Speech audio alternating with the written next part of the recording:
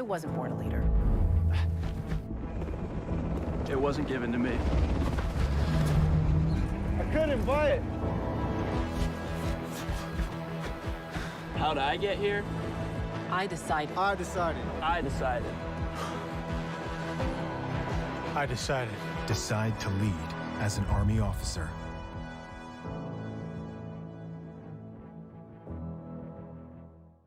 Hello, everybody, and thank you for joining me once again. I am Septilence, joined by Jordan Chapman, the head coach of the Toronto Metropolitan University Valorant program, who will be joining us for the CECC East online qualifier this upcoming weekend. So, Jordan, first question for you. Very simple one, very easy one. How long have you been with the program?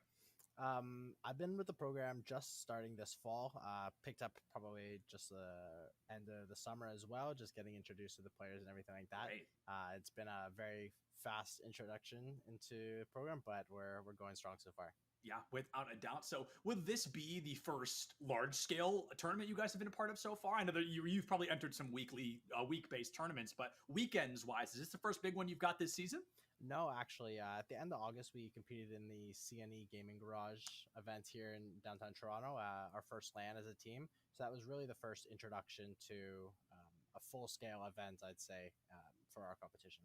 Yeah, without a doubt. So this is just going to be some more water underneath the competitive bridge, which is already being built for Toronto Metropolitan. But yeah, a question, a question I have that may be a little bit silly, but I've never competed outside of the United States, which is where I'm from. So I would love to hear from you coming from Toronto. Is that going to be, is there an expectation there of like, you know, we're not an NA centric team, or is that not the circumstance at hand? I'd say we're more just focused on the competition rather than Sure. focus around like who we could be playing against in the area or anything like that. We're just really excited to be competing and going from weekend to weekends. Like we can't get enough of the competitive itch. Yeah, absolutely. I mean, it is super exciting to have you guys along for the ride with us. And going into the East, I say this year after year, I think the East is one of, if not the hardest region in terms of the performance that these teams can often bring to the table. So preparing for what could be a pretty brutal battle getting into that in-person qualifier, into the top 8 out of this weekend, has your team been making any special preparations or changing any strategies or compositions in lieu of what your opponents might bring to the table instead? I know a pretty recent some pretty recent patch notes just came out for Valorant. Yeah, absolutely. I wouldn't say there's any names that really stand out from our competition. And, Sure. and I mean, that is no disrespect. Of course, we have Northwood and Fisher Esports, which are prominent names, but it's important that we treat every team the same, especially when we're competing, to not create any mental blocks and make sure we're approaching new matches with the exact same perspective. Local matchups are always have a little extra kick in them for sure, especially if our players know the players on the opposing team. Right. There's always a little want to beat them in that, but yeah, we always look at everybody the same for sure. Yeah, absolutely. And speaking of kind of looking at every team the same, that bleeds a little bit into your strategy. And I would love to hear, as maybe the strategist for your team, the head coach in that position, do you feel like, or I guess, what do you feel like Toronto does that sets you guys apart? What is it that makes this team different and as successful as you've been up to this point? I think when they're flowing, they're having a lot of fun. And I think that's a big difference.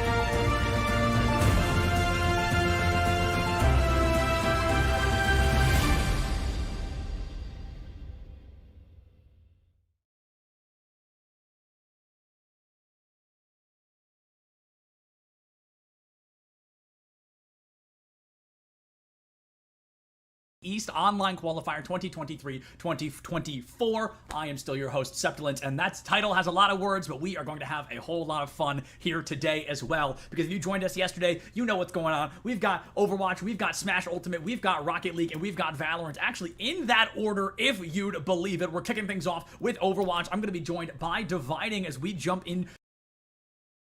Are A, very excited to see, but B, not that surprised to see, right, Dividing? Actually, I'm a little bit on the other side here. I can't say I'm like super surprised going into this, but there is a bit of a level of surprise when I was shown the first group of teams that was going to be competing in the CECC East qualifier this year. I noted Delaware as a team to watch, but I did not think they would be making it to this point. Maybe a semifinal team. I thought they'd definitely make it into day two. But to get to this point and as convincing a way as they have, it has been very impressive. But the team on the other side of the field is the team that literally everyone was expecting. The team that every single team I interviewed for this event said, we're looking out for Fisher College. And here they are, grand finals. Last year, we saw them in a grand final against Harrisburg University. They beat Harrisburg 3-1. They secure their spot moving forward. Now, that was at the actual qualifier, not the online qualifier. That was them securing a spot to CECC Arlington through that Eastern event last year. But I think, Dividing, no offense to Harrisburg in this moment, but a lot of teams are coming out with a lot more heat beneath them. Yesterday, I said Delaware looks like a CECC team. I said if it wasn't going to be Delaware, it was going to be New York University. It was going to be NYU. Delaware 3-1 to NYU earlier today. So this team is coming out hot. They just 3-0'd Alvernia to get here, and now they're looking for another 3-something over Fisher College in these grand finals. Yeah, absolutely agreed. I do think the big story of the weekend has been these new CECC teams that have never, as far as I know, competed in a CECC event before, really coming out and taking it to these other hopefuls. When I look at the top 8 teams from this event that will be moving on to that regional, the only 2 repeats from last year that I see are Fisher and Penn State. We're getting 6 out of 8 brand new squads in the East, and I'll be honest, it is looking like a stronger overall pool than we had last year, especially if yesterday's games were to be believed. This is a really solid region that is getting a bunch of new blood that is eager to prove themselves. And I do want to, before we really lock in on these grand finals, I want to ask you what you thought about the rest of the pool. Out of these 8, 6 of which we're not going to be seeing today, who are you keeping an eye on when it comes to the regional a little bit down the line? So I think my obvious answer is Delaware, but we're going to talk so much about them that I'm not going to dwell on that right now. I think looking beyond Delaware, I think I really am keeping a close eye on both Penn State and NYU respectively. NYU in particular has been a team that really showed up and showed off, but Penn State is a team that I got to see for the first time at the Nittany Invitational last year, and seeing them come in this year with a lot, I think 4 out of 5 returning players from that last year. They have really grown in a lot of positive ways, so they're a team I'm looking forward to seeing more often here in the CECC. And Dividing, you actually brought up a really pertinent point that I'm glad you did of, I think the skill floor for CECC Overwatch has risen. We're seeing a lot of teams that are no longer going head to head. And, I always look at Overwatch, we're like, oh, great try, but okay, yeah, probably Fisher College, right? This year, there were a lot of teams. I'm thinking you might take down Fisher College. And Delaware was one of those teams. So I think it is possible. Is it going to be easy? No, but realistically, we're not seeing the Fisher College today. I think a lot of people are expecting to see. Yeah, you're absolutely right. I don't know if we have rosters up, but I can go ahead and let you know. This is kind of a hodgepodge of players that are on a bunch of different rosters. For those of you at home who may not know, Fisher has a grand total of, I think, 6 Overwatch rosters over this fall 2023 semester, and I only really see a couple of players that are on the same team here. We have Riker, and we've got Riker and Lukewarm from their Fisher Wisp roster, which is ranked number 2 in Okra, and then their support line of Abs and Momentum, and I believe Love as well, come from Fisher Men, which is I think ranked number 5 right now in the country. So this is still a mix-up of 2 top 5 teams, but what's going for Delaware here is this is a squad that hasn't really played together very much outside of this particular weekend. The synergy might not quite be to the point where it would be if it was all Fisher Withs or if it was all Fisher men.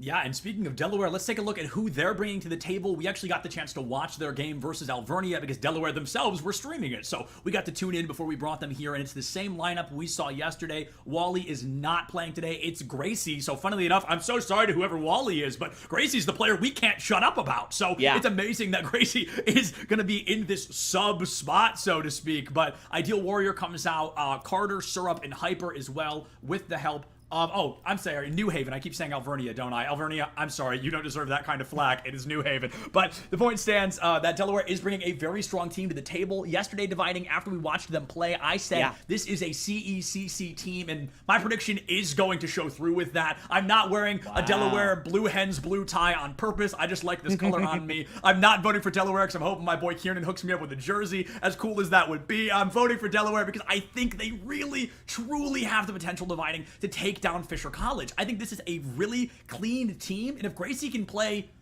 50 to 70% as well as they did yesterday, they've got a very real chance of stomping Fisher College. I think you do bring up a lot of good points. I do agree that Delaware has been the biggest pleasant surprise of the weekend here in this Overwatch East qualifier. The fact that they've made it to this point and have looked so clean doing so really shows their potential moving forward into the season, into other leagues, into potentially earning a berth here at CECC. But as I was telling you guys backstage, I'm not trying to be a pessimist. I am just a realist here. Fisher is coming in with a roster of all 5 contenders level Overwatch players. As far as facing what Delaware's done is impressive, but here is beating NYU and here is beating Fisher. The gap between these two teams is massive, and it's going to be a challenge on Delaware like we haven't seen before. There are very, very few teams in the country that can stand toe-to-toe with this Fisher roster, mixed up roster or not. And I do think that Fisher, the odds-on favorite to win it all, are going to get it done today. But hey, I would love to see some Delaware chaos come through. And it's time for the chaos to begin on the least popular map of the most popular game type. Antarctic Peninsula is going to be the control map we're kicking things off with here today. And dividing, I think something we haven't brought up yet that we probably should is this is for seeding. Both teams have qualified their spot in the top 8. They will be attending the LAN event at the end of this month. This month, it's October now, that's right. So at the end of October. So either way, this is to scope out your opponents. This is to get a little bit of learning and to fight for that 3rd and 2nd seed spot. So while there are stakes, it's not life or death either.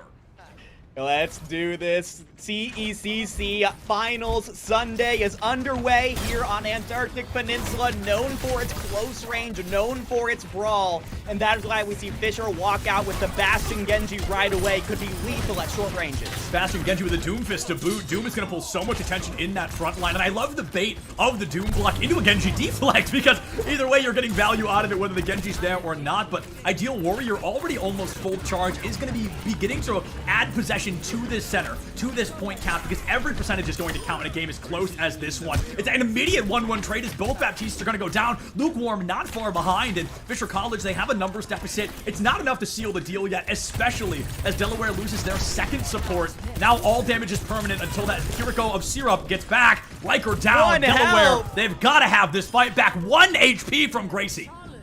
I cannot believe how long Gracie managed to live with 1 health there. Breathtaking. Riker had to be screaming, literally won, and it's the only time in Overwatch history that someone was actually correct on that one. But Fisher's going to be coming back into this one with that Doom ultimate available. Riker has been doing a lot of damage, knocking people around a bunch, and could catch one of the squishier members of Delaware unaware. Delaware's got quite a few squishy members. I mean, we're looking at the Lucio or the Sojourn, the Genji if you find him off angle, but you've got to keep an eye on this Zarya, because the current meta of Zarya does lend to bubbling yourself more than teammates notably often. But if Ideal Warrior does slow things down and play a little bit more cautious to keep the team alive, it really increases the longevity of survival. Gracie is going to have this overclock. I think they're waiting for an opening and possibly not a grab, as they're not going to need it. It's going to be Ideal Warrior taking down Riker, taking down Lukewarm, and now Momentum just can't find any with Fisher College. Delaware kissing 50% of stage number 1. I also want to point out, Dividing, while this isn't the same Fisher team from last year that we often heard from Fisher, they're not very good at control compared to the other map types in this game. So this may not be a full indicator of what we're waiting to see from Fisher. It might not be, but if they want to get themselves back into this one, they've got to do it soon with 65% and counting. But the blade from Carter is going to find 3, looking for a 4th, finds it onto Momentum. The Kitsune Blade combo comes up huge for Delaware Varsity, now sitting at 80% and counting, 1 fight territory for them to be able to take the first round off of the odds-on favorite to win this region and get themselves to that national finals yet again. Fisher coming back into this one with a blade of their own, though. This blade could be huge, and I'm waiting to see if Carter can carry any harder. A phenomenal player so far. The blade comes up. Geddes is going to bring it into the backline, looking for Hyper, who skates away. Gracie has the lineup, but it's going to be the sword that slices through. The bubble keeps Hyper up, and as we've entered 99, I do think Delaware's got to tuck tail and try to get out of dodge. The one elim trade is not going to be enough as the rest of the team gets sent back to spawn. Fisher has to survive the remaining 80% without losing a single engagement. Yeah, Delaware does have quite a bit of time here to be able to build up some ultimates of their own. You do have the overclock and the grab coming up in just a moment, but they have time. They only have to win 1 more fight. I would really just want to try and do a dry fight here, try and build up some of those support ults. Syrup and Hyper are relatively close. It's go time for Delaware once again as Gracie brings the overclock up, but unfortunately, it's a quiet one. This is the 3K maniac we've been waiting to see, but Gracie actually null and void. Was that? It must have been a deflected grab, but no, it is the value from Delaware. I thought it was deflected, and then I got disappointed it wasn't, but Delaware, they find a great one. A 3K off of Ideal Warrior and a stage win to boot. Dividing. I'm gonna call it out, and I'd love to get your analytical brain to poke this up a little bit. Riker on the Doom, swaps late to his Zarya, back to the Doom. Are we seeing a little uncertainty? I think absolutely. Fisher, I think, went into this game saying, hey, look, we're all contenders players. They're not. We can just out-aim them to a victory. And Delaware's coming out here on round 1 saying, hey, you're going to have to try a little bit harder than that in order to make this work. Now, they do really want to make this Genji Bastion composition work, and I think it could be very, very effective. But you don't really have a support ultimate to combo with that, like Delaware had with Kiriko in that last fight. But now as we head into the underground, we are going to be seeing both teams move over to that Baptiste. They're going to move to that more consistent healing and immortality field. And Riker moves over to our first Reinhardt of the day. The first Reinhardt, and I'll say it, maybe the only one we're going to see today. It's been quite a while since we've seen a Reinhardt perform well in this game because there's so many characters that counter anything that poor man can do. And as Delaware moves in, we're seeing a pretty aggressive ult game for Fisher. Lukewarm already up to 20, but a lot of this being mirrored out by Delaware. So the first blood going to be critical as always. Dividing. However, finding first blood has been difficult for both teams. The elims that are found tend to be one of the supports who are dwindling just a little bit too far in the backline. Yeah, as of now, a bubble onto Carter lets him get into the backline a little bit, but will get repelled here. Riker has to be careful of the shield, but doesn't need to worry about it anymore. You charge right on in, overpower Ideal Warrior, and Fisher is just going to roll over Delaware onto this one. Riker goes down, but traded out pretty immediately, and Fisher actually takes the point pretty early into that fight. So even before Delaware's forced back to spawn, already 15%. Ideal Warrior now onto that Orisa that we've seen a lot at the pro level. Really good at just not dying, and I think that's what Delaware wants right now. Yeah, I mean, that is exactly what they're going to be looking for. Delaware wants to stay alive as long as possible, and Orisa, she's notorious for doing just that. I mean, she's the character that a lot of people think you just turn your brain off to play, but to have increased survivability is not as easy as it may seem, especially as Ideal Warrior had to give up a lot of grab charge, which puts them in an innate ultimate deficit moving forward into the rest of the matchup. Fisher, nearly all 5 online. Delaware lucky to have 2 for the time being, boxed out by Fisher College, and the Reinhardt just making all the space and more. I think Riker is waiting for a shatter. Is he gonna get the chance? It is taken out of the air by Syrup. Gonna be a bit of a sticky situation for Fisher as their tank goes down, and Delaware Varsity moves into the site once again. Backline Blade might be able to find Abs, but the slice is light, and Lukewarm Abs is gone. Fisher College begins to fall once again. Delaware flipping the point in their own favor. However, already 70% gained for Fisher, and already kills flipping back in their favor. Oh, never mind. Yeah, I mean, it is one nice ending pick, but that fight really turned when Riker got the Shatter canceled. That was really the last-ditch effort from Fisher there to try and keep them from getting value out of that amplification matrix. And Fisher ends up coming up short, but they will have the blade coming up from Getsis. It's going to be keeping an eye on Hyper here, who has the beat. How do you use this? I don't know if you're really going to have to, at least for this engagement. Gracie finds a 2K on both supports right out the gate, and Riker just can't run away fast enough. The Javelin goes out, Carter finds another one, and the beat actually gets held. I think it's a simple answer dividing, but you got to wait for the blade, right? Like, you drop beat before the blade, you've thrown the beat. You've got to make sure you cancel that blade.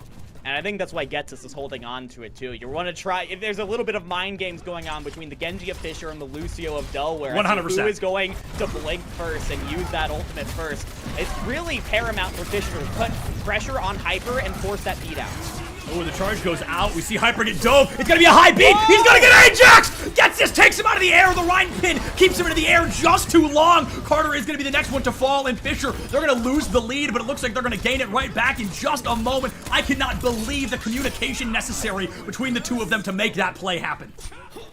Hyper was booped up into the air and was not able to get to the ground in time to let go of the beat. That is insane from Fisher to put themselves in this position to tie up this control map 1-1 with one more fight win. No ults at the moment, but Riker adds momentum, all very close, but losing Getsis is really tough. Got separated out from the rest of the squad. Now Fisher has to play a 4v5.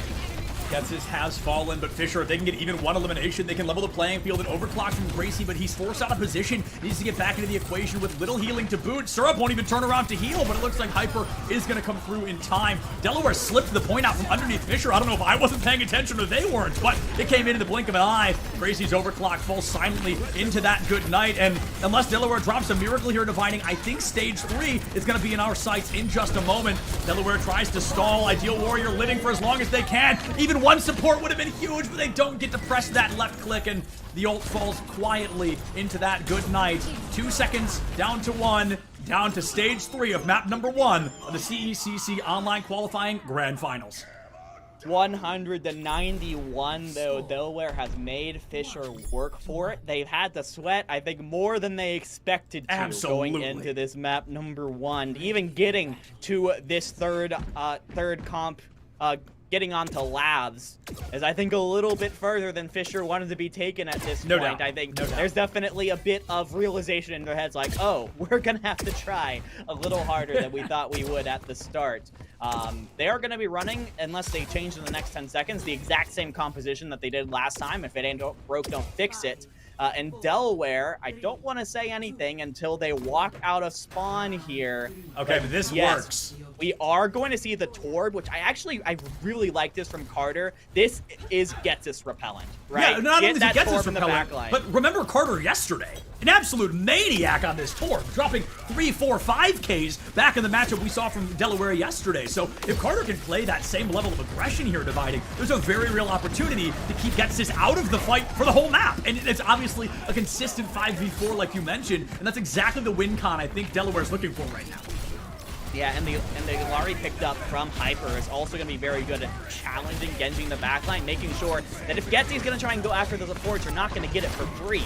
That being said, Fisher doing a very good job early on of taking the middle of the map, taking that space, and Gracie gets up on top, takes down Lukewarm, Delaware on the attack. I mean, Lukewarm going down, a majority of Fisher's damage goes down with them. Bastion is such a high damage dealing character, and that's why he's meta right now, because he can melt pretty much any character in the game. Riker goes for a very dangerous dive towards center field, but the point has already been flipped for Fisher, and Delaware don't even get an elim off the back of it. Gracie finds Getsis, but I feel like Ideal Warrior might not live much longer dividing. A lot of pressure in, Gracie down, and a beat from momentum should give Fisher just that. The eliminations continue to flip as the Yachty from Delaware has been pretty silent so far.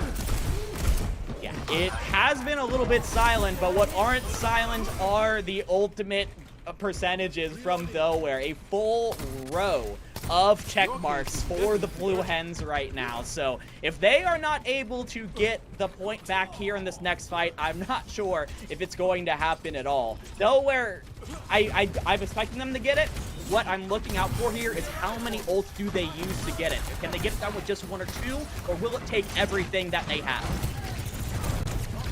I'd love to see a couple of ultimates from Delaware before they dump all 5. And oh, what a combo! It's going to be able to find momentum at least out the gate. However, the Sun is not going to do enough. Ideal Warrior says, hey, no problem. You scared him, and that's all we really needed. The Ideal Warrior 3K flips it for Delaware. Only 2 ults to be used dividing. I'm surprised. Yeah. I think that would have been easy to overplay your hand in a desperate attempt to flip, but they held on to it. The trigger discipline was very good there. Yeah, I am 100% on board with you. Now they have 3 ultimates still to try and carry them through another fight or two, allow Ideal Warrior and Hyper to get back up to their ultimates. Fisher, though, up to 3 ultimates of their own, and the Shatter from Riker comboed with potentially the Blade is something that I'm looking out for. These Shatters have not been super effective from Riker so far, but the Fire Strike is Gracie down early. Oh, actually, wow, nobody goes down. I love Reinhardt. Syrup and Gracie are going to be taken out by Riker, as Getsis will pick up Hyper as well, and this should guarantee Fisher at least the point flip, which should enable them. Okay, yeah, I mean, that's one way to do it. Should enable them into a last fight territory. Delaware, 40% and counting. Only the overclock, which Gracie has been very, what's the opposite of generous? Selfish, perhaps? Selfish in using conservative, it. Perhaps? Yeah, conservative, that's the word, thank you. Very conservative with the usage of these overclocks so far, and I think Getsis is a huge reason of that, right? Yeah, absolutely, but it's got to happen right here, right now. We saw Gracie now come out with these huge overclocks in their group stage match that we saw from them. Gracie's going to have to do it one more time here to give Delaware a shot in map 1. Delaware looking for that opportunity. Hyper? Well, GG. Yeah, that's actually really unfortunate. Delaware is going to crumble in the bit of pressure here in just a moment, but Fisher College definitely happy to find that win. I commented back on stage number 1 how I hear from Neb very often, we think we're a good team, but for some reason Control always slips away from us, and this time that is not going to be the case. Fisher College walking away with map number 1, which does give Delaware the chance to choose where we end up in our next stage. Yeah, not the case this time around, but Delaware definitely gave them a good fight. I just really want to know what happened to Hyper there at the end. Was it? My guess is a shift off the map. Yeah. Yeah, was it a shift to try and get away from Getsis that ended up taking them off the map, perhaps? That's the only thing that I can think of that happened that involved in that environmental kill. And losing your Yari in this case is really, really difficult. That's like most of your healing. So after that, Delaware, all the tension in that last fight was unfortunately just kind of wind out of the sails. For sure. Yeah, I know. It's just the instance of Yeti goes off the map and then Bap died within a second. So it was like both your supports were immediately wiped off. There's no way you're winning a 3v5 with no healing. And it's unfortunate, but as a wise man once said, it is what it is, Yeah. Map 1 is done. It's a 1-to-3 scenario, so Delaware can pick the upcoming map, and I wish I had a better memory. I wish I could remember what maps they chose yesterday. I think we saw, no, that was New York. We didn't see Kings Row. I don't know, not important. Point stands that the team comp they're running is working relatively well. I'm torn dividing because Orisa is very strong, but Ideal Warrior on the Zarya is also very strong. I really liked the Ideal Warrior Zarya. Was playing it on that Icebreaker map that they won. They was playing it a lot during Delaware's semifinal matchup as well. It's a very big It's Ideal's favorite place to be, Yeah, it's a big comfort pick, being able to put bubbles onto potentially Carter on the Genji, get charged up, and then just start outputting a ludicrous amount of damage. While there is definitely, I think, an urge here to try and play what is meta, play what you know is good, and that is the Orisa. Yep. I would almost encourage Delaware here to just play what you're comfortable with, right? If you try and run meta mirror against Fisher, you will lose. That is just the reality of the situation because they have such a high mechanical cap. But if you are able to play off meta onto more comfort picks that you might be able to play at a higher level, I think that gives Delaware a decent shot. Yes, and I was talking so much about how the damage from the side of Fisher comes a lot from that Bastion, right? So I've gone and I've asked our production to maybe pull up Bastion's stats so we can see if I'm correct. I'd like to see how much of a difference is Bastion making because I know Getsis on this Genji as well has been a playmaker. We're seeing Carter do a great job, maybe as much damage not on Bastion. So 15,000 damage dealt from Lukewarm. Worm, 20 elims, and 6 final blows. Now, Prod, can you do me a favor and pull up Carter's damage? I would love to get the comparison on this to see where Carter is sitting, because Carter didn't play Bastion. We're seeing Genji, we're seeing Torb, but we're seeing Carter light up the kill feed like a blue Christmas tree. So it's very interesting to see the comparison, and I want to keep a close eye on the DPS, because the tanks, to me, have felt very stalemate. It's been the DPS that have tipped the scales for their team almost every time we've seen the scales tipped. Except for Ideal, the Orisa 3K. That's like the one exception. But I don't know, Dividing. I'm torn, because there's something reckless about playing, 10,000. Okay, so not nearly as much. There's something really reckless, but 24 versus 25 elims, right? Or 20 versus 25. So Carter's doing a good job sweeping the board. But back to my initial point. Sorry, I'm very scatterbrained today. I feel like there's something chaotic about playing comfort picks to an extent, right? We all know I'm a Junkrat player. I'm a Reinhardt player. I love playing characters that I know, but in reality, when you're running into a character like a Bastion, it doesn't matter how comfortable you are if you can't live long enough to use them. We are seeing real quick. We're going to take a big left turn here. Lifeweaver coming out. Yeah, Abs is great at Lifeweaver. Running out with it. I think this is, Lifeweaver has gotten a bit of a cult following recently. I love Lifeweaver. And is actually a lot better than he was on launch. So Notably it's definitely going to be interesting to see an immediate impact there, getting Riker out of a bad situation. Yeah, I love what we're seeing here. Abs is doing a great job. Lifeweaver, the weakest character upon release, and now argued to be one of the highest healing supports, if not the highest in the game, especially with the Tree of Life. The Beat Bomb Juif and Abs bringing that to the table could be incredibly helpful for Fisher. But Fisher, they lose Lukewarm, and I'm going to be honest, Dividing, they just kind of bail. What's the strategy behind that? Without your Echo, you don't really have much to be able to counter Delaware. You don't have, that's a lot of your damage, especially when Getzis gets taken down pretty early as well. It's very difficult to be able to hold on to the point at that point in the fight. So Riker's going to go ahead and swap onto an Orisa of his own. Going to go ahead and mirror Ideal Warrior in this one. And like I said, mirror in this case is not a good thing in theory for Ideal Warrior. So we'll see how this shakes out. Yeah, yesterday I talked a lot about how Bastion doesn't counter Bastion, right? But I think mirroring, especially in the Orisa department, is tough, because congratulations, you both have discovered the key to immortality. Play against an Orisa, and that makes it really difficult for the card to get any progress, or for the defending team to move early either. Sorup will fall to Lukewarm, but we hear the Hyper ultimate come out again. The sun comes out, and the sun sets on momentum. Lucio gone, one support missing for both teams, and Hyper, the selfish pylon, is not going to keep Carter up. Ideal neither, and Hyper, unfortunately, the only survivor of that Fisher massacre around first point door. Yeah, now this is tough, because we are in prime spawn camping scenario for Fisher, having 2 ultimates already available. Getzis and Riker are going to get theirs up momentarily. So Fisher with an opportunity to hold Delaware here almost indefinitely if they don't do something quick. And momentum going down might be just what the doctor ordered. Momentum fell last fight as well, though, Dividing, and Delaware still lost that, but as Getzis goes down, Abs as well. Now we're really beginning to see those dominoes fall. The Hyper 2K definitely looking good on this Iati. Heals up onto Carter, and they get a little bit more progress. Fisher gets a bit of a stall there. Maybe not a spawn hold, but they make some progress. However, Delaware capped so stinking fast at the beginning that they've still got 4 minutes. Hyper, known for being a bit of an aggressive Lucio, a DPS support player, and is letting that spirit out on this Iati.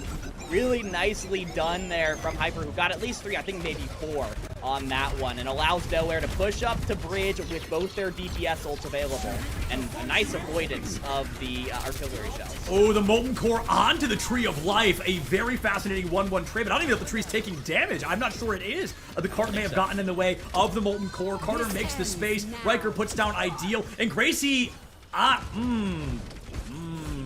we talked about being conservative, Dividing, but there's sometimes you're supposed to be. Yeah, that was not a situation to let that go, especially with momentum and Getzis just sitting on the high ground uncontested like that. There was absolutely no way. I guess if you're swapping over to a Widowmaker, things make a little bit more sense here.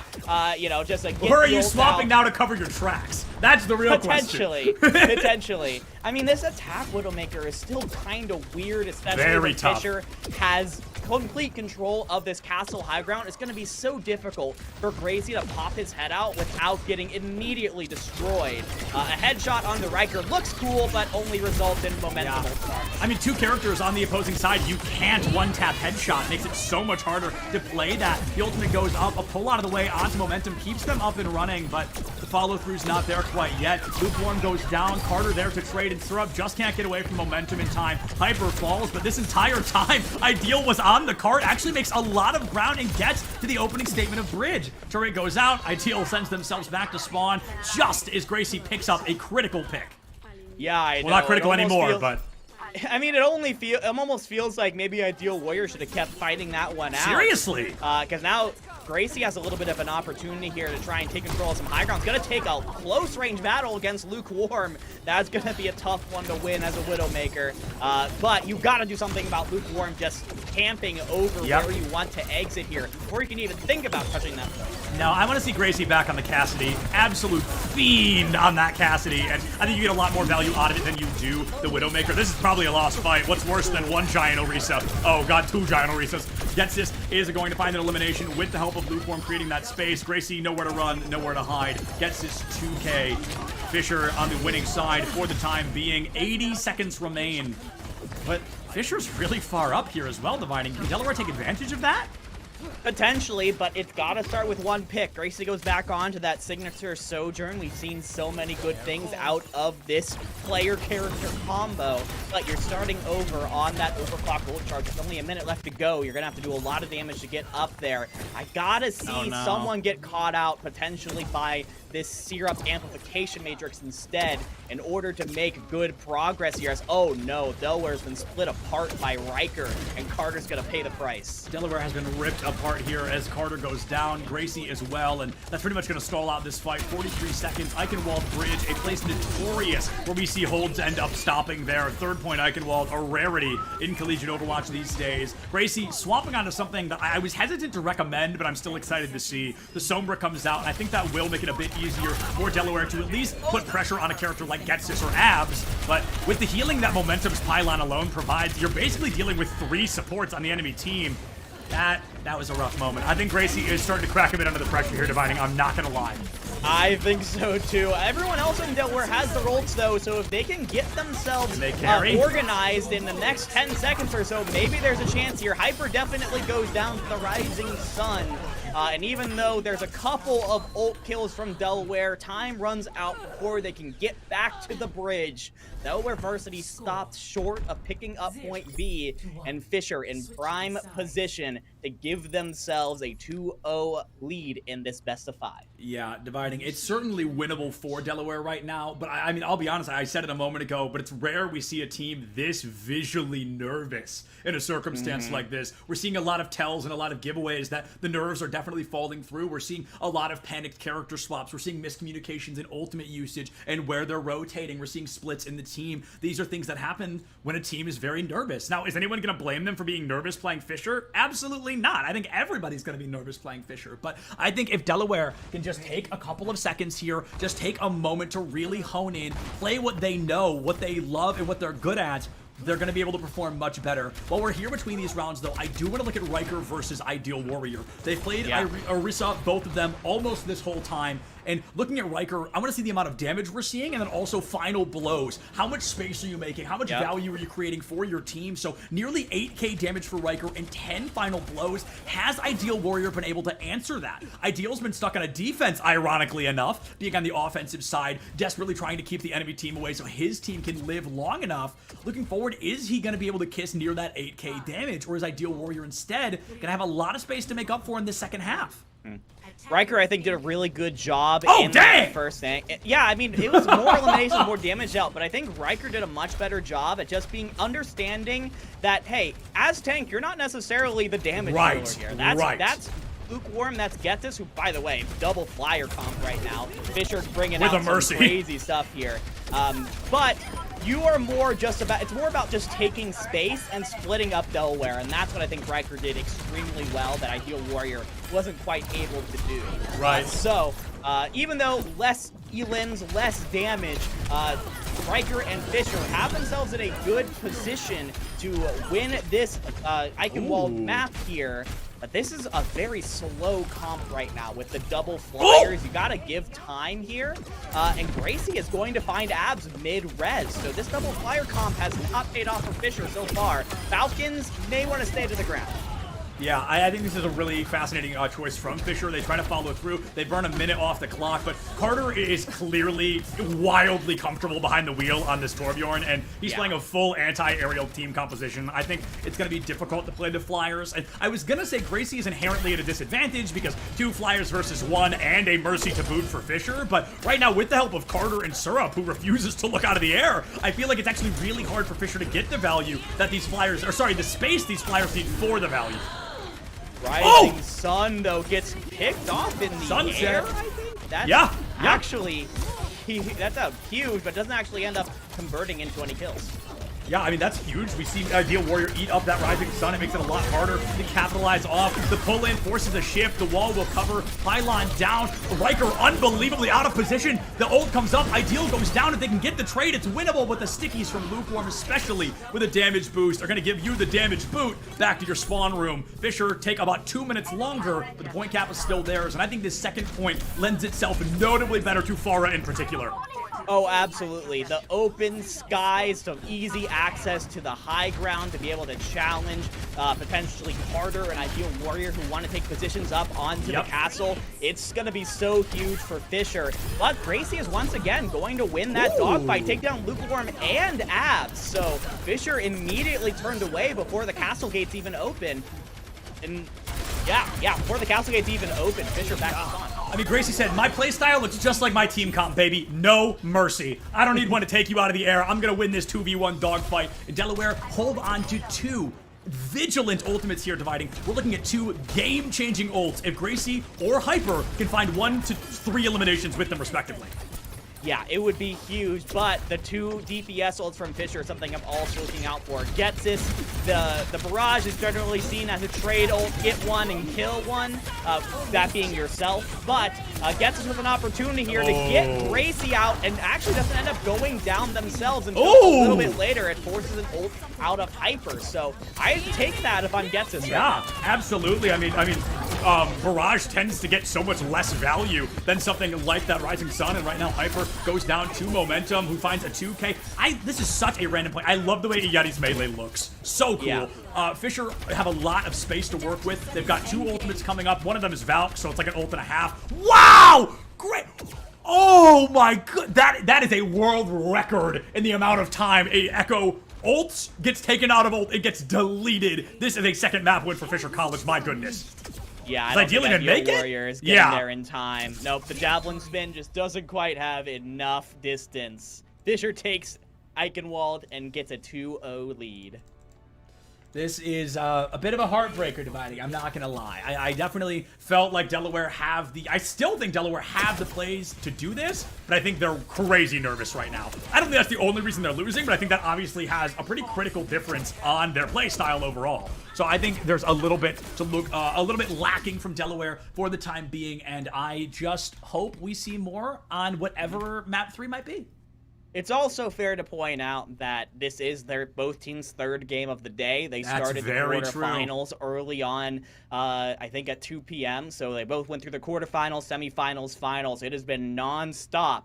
So the stamina for both of these teams have been tested. And while we know for sure that these Fisher students have the experience to be able to keep a cool head no matter how long they're playing, I don't know if we have seen the same from this younger Delaware roster. Yeah, I mean, well, the Fisher guys are the closest thing to being pros you can be without being pros. Like, these are guys, these are hardened veterans who have been playing this game for years at this point. But you look at the side of Delaware, as you mentioned, very, very green roster, very new team. We're looking at a freshman to lead the DPS line. We're seeing a lot of new players enter this varsity growth. So no matter what happens, Delaware's walking away in first or second place. Like, you're happy with whatever goes down. There's still value to be found here. You've guaranteed yourself a spot in the top 8. So even if this does end in a 3-0, you've got a learning experience. You're not going to learn from many people better than a Fisher roster. This is one of the best teams in the country. Absolutely. This is one of the best teams in the country, and Delaware is doing well enough against them that it feels like they can actually, like, learn something by looking back at this game, right? Yes. Like, if it's just a total 3-0 stompage, there isn't really a ton that you can learn other than, oh, well, this team was just insanely better than us. But Delaware has gotten enough fight wins and stayed in the game enough that they can look back at this and be like, oh, I can point out these specific mistakes that I made that caused us to lose these fights, and that will be incredibly valuable. Now, before you beat me to it. Go for it. Send it, Dividing. Yeah. No, you do it. You do it. All right, fine. You did. That's why I was going to do it. But then you started talking about anyway. So what is great, guys, is that if Delaware does lose this one, that they are going to have to go through, send themselves back to the lab, and maybe take a seat to look at what is going to be happening in the future. And speaking of taking a seat, the CECC 2023 is brought to you by ZipChair and DreamSeat, the official gaming chair supplier of the CECC. Elevate your gaming chair today at www.zipchair.com. A big thank you to ZipChair for helping make today and the CECC possible overall. Dividing, going into map number 3, your Delaware. What map type are you choosing here? Yeah, I mean, that's a tough one. Because anything's on the table except New Junk City. Literally anything's on the table here. I would honestly, hear me out here.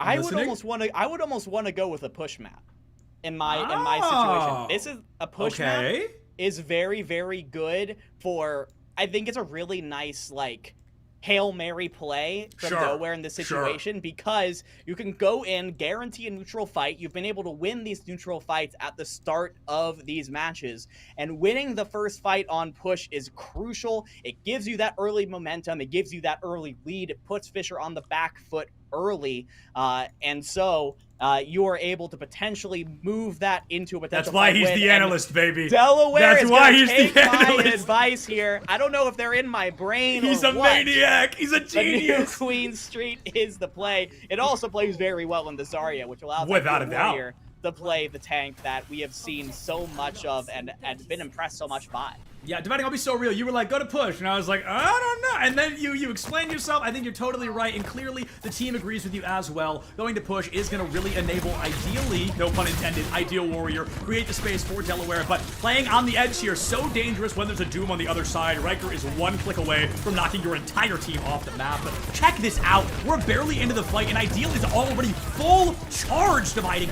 If they're able to get an elimination and hold on to that charge, that'll be pivotal. But losing Gracie early makes it a lot harder, especially as Syrup goes down. Say goodbye to that full charge. Say goodbye to fight number 1 and say hello to the Fisher Snowball once again. Why don't they have a team called Fisher Snowball? They got a team named everything else. Hey, how about Fisher Snowballs for the 7th team when that eventually ends up coming through? And now Fisher, they start the snowball rolling, and they are pushing right up into Delaware's spawn right now, just trying to get as much meterage as possible for Delaware to even get the chance to respond. And they're going to get about 30 meters here before Delaware gets back. They do have a 4v5 advantage to take on this, but Abs does have the Kitsune Rush available if Fisher wants to use it, and they do. Kitsune Rush coming out here is actually really fascinating. Syrup was out of position. There was already an elimination onto Gracie. I think the fight was won well before. I mean, the Kitsune is not really doing anything right now. It's just Riker getting so much value, but even the scare tactic of Kitsune alone, which is one of the fastest charging support ultimates, it's really easy to get that. Actually, all of them are fast charging. That's kind of the problem with support right now, but I think it's really easy to use that to create the space and just guarantee your team that scare factor to keep moving forward. So it gets the job done in a weird way. Yeah, absolutely. I mean, it does get the job done. It's going to get Fisher forward spawns almost certainly, especially with Abs and Getsis just kind of sitting out here at spawn, forcing Delaware to just sit back there and watch helplessly as the robot gets to that checkpoint, does a little butt scratch, and gets back to work here. Riker has the Meteor Strike here if you want to use it, but I don't think you even have to. No, I don't think you have to at all. Riker is showing us why Doomfist can be such a dangerous character when the right person is behind the wheel. We talked about this yesterday, how some tanks in the game right now aren't particularly viable if you don't know what you're doing, but Riker so clearly does. Uses the ult to escape, which is actually the ideal utilization of the Meteor Strike, a very easy ultimate to dodge if you're the enemy, so the mobility of it is its truest grace. And now as Fisher continues to dodge dominate. They have the 80-meter lead, 7.5 minutes. I mean, Dividing, we've seen a team win a push map in the last 60 seconds. This is the type of map where it's really not over until it's over, but this fight may be just that. Gracie already down, a Blade Visor combo, ripping Delaware apart, and just when you think they find some fresh breath of life, you realize it was just the breath leaving the lungs, not a new breath entering. Unfortunate there for Delaware, who were coming in with 4 ultimates and still have those 4 ultimates because Fisher did a really great job of pouncing onto the blue hens before they were ready for it. Riker just jumps in, gets an immediate one-shot combo onto one of the Delaware roster, and they're forced back into this unfortunate spawn camp once again. And you really don't want to use these 4 ults just to get back out of spawn, but with 90 meters and counting for Fisher, that might be what has to happen. It's when they hit triple digits that things really become detrimental, and the triple digits are just around the corner. There's 1, there's 4 ults now from Delaware. All right, am I gonna put the call? The grab into the window, into the beat, and the blade. Out of 4 ultimates Dividing, you're telling me we're getting 1 elimination? I mean, to be fair, you did get out both support ults from Fisher. Yeah, it does kind of reset the ult bank from both sides, so you feel pretty decent about that if you're Delaware until you think about the fact that it was 4 ults to 2, and Riker's coming up on yet another meteor strike that... is someone going to take care of Carter? No one's going to take care of Carter, and this immediately puts Delaware on the back foot yet again. This is getting a little bit silly now. A little bit silly indeed. I think Fisher, I mean, whether it's the longevity of play, the fact that they're so used to playing this many games in a row, or if it's just the lack of nerves, they're so used to being on a grand final stage, and they're really doing a great job fully dismantling Delaware varsity. Gracie goes in on the Tracer now, a character that we're not seeing particularly often, as she's not as popular or as powerful as she used to be, and I think Gracie just learned that the hard way. Riker goes through the tree, knocks him down, and goes to set Fisher right back up for a victory. Yeah. Striker, with half health, is going aggressive as well. This shows the complete disregard that he has for Delaware and the damage. Well, he knows he can get back out too, yeah. Yeah, exactly, and that's exactly what happens. Knows that you don't really have to worry about it, but Lukewarm can't really say the same about you with the Genji after you've already used the dash. Delaware's going to be able to repel this for the moment, but still with barely a meter to their name, not even a meter to their name, with half the time gone. They've got to put together a couple fights in a row, or we're just going to keep on ping-ponging between the middle of the map and up into Delaware spawn, and we're just not going to go anywhere. Every time we start spectating Riker, he is sub 100 HP. I don't know if we've actually seen him hit 0 yet either. Constantly at that sub 100, but always staying alive. And the swap from Hyper, I actually really like. Brigitte, one of my favorite supports in the game to watch. Shield Bash is really good at creating disruption. Whip Shot as well can separate two. Look, 79, finally gonna go down to Carter, and that does allow Delaware to create a lot of space. The tank being staggered does delay the play a little bit, but one of the fastest moving tanks, not gonna delay it as much as you were hoping. Not quite as much. And Delaware now finally starting to make a bit of progress here. They have a mountain to climb, but one fight at a time. 4 minutes on the clock, still plenty to get something done, and you have 4 ultimates about to come online. Delaware has to get it done now, though, before time gets too thin. Right here, right now, or it's going to be out of time for them to run away with. The rally comes up, and Lukewarm puts it down. Syrup is going to be eliminated, and Fisher, I mean, the target focus, if we made a little highlight reel of every fight Fisher won, I swear that Hyper and Syrup are the first 2 to go down almost every single time. Fisher calls their targets, and they find them. Yeah, and Hyper was mid-rally as well, which makes the target focus even more impressive with the auto-generating armor there. So Delaware still holds on to 3 ultimates here. They're going to be able to potentially get the point back right away if they can take tempo, but that's not what happens. Riker has just... This is really like Riker. This is Riker's map. This has really taken over. It is. We said, haha, Zarya. Riker said, nah, shut up. Stop talking. Just a full Doomfist masterclass so far. And as this visor comes out from Getsys, it should create a little bit more space as Gracie goes down. Fisher trying to break that 100 meters as Delaware did make it to 40. If Delaware can flip this fight, they're not out quite yet, especially as Syrup takes down 1. Carter finds another. Can you find a 3rd here with the help of that right click? Yes, you certainly can. The problem Dividing, the same problem we continue to look at here. Delaware has so little to work with going into this next engagement. Exactly. They have to use every ultimate in their bank just every to keep time. Fisher from full capping, which leaves them almost nothing to be able to get any meaningful progress of their own. This is why I mentioned that winning the first fight is so important here on Push. Delaware gambled that they'd be able to win that neutral. They were not able to, and this is how they find themselves behind the 8-ball with 2.5 minutes to go. Now, Syrup does have the Amp Matrix. That could be huge if you catch someone from Fisher out of position, but you can't die to the Meteor Strike, and you don't. Nice jump from Syrup to avoid it. Yeah, a very nice rocket boost jump up is going to keep that Baptiste alive, but unfortunately the same cannot be said for Gracie as Getsis. Now, in the first Hanzo we've seen in these closing 120 seconds, not able to make a lot of value after Riker falls, and Delaware continues to tip this map, not quite in their favor, but the momentum on their side for the time being. Carter's turret falls, no ultimates to work with, and Gracie has returned to the fight. Dividing, look how spread out everyone is right now. This is true chaos on the battlefield, and Abs is the first one to pay for it. This has really kind of devolved into a free-for-all kind of situation. It's a deathmatch. And Delaware is taking advantage of it Can right you now. trace They're able to win these 1v1s, and hey, all of a sudden, I mean, Fisher's kind of messing around a little bit, but don't look now. Delaware's gotten themselves those early spawns. They've been able to get another 20 or so meters on the board. 80 seconds left on the clock, but there is a point here. Is something happening here in spawn? Can you Tracer? I'll meet you in spawn. Gracie and Lukewarm. Here we go. Gracie sends it in, has the pulse bomb on live, but Lukewarm not missing a bullet, has to recall early with no cooldowns left on either side. The double recall, all this damage going to be permanent. Pulse bomb out, the blink away, and Gracie sends himself to the Shadow Realm. What a terrible way to wrap things up with a highlight of my day. Nonetheless, the grab out, answered by a Kitsune beat combo on the side of Fisher College. Delaware University has those two ultimates online, and the window goes up. Riker goes down. Can Delaware actually flip this fight in their favor with just a little bit more space? Forward spawn already theirs, and Riker begging them to use every ult you have on me, please. Just toss it all out with the kitchen sink. But now with 30 seconds remaining, Delaware has to win this fight with the only ultimate in the game right now, Dividing. The only ultimate that matters, the Molten Core, and okay, here's something very interesting happening. 87 meters and counting.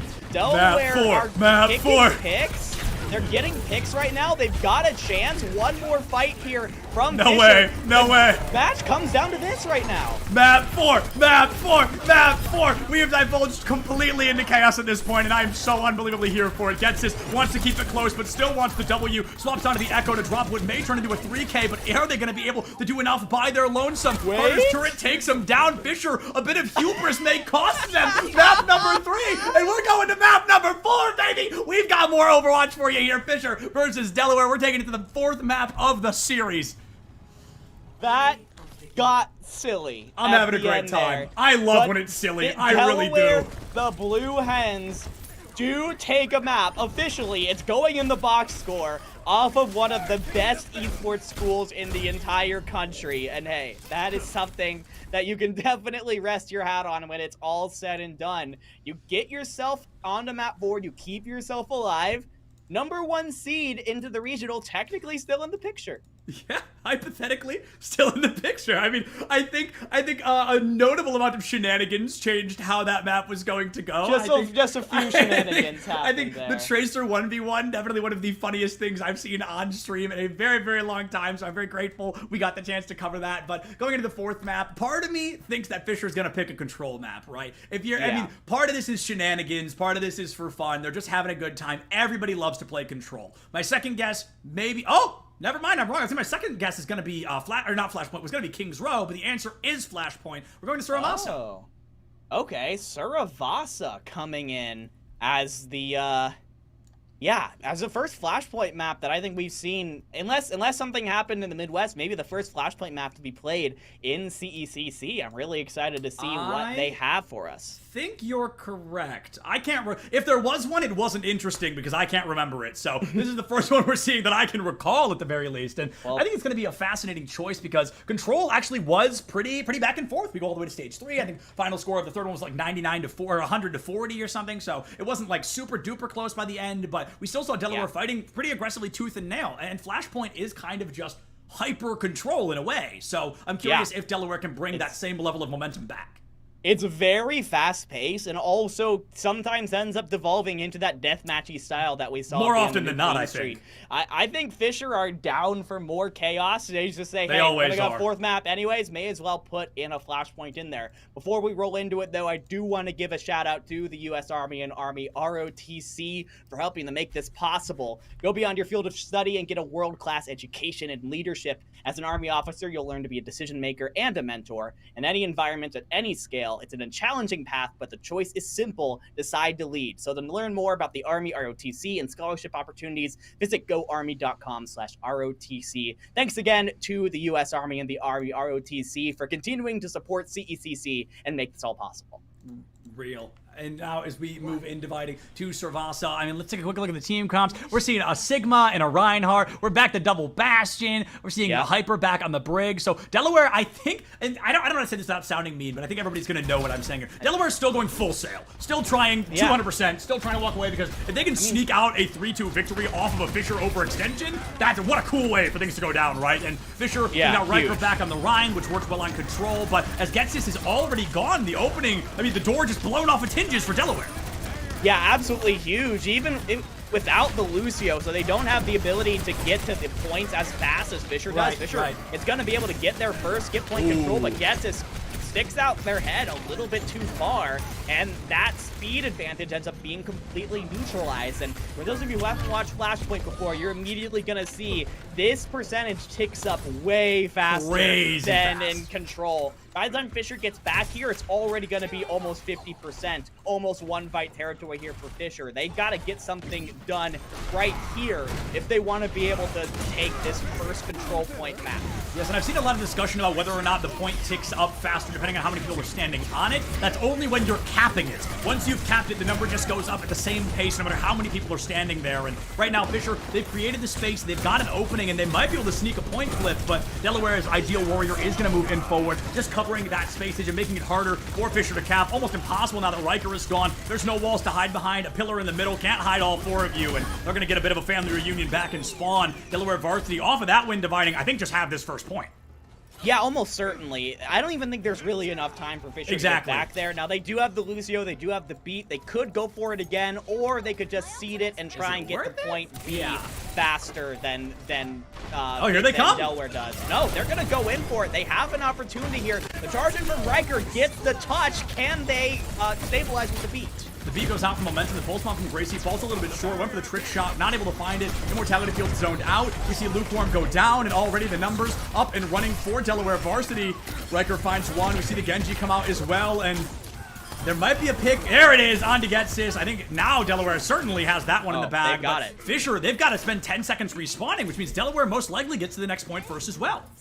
Oh, yeah. They get there pretty quick, even with the Lucio. They are going to move into Ruins, which is much more closed I like this one a lot. than the other submaps here on Saravasa. So this does kind of lend itself well to Fisher, who is a much more well-equipped to deal with a close-range scenario. Oh, the Flux goes up. The Shatter comes down. It looks like it's 2 up on both sides, but Immortality Field got to keep Fisher up and running. Hyper's Rally is the ultimate I'm keeping an eye on moving into the rest of this engagement, especially if the blade from Getsis comes to play. The bash bout could be critical, but now they might not need to use it. Gracie goes down quick. The blade goes out. The rally is not, and now Ideal falls as well. Fisher College gonna get the second point cap in their favor. Carter an exit frag on the way, but just insult on injury there. Still gonna be a fight loss. Yeah, and now you have these teeny little tunnels for Lukewarm to just spam that turret down into. It's going to be very difficult for Delaware to make an approach, but if they're going to do it with both support ultimates, both DPS ultimates coming up, it could happen right now. They do have more firepower than Fisher, especially with the early artillery shells coming out from Lukewarm. All it's really going to do is just buy some time. Oh, that patience. It gets them up to 50% really before Delaware even gets a shot. Yeah, I mean, it is just that zone out, that critical understanding of you can use every single second. That's why it has the timer, because you can wait until the very last second to make that space. Double garage doors, house to house, and it's going to be a pin from Riker that actually sends him to the grave express style. Delaware Varsity going to be able to find the numbers advantage. Gets this in the back line, might pick Carter, and Sebastian goes down. A fundamental value of the damage would go with them, but Lukewarm and Abs actually going to be taken out off screen. 15% left for Fisher. Delaware finds the flip. They've got to keep this without losing a single fight. fight, that'll put them on match point. That is a crucial win from Delaware, too, because it forced both support ults out of Fisher. Lukewarm used the Bastion ult as well. Fisher is really only working with a Shatter in this next one, while Delaware's going to have both the artillery shells and the Flux coming up in just a moment. And Gracie has his eyes on Abs, forces out all of the Baptiste abilities early Momentum on. was 1. Momentum was maybe 5 HP. I mean, there was a critical moment to strike, but unfortunately, Gracie got forced out. Had to recall. The Mei swap from Gets This. I love seeing some Mei gameplay, especially against characters like Tracer and Brigitte. It's going to be a lot harder for them to survive, but they might not have to if there's nobody to deal damage against them. We see Abs going to be 1 HP, and Ideal Warrior really looking at the wrong target, but Abs still gets taken out. Syrup the trade, and Gets This. This is a critical stagger if momentum goes down. Which, there you go. Momentum goes down, Gets This staggered out for a solid 10+ seconds. The clock continuing to tick for Delaware. I think they've got this second point here as well, the Mighty. It looks like they're going to get themselves up to match point, map 5 point here.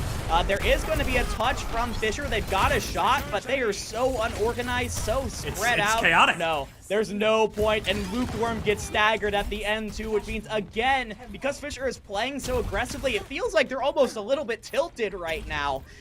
Delaware is going to have the opportunity to get to this third flashpoint first before Fisher's gonna have a shot. They swap over to a Junker Queen to get a little bit more speed with that commanding shout, as well as the Soldier.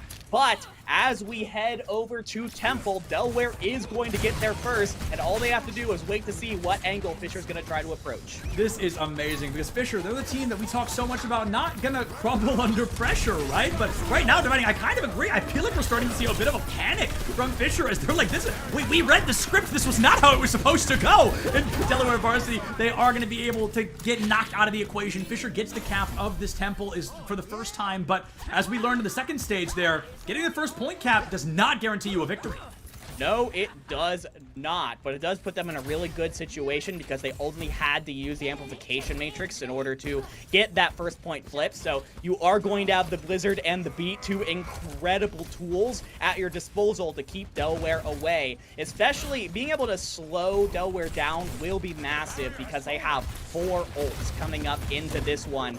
If there are any 2 ults that might be able to repel a 4 ult push, it could be these 2. Yeah, very, very true. The wall goes up, Carter goes down, and a Blizzard from Gets This should all but guarantee a victory here once again for Fisher, but momentum dropping the Beat is really fascinating. I feel like that was a fight win well before the Beat came out, but maybe Fisher just wanted some new music to dance to. Hey, it could very well be just that. With 75% and counting, where Delaware is again stuck in this weird situation where do you want to try and contest for this point, or do you just want to set yourself up for point number 4? You don't really have a Lucio. Yeah, you're just going to set up here. And Fisher realizes this and is going to start making their way to that 4.2. And now here comes the race. All of a sudden, I thought for a second there Delaware might actually get cut off on the way to that 4th point. But as we head over to the Garden, Delaware's patience will pay off here. They do get the setup here, but only for a few seconds. The setup, will it pay off for this team? There's only one way to find out. Lukewarm with the flank visor is going to create chaos at the very least. Gravitic Flux up. Does that catch a Rampage? My goodness, it does! Nobody going to get caught out by that Rampage as Riker's ultimate is null and void. The 1-1 trade is support down on both sides, but Riker into Carter. The knife pull off map. Going to be a 3-3 now on the board as Gracie's Mei swap comes through critically to keep this team up and running in the space movement for Delaware is going to give them this point cap once again. Not once again, for the first time. Yeah, these Mei swaps have actually been huge, I especially love Mei. Hot take. with the. I mean, these choke points have been brutal because Fisher and Delaware, they really just kind of have to choose one spot and go with these compositions. You really benefit by playing around each other. So, you know, classic 2019 Overwatch, use the Mei wall to counter people out. And just like this, Ideal Warrior stuck, can't really go back to the supports because of the Mei wall. Ideal Warrior is going to be isolated out in Gracie. I like the Blizzard in an attempt to zone out the site, trying to keep Ideal alive, but the damage had unfortunately been done, and to survive this without a tank is going to be difficult. Now, you've got 2 pseudo-tanks in the form of, okay, now just Brigitte, as Mei was the, okay, there she goes. Never mind, no more tanks. All DPS, and they go down very quickly. Syrup and Carter fall 63%, so Delaware winning one more fight should all but win them the map. The problem is making that happen.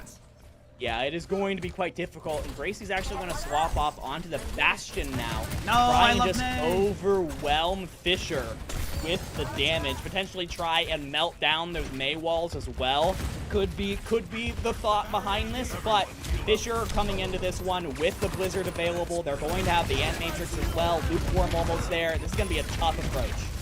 Yeah, this is going to be an awkward zone off as well. Ideal Warrior has to drop that shield, creating space, and Gracie wants to go into the backline, but extending too far into the backline on Bastion in particular, it could be a death sentence because you have little to no mobility, but it's Abs who's going to be signing that death sentence. Did They're going to be the first canceled? one to fall. No. Okay. I think there's a little bit of action here as the Blizzard goes out. Getsus finds one, but Delaware finds, well, let's be honest, the rest. They're going to be able to flip point here, and if Delaware doesn't win in this upcoming fight, the Visor could be lethal. Oh, okay, I thought they were at 73. I'm blind, so... No, that's an extra 10% I wasn't aware of. Yeah, there's time here for Fisher to be able to mount another attack, but it's going to be pretty rushed here. As we just in one sentence, we've already cut the amount of time to get to 100 in half. Fisher's going to be able to get into this one. Lukewarm, watch that soldier on the off angle here, trying to use that visor. Oh, Rampage out, Flux is up. Rampage hits all 5 members of Delaware Varsity there, and it's going to be a double kill out of the supports that all but guarantee that fight. Flux comes out an iota of a second late, but look how that iota makes a difference. This is going to be Fisher taking us to the 5th and final point of Servasa. There's only 1 point left to go to, and that's why Lukewarm knows exactly where he's heading. Yep, it's time to head on over to the Palace, and this one a little bit more open. This is my favorite one. Than Ruins, but it's still very choke point heavy. So being able to get there first and get set up is so incredibly important. Lukewarm is there, Fisher is there. Maybe for the first time since the first point of the game, they will have the advantage of being able to set up first. They have won the race, but Delaware's coming in with the artillery shells and the visors. They've won the battle. Can they win the war dividing? Can they survive into this 3-1 victory? Or is Delaware going to squeak out a victory and force a map 5? Okay, it looks a little less likely all of a sudden as Carter is going to go down on the soldier. No visor in sight. Oh, no, there's no ice block. Wants to get the May out of the way, but cannot do so yet today. Gracie overextends and will pay the price of their life. Not looking great. Delaware Varsity now down both their DPS. Ideal Warrior not far behind, and the gloves are off for this Fisher roster. They want to wrap things up. They've played 3 series today, and they want to end it right here, right now on Servasa. Yeah, just get themselves out of here. Finish the day off with a W.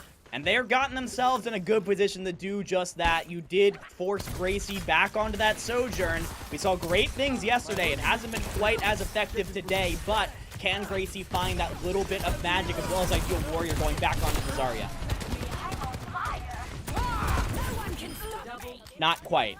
That is not quite happening. I'm talking to a deafened microphone. That's my bad. Delaware Varsity, they are. Yeah, I mean, it's fine. You just miss Abs using Amplification Matrix, and everyone ended up getting destroyed.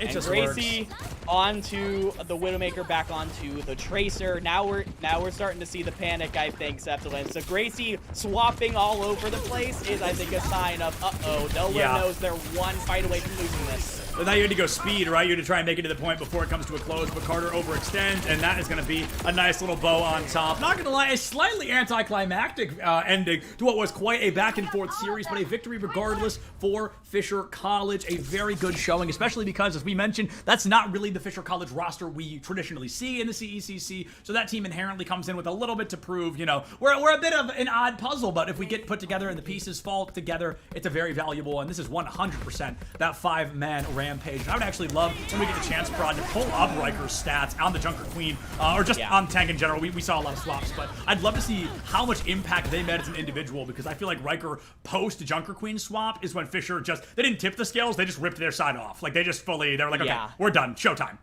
It was a lot of like, okay, we did a little bit of trolling on New Queen Street. We're going to come up onto Servasa and end it right here, right now. But even when they were in that, I think they were in that mindset throughout the entire map. And it took a couple of sub-flashpoints for them to really get back into the groove. You can tell that the loss of New Queen Street kind of shook them a little bit, made them take a little bit of time in order to get back into the right state of mind in order to take down Delaware. And if this is more or less the same roster that we're going to be seeing in the regionals, there is a lot to be said about, hey, Delaware maybe exposed an ability to knock Fisher off balance in a way that we haven't really seen in a while. I agree, because last time we saw Harrisburg versus Fisher, again, different Fisher roster, but the teams are pretty meshed. They kind of go together pretty consistently, and I feel like we saw, Fisher kind of stomp Harrisburg. It was a pretty aggressive one-sided matchup, but like you said, Delaware, they're poking holes in the armor, and we're seeing cracks in this difference of play, and Riker in particular on the side of Fisher was the one with sealing up every crack they could as they continued to run through this. 25 elims, 9,000 damage. I mean, a beautiful performance from Riker on just Servasa alone. A very talented player and a great front leader, what am I trying to say? Like, playmaker for the side of Fisher College. Yeah, a really well done from the entire side of Fisher College, just to not, like, completely fall apart after losing that NQS map. And I do have to give shouts out to Delaware there for making it really close. You made Fisher really sweat for it. I honestly went into this one thinking, okay, we're going to be in and out here in under an hour. It's going to be pretty quick. Fisher is just that good. But Delaware came out, and while Fisher winning the qualifier and securing that #1 seed was kind of a given, it was the expected result. It was expected. The big story of the weekend, I think, is the rise of the Delaware Blue Hens as being potentially the main challenger to Fisher in this region. I had faith in my Blue Hens. They came out, they met the expectation, and unfortunately, they fall short, but they secure a second seeding, which is very, very exciting, because now going into the top 8, they are one of 2 teams to look out for. They're going to have a target on their back, and they've got plenty of VODs to look into before we get there at the end of this month. We're going to go ahead and throw it to a break here. We'll be back either with an interview or get ready for Super Smash Bros. Ultimate. Either way, CECC is only 25% done today. We'll see you right back here in just a few.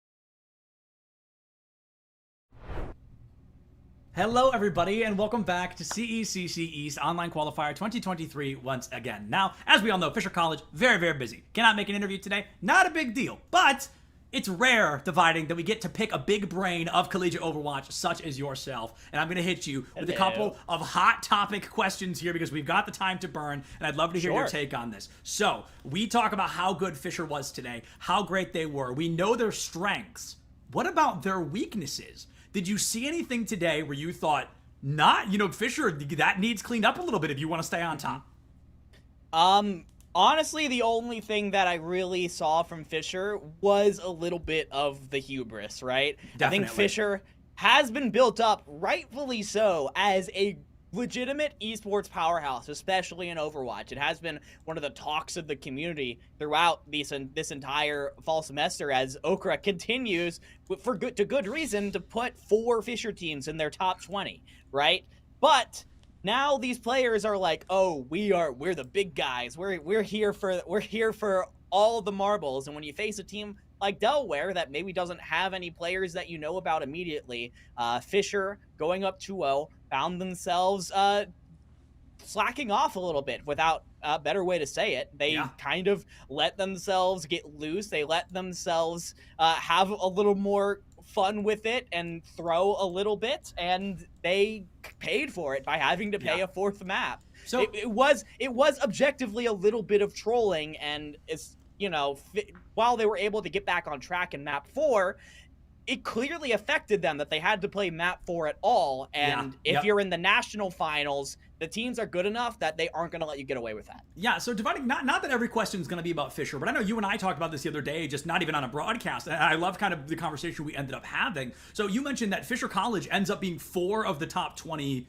programs, right? Kind of in the Alker rankings right now. So do you think, okay, 2-part question. A, what is Fisher doing in the collegiate space to make that possible? What is separating them apart from other universities and colleges to enable esports so much? And B, could that possibly be detrimental to other teams? Is it harder to become one of those top 20s because your school doesn't have that same funding or those same provisions? Yeah.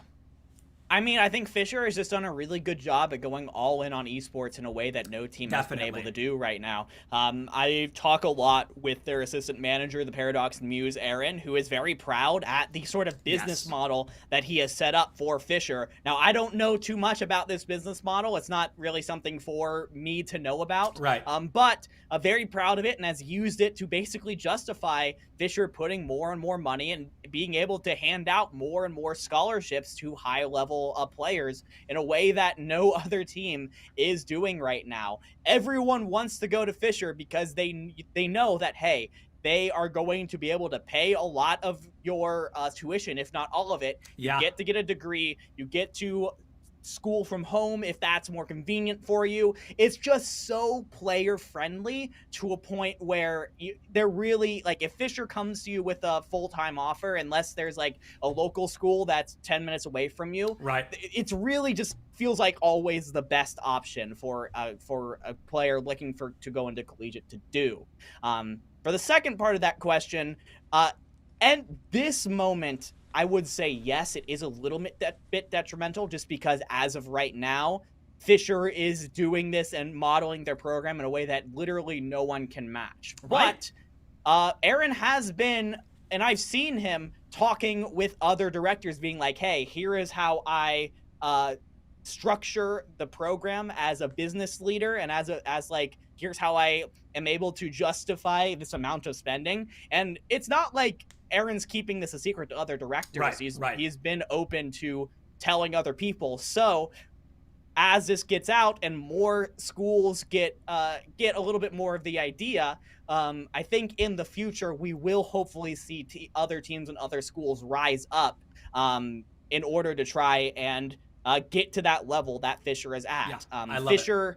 Fisher are kind of playing the villains of collegiate Overwatch right now, and I think they're fine with that. And sure, somebody has to.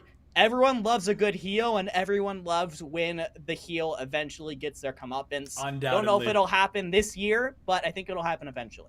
Yeah, so speaking of other schools and other programs, now we're going to do like a little thought experiment before we wrap up and get ready for Smash Ultimate. So we're going to take Fisher, Maryville, St. Clair, and Boise, and we're going to throw them out. We're going to say those 4 are not allowed to be answered here for this next question. Who are the up-and-coming collegiate Overwatch teams to keep an eye on this year? Yeah, I would really like to take a second to shout out like the state of Iowa. The state of Iowa is looking really good right now. 2 teams that are really on the come up right now. Grandview, who had a really good team back in 2020, 2021, end up kind of falling apart, has come back up into this year with a rebuilt roster and has really impressed, as well as Iowa State, who's coming in with 2 contender players of their own in Zeb and Z-Man. They have the strongest roster they ever have, and they've been able to take a lot of wins off of a lot of highly rated teams. I also am a really big fan of University of Illinois, Urbana-Champaign, Illinois Orange. Okay. So, yeah, Wesleyan, I do think they're on the come up, but Illinois Orange have kind of been on the fringes of kind of the top 20 for a while, and I think this is the year for them to really break into the mainstream. The team has been playing together as part of Gabriel Gaming and Tier 3 for a while and had found a lot of success with that. And it's clear that this is a team that likes each other a lot, that wants to take the next step. And if they're able to get Chopper to play for them consistently, they might be able to do that. Absolutely. Well, Dividing, thank you so much, not only for casting with me today, but let me pick your brain and get to talk a little bit more about Collegiate, brother. Thank you so much for all your hard work today. It is always a pleasure to work with you. Hey, and before I go, I do just want to give a quick shout out to all 8 of the teams that we had secured themselves a spot in the CECC East Regional. Of course, we saw Fisher College and the University of Delaware getting the #1 and #2 seeds overall. Also, shout out to our other semifinalists, the University of New Haven and Penn State, and then making it to the quarterfinals and therefore earning a spot themselves is the College of Staten Island, Alvernia University.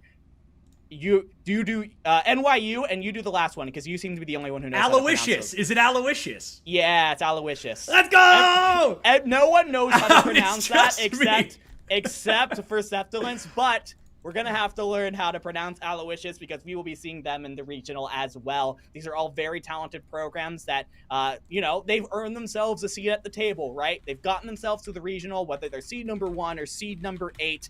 All they've done is gotten themselves a chance, and we've seen crazy things happen here in the CECC. Sometimes the chance is all you need. So I'm really excited to see that East Regional coming up in the next month or so. Absolutely. Dividing. Thank you again, brother. We are looking forward to seeing you here next time.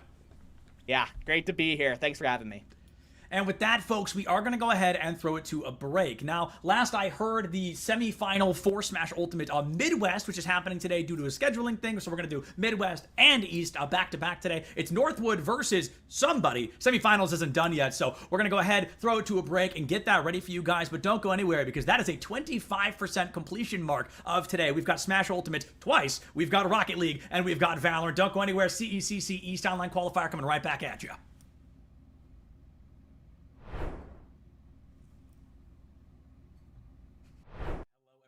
Thank you for joining me once again. I am Septilence, joined by Jordan Chapman, the head coach of the Toronto Metropolitan University Valorant program, who will be joining us for the CECC East Online Qualifier this upcoming weekend. So, Jordan, first question for you. Very simple one, very easy one. How long have you been with the program?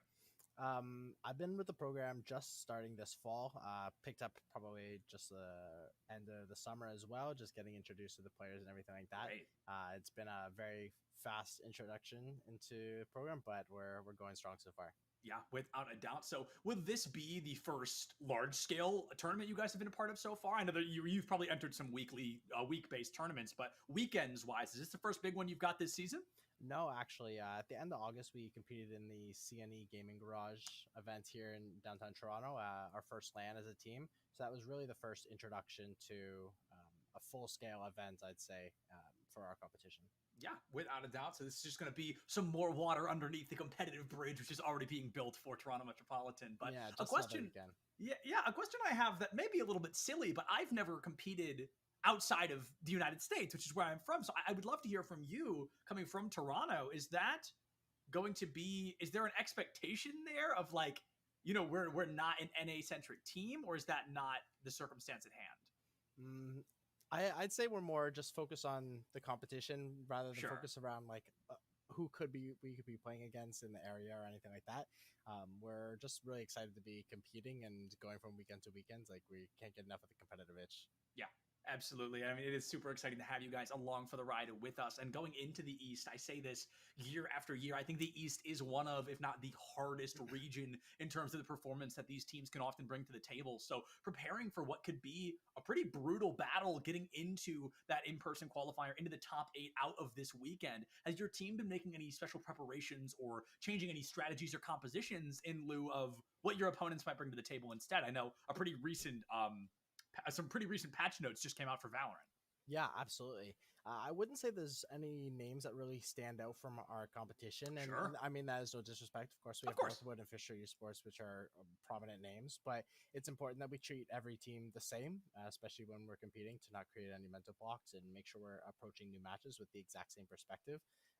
Local matchups are always have a little extra kick in them for sure, especially if our players know the players on the opposing team. Right. There's always a little want to beat them in that, but yeah, we always look at everybody the same for sure. Yeah, absolutely. And speaking of kind of looking at every team the same, that bleeds a little bit into your strategy. And I would love to hear, as maybe the strategist for your team, the head coach in that position, do you feel like, or I guess, what do you feel like Toronto does that sets you guys apart? What is it that makes this team different and as successful as you've been up to this point?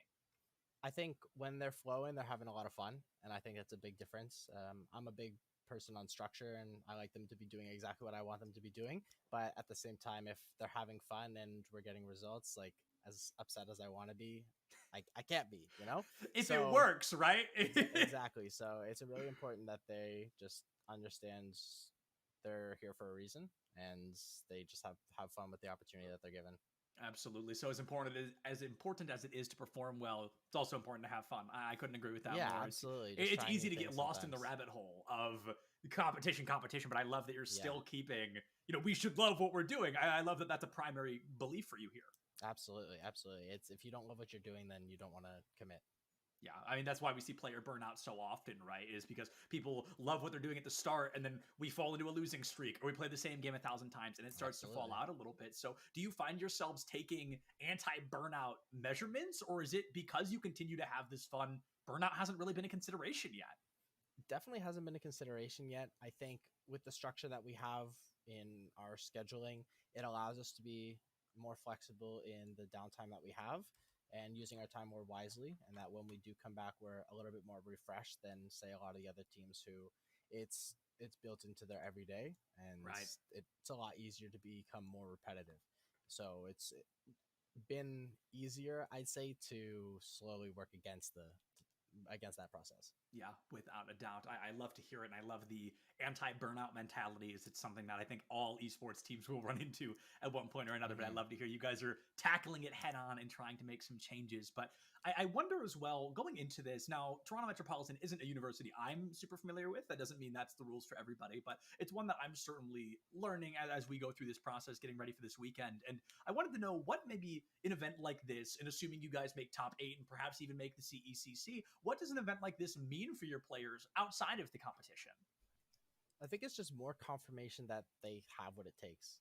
They all know that they can do it, and they all have the belief in themselves, but it's more about getting the opportunity to show it to other people and then get that reinforcement. We could easily be winning or placing well in smaller tournaments or any other events, but it's the more notable ones that have the consideration from other people. And that's really what all that matters at the end of the day. Yeah, absolutely. And just one more question for you before I let you go today. I was curious to hear, if a student from Toronto Metropolitan happens to find this video or they're watching and they say, wow, that sounds like a program I think I'd really like to be a part of. What are the proper steps they can take to make that happen? They can reach out to our program coordinator. Eddie is our team manager currently. I'd say just be passionate and be interested in esports and growth.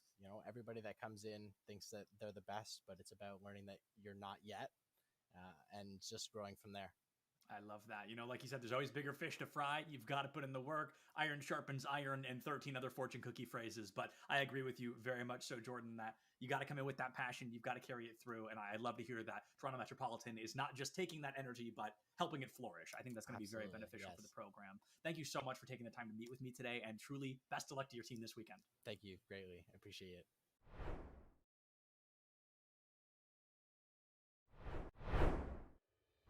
All right, I'm here with Sergeant First Class Anthony Niski. How are you today, sir? I'm doing pretty good. How are you doing? I'm excited to learn more about what you do and talk about some video games as well as the Army. So what is your career in the Army? I spent 9 years as a tanker, which is a 19 kilo. That's an M1 armor crewman. After that, I reclassed to 42 Alpha, which is human resources. And currently, I'm a recruiter down in Malden, Massachusetts. And how long you been doing the recruiting role? For about 2 months. I'm pretty new at it. Now, I hear you're a gamer as well. Yes.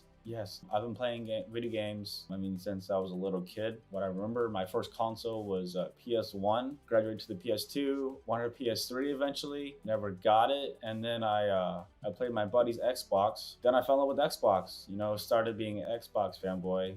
I've been Xbox ever since. Had the 360, the One X, the Series X, and now I'm on PC and Xbox. So it's been a ride. So you're a convert from Sony to Microsoft. What? Yeah. What was the first game you played on PS1? I want to see Spyro, like the old Spyro game. What was the game you got into when you played Xbox? What brought me to Xbox? I want to say it was Gears of War. What game are you playing the most in the past few years or months? Right now, I'm still trying to figure out Starfield. Just came out. Trying to dive into that. It's a lot. Gamers know Bethesda. There's so much to do. You can get lost. Honestly, right now, I'm playing a lot of like classic PC games. Like Half-Life 2, all those little games I'm trying to go back and experience. Haven't had in the past because I just switched to PC recently, so it's been nice. Starfield is a very go find a quest, turn in a quest, shoot some people, go do another quest, turn in a quest, shoot some people, turn in a quest. Oh, I got a new quest. I'm on a quest. This guy wants me to do another quest, so I got to do this quest while I'm doing that quest. I'm gonna get lost. We got 10 quests. Yep. So I played it for 2 days. You got to unload your inventory. Let's talk about Army and gaming and esports. Can you tell a little more about what you know about the U.S. Army doing things in gaming and esports? What can you shed some light on that? So yeah, the Army has an esports team. They travel all over the world. Competitions. Everybody in the esports teams, they are soldiers. They have military jobs. They serve part of the team as the esports team for a couple of years. I talked to one of the guys over here in the Boston Fan Expo. They get like 6 hours a day to practice, and then they get paid to be a gamer. They're a professional gamer with the U.S. Army, so it's a good time. What are some ways that they can find out more information about careers in the Army? So, if you go to GoArmy.com, Army has over 200 jobs to choose from, and they're actually they're categorized by interest. So, like arts, technology, music. You can go on the website. You can see what you like. There's also like a job finder. It's kind of like a test. You can click on your interest, and it'll find a job that suits you. Now, I read that you're working towards your bachelor's degree in IT, and you've traveled all over, it looks like. So what are the benefits of the Army? You've seen, and what other people could see. So like I've been over the world. I've traveled to Europe. I've been overseas, Iraq, Afghanistan. I've experienced different cultures, different food. Different people, because as a person and as a human being, you grow from that, and you see what other people have, and then you see what you have. So definitely makes you think different about that. Sergeant First Class Anthony Niski, thank you so much for taking time to do the interview. I really appreciate it. Thank you. It was a good time. I had a blast talking about this. Hello, everybody, and welcome back to a CECC East qualifier interview. I am still Septulence, but this time I am joined by Jerry, aka Donut, aka head coach of the Valorant team over at Alvernia University. So, Jerry, first of all, how long have you been with the program, and how are things looking this year compared to possibly years we've seen previous? This is actually my first year here. I've been only working here for a month. Wow. Yeah. So I got the role last month in August when I got interviewed for it, and I didn't trial for the role. I just got the role, and so far practice has been looking really well. Obviously, we need to get better practice because the Valorant scene is not very good, especially collegiate wise foot practice, because people are not practicing correctly. They don't know what to do. They kind of just run it down. But I'm excited for the team because again, we're not here for short-term results, right? We're not. Right. We're only Right. here for long-term results, right? And our objective goal is CVAL, making top 32, which for some schools might be easy because they do have a lot of tier 3, tier 2 pros in the scene, right? And previous pros like Maryville has like a bunch of pros I know. Right. Right. But I do expect us to make top 32, and I know like comparatively the East is pretty hard compared to like rest of the regions in my opinion. Could not agree more. Yeah. So but I'm not worried at anything at all. I can see our progress right now from the beginning of the season till now, because beginning of the season we're a hot mess. Yeah.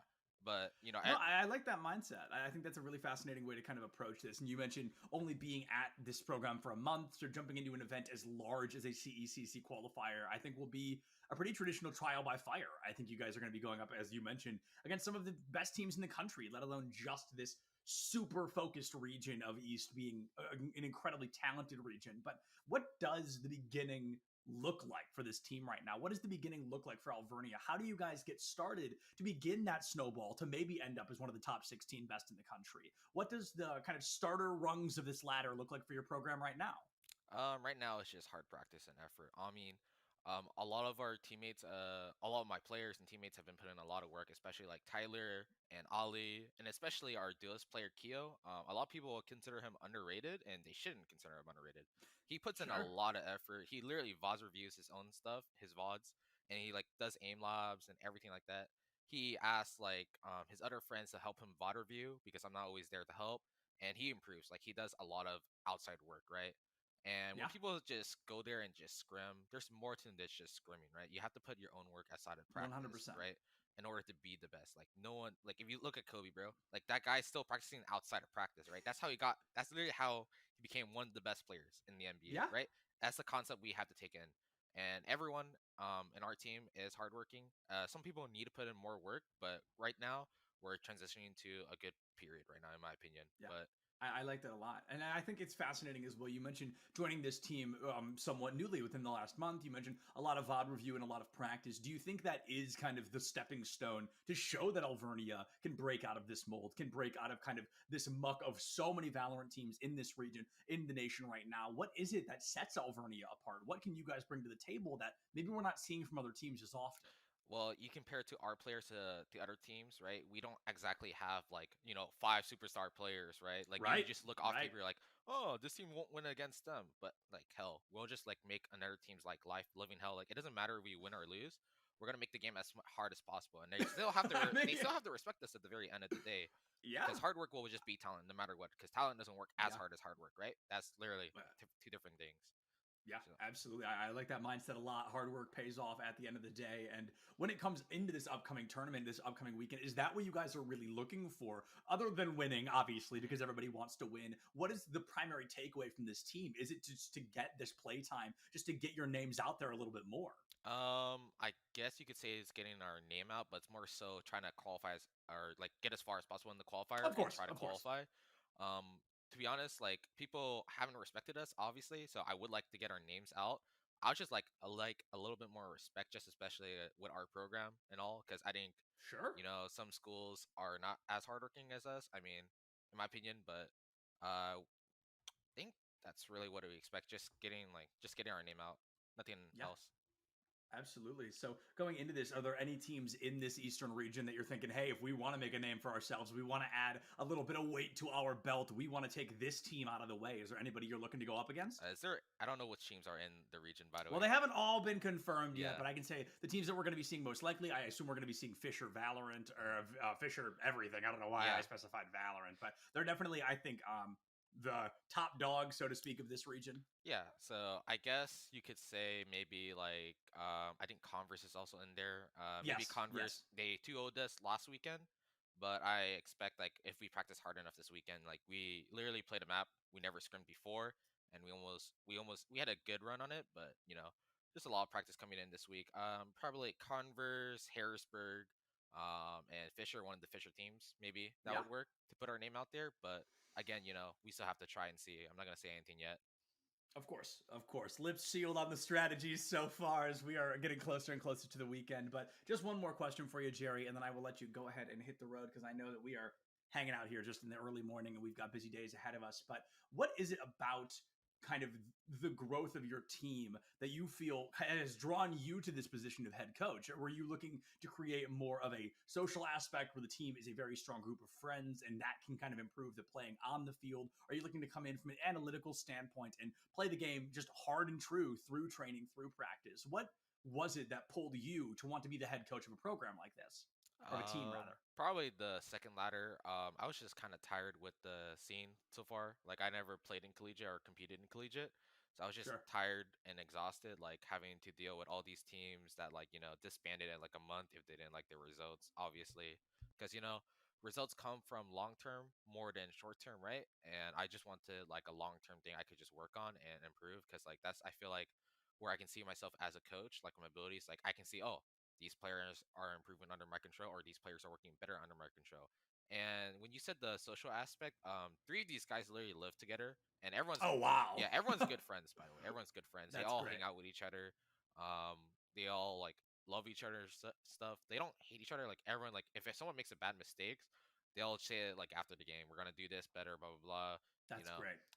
I'm not worried about the social aspect. I'm more worried about like just everyone just improving together as a team. That's all I really care about, realistically. Yeah, 100%. I love it. And hey, thank you so much for taking the time to chat with me, and best of luck to you and your team this weekend. Right, thank you. Thank you.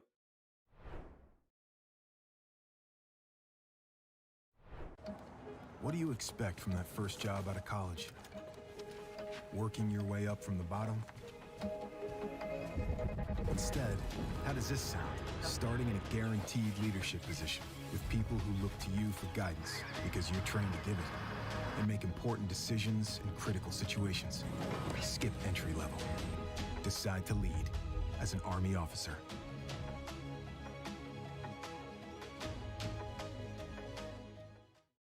Hello, everybody, and welcome back to another CECC East Qualifier interview. Now, this one is maybe going to be a little more fun than the others, simply because the person I'm interviewing I have known for many years at this point. Just talking a few moments ago, we've decided we've known each other for about 3 years. And Kieran, I'm super excited to talk to you about this, man, because in those years I've known you, I feel like you've fulfilled so many roles across those years. And now we've ended up as the head coach for the University of Delaware Rocket League. So I'd love to hear what it was first about that position that it's really pulled you into pursuing it, because you've truly done, I think, almost anything there has to be done in esports. Yeah, so obviously great to talk to you again, Sep. I got pulled into the University of Delaware first and foremost because I was actually adjuncting there. I teach in their esports and game design program, and it just came about that they had a position open for esports coordinator, and I wanted to get back on campus, wanted to work with the students more hands-on, do some more day-to-day operations, because beforehand I was doing a lot more tournament operations and league operations. And I love the students at the University of Delaware. They're fantastic. They're energetic. They're engaging. They want to be here. They want to achieve great things. So it was an opportunity. And they have a phenomenal program. So getting to work with a variety of different titles and really phenomenal students, that's all you can really ask for as a coach and a coordinator for your day-to-day operations. Yeah, so to have been that coordinator, to kind of represent Delaware in this circumstance, what was it about CECC in particular that really drew you into wanting to compete? It does bring maybe the highest caliber of competitive play we're seeing in North America right now. So what pulled Delaware in to be that reigning force Delaware continues to be through esports? Yeah, I mean, so we're looking at it, the CECC obviously has come a long way in a very short period of time. I remember going down there for their first national championships in Atlanta, was not able to make it last year for Dallas. But, it's a phenomenal tournament run by a great group, and we want to be able to get to that highest level and compete at that highest tier. So, this year we're much more dedicated, much more focused in putting our time, effort, and energy, especially to these early qualifiers. I don't know if those teams that haven't started signing up for qualifiers yet, let me tell you, you definitely do not want to be going through the last chance qualifier.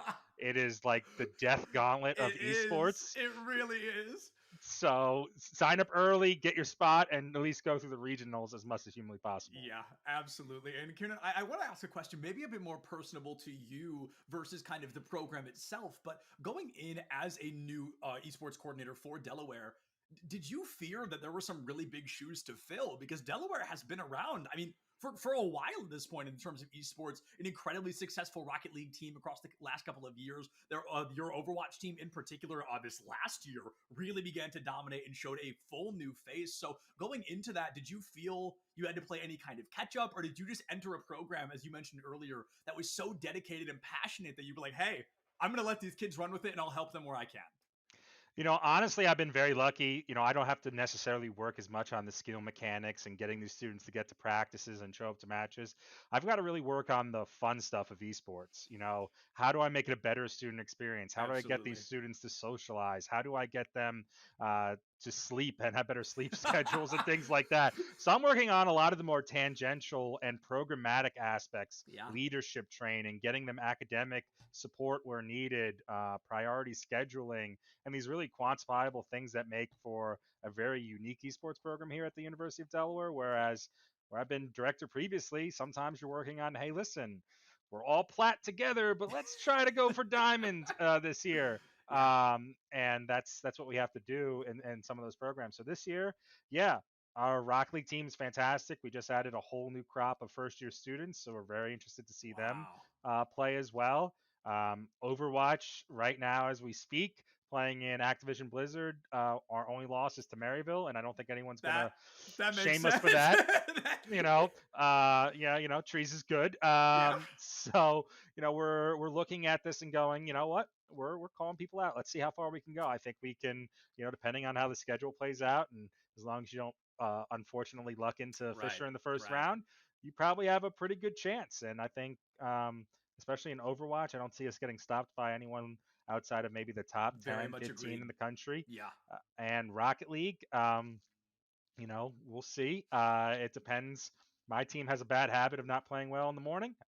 So if they can shake off the slump and really come together and run through this gauntlet, I think getting them to a LAN, they did well last year at the East qualifiers. I think they're going to come back and fight with vengeance and really see if they can make their mark. Yeah, and I love to hear you say that, because I feel like, I've referenced this a few times, that Delaware, the esports program has really been around for a while and has been pretty consistent in that. And I feel like maybe some of the teams that hover around the top but never really at the top can kind of fall into the shadow, right? So other than winning, because obviously that's what everyone's going to try to do this weekend, do you feel like maybe that's a little bit of Delaware's goal going into this, to remind people the force you guys can really be? Well, we have a couple different goals. So for our Overwatch program, they're definitely trying to make their mark. They're watching the top rankings and the power rankings and go, we're not in anyone's top 25. Like no one's even like talking to us. So we're playing Ball State and Activision Blizzard this weekend, but right before the CEC qualifiers, and then we'll probably end up playing a Rutgers or someone else really top level in the CECC. So I think we'll take wins off of almost anyone outside of that Fisher, Maryville, Northwood tier. So we're hoping to make some noise in Overwatch and let people know that, we are a great team. We have really great fundamentals. We have a fantastic coach. We're here to do some work. Yeah, I love to hear that, because I feel like that's what these qualifiers can really be about, right? Because this is almost a qualifier to the main event. So it really can be kind of that slow burn impact of coming in and making a name for yourself, like Delaware is definitely trying to do this upcoming season. But aside from the win condition of winning, right? Aside from the competitive nature, what do you think an opportunity like this does for your teams, does for your players? Because I know in collegiate esports, it can be difficult to find competition super consistently, other than maybe weekly tournaments. So to get this huge exposure through the CECC and to play against, as you mentioned, top 10, top 15 teams in the country, what can that do for your team morale-wise or skill-wise or truly any way? Yeah, so I think there's a twofold benefit. We're always looking to qualify for that top 8 to go to a LAN. And for those that are outside the collegiate space, they don't really understand how important that bonding experience is, to travel and to get to be not just with your team, but some of your other teams for your program. It literally means the world to these students. It is a student experience unlike any other. It's something that's going to stick with them long past their days of playing these games, long past their days of being in school. So we never want to undersell what these in-person live events can do. So that's our goal for each one of our teams, is to see that happen and to have that experience. But otherwise, it's an early in the year sort of bonding moment. We're going to be grinding, whether it's our Valorant, Overwatch, or Rocket League teams. We're going to be grinding all day Saturday, all day Sunday with one goal in mind, and to get this really gauntlet style tournament out of the way early on in the year will be our first real test, and will let us know where we need to pick up, where we need to reinforce what we need to do. So, it has a lot of different goals, but it's truly fantastic for our students, and we're really looking forward to it. Absolutely. We love to hear it. And Kieran, just one more question for you before I let you go today. But if there's a University of Delaware student who's watching this interview and they're thinking, wow, that sounds like something I'd really like to be a part of, what are the first steps they can take to maybe join the esports program? So we have a lot of different roles that we look to fill in the esports program. Obviously, the best known is our competition and our competitive teams. Fortunately, tryouts are over for a little bit of the semester right now, but we're always looking for non-competitive people to come in as team managers, shoutcasters, producers, graphic designers, video editors, the real backbone of the esports industry, as we all know. And we really are looking forward to getting more of those students involved in a lot of different ways. But the first thing you can do is just stop by our gorgeous arena. Come by. I'm always around there, and see if you want to get involved. Just stop in and say hello, and we'll work something out. Beautiful. You love to hear. Well, Kieran, thank you so much for taking the time to chat with me, and your insight is always so incredible about collegiate esports and the existence of it. So thank you for sharing that wisdom with me and everybody who's going to get the chance to watch this. Thank you so much, and good luck to all the teams this weekend.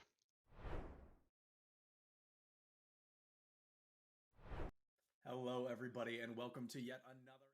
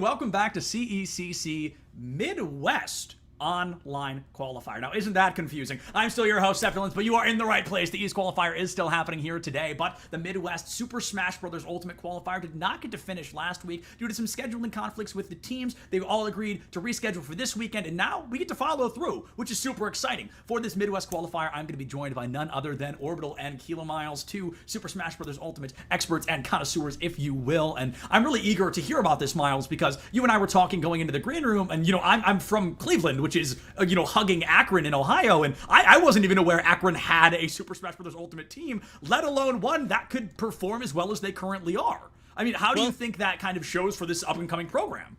In the preseason, Akron was hyping up their new and improved Smash roster. It's a lot of returning players, time and time again. They're asking, you got to give us more respect. And everyone else said, hey, you got to earn it. And they've definitely done that in this tournament so far. Beat Northwood's other roster in the very first round, then got sent to losers by Northwood 2-0. And then all of a sudden, Akron went on a run. They went through Illinois Wesleyan. They went through Miami of Ohio. And then they went through Oakland, which was kind of a shocker. Game 3 set in the losers right before this. And now they're back to take on Northwood again. They've already made that name for themselves that they were arguing for in the preseason. But now they have a chance to reach even higher. Yeah, so Miles, another question for you before we jump over to Orbital going into this is there's a conversation to be had in this game where no character is technically bad, right? There's ways to utilize every character, things can be played and things can be optimized. Now, I'm talking about this because of Fortune, a Mii sword fighter player from Akron. Now, that's not something we see particularly often. Do you think that's something that can hurt the opponents here? Do you think Northwood might struggle to play against a character as rare as a Mii sword fighter? In most circumstances, I would say yes. But however, this is not one of our weekly matches. This is the finals. Right. And more than that, Northwood's already played against Akron before, again, winning 2-0. So while matchup inexperience can be a factor in a lot of games, especially in the collegiate scene, I don't think it's a factor here today. Without a doubt, I think that is a great analysis. And going into this orbital, Northwood is a team across truly all 4 core esports that we cover here at CECC. Do you think there is any kind of pressure or anxiety of them to, okay, we've got to keep filling these big shoes? Or do you think they're so veteran at this point, they're like, yeah, whatever, let's run it down, we're ready? There is, on specific teams that have reigned at the top for so long, that have a long-standing tradition and have a legacy to follow up, that, yes, there may be some pressure to sit there. But there's 2 ways to look at it, right? There's a pressure to keep going, and some people crumble under it, and you can actually see that come out in their gameplay. However, there are others that quite literally say there's a reason we have a legacy. There's a reason we are at the top. And for Northwood, I think it's the latter. They're sitting there going, hey, there's a reason we have a legacy and we shouldn't be worried about anything of the sort, especially, unfortunately, against University of Akron, who they did 2-0 back in the winter semifinals. It's also a matchup that they have experience in this tournament specifically, and they can say, hey, it's just almost another day in the park. Of course, I don't think Akron's going to allow that to happen, but if you're feeling anything, I think that's what they're feeling. And Orbital, going into this, I'm taking a look at these win percentages that Kilomiles has so gratefully shared with us, and I'm seeing as high as, we're looking at 76%, but as low as 40% on the side of Akron. And on the side of Northwood, we're seeing as high as 80% win rate versus a lowest of 65. And I'm not particularly concerned with those higher win rate players. They're going to be good. They're going to be consistent. That's not news to us. But is it going to come down to those players that perform a little bit lower, to our 40%, to our barely 60% win rate players? Will it be up to them to fill those breaking holes in the team? You could say yes and no. The reason for that is it really depends on what roster is being fielded, right? Taking a look at the side of Northwood, they have strong players, as you said, and at this point, we've already seen over in the East qualifiers that there are players that can single-handedly carry through 2 or 3 players. It is not unheard of. It's improbable, but it's not unheard of. And I think when you take a look at Northwood, one player can carry the weight of 2 depending on the matchup here. If you're talking about the 40 and 50% win rates, I play Little Mac. I don't care about stats. Stats mean nothing to me. I don't know what you're talking about, right? In this instance, though, I think something that Kilomal said yesterday, if anyone tuned in yesterday, the match was so much fun and a lot of great learning as well. One of the things he said is if you are lower in the ranking, you have to play unpredictable. When you play against someone that has a 40, 50% win rate, it's not that they are just outright losing, they're just laying down and dying. There is a point where they are quite literally just experimenting their way through their matches. So when you take a look at 40 to 50%, you expect them to come out with something unexpected. And I think that's what Northwood is going to be looking at, and Akron are going to be going, that's what we want to do.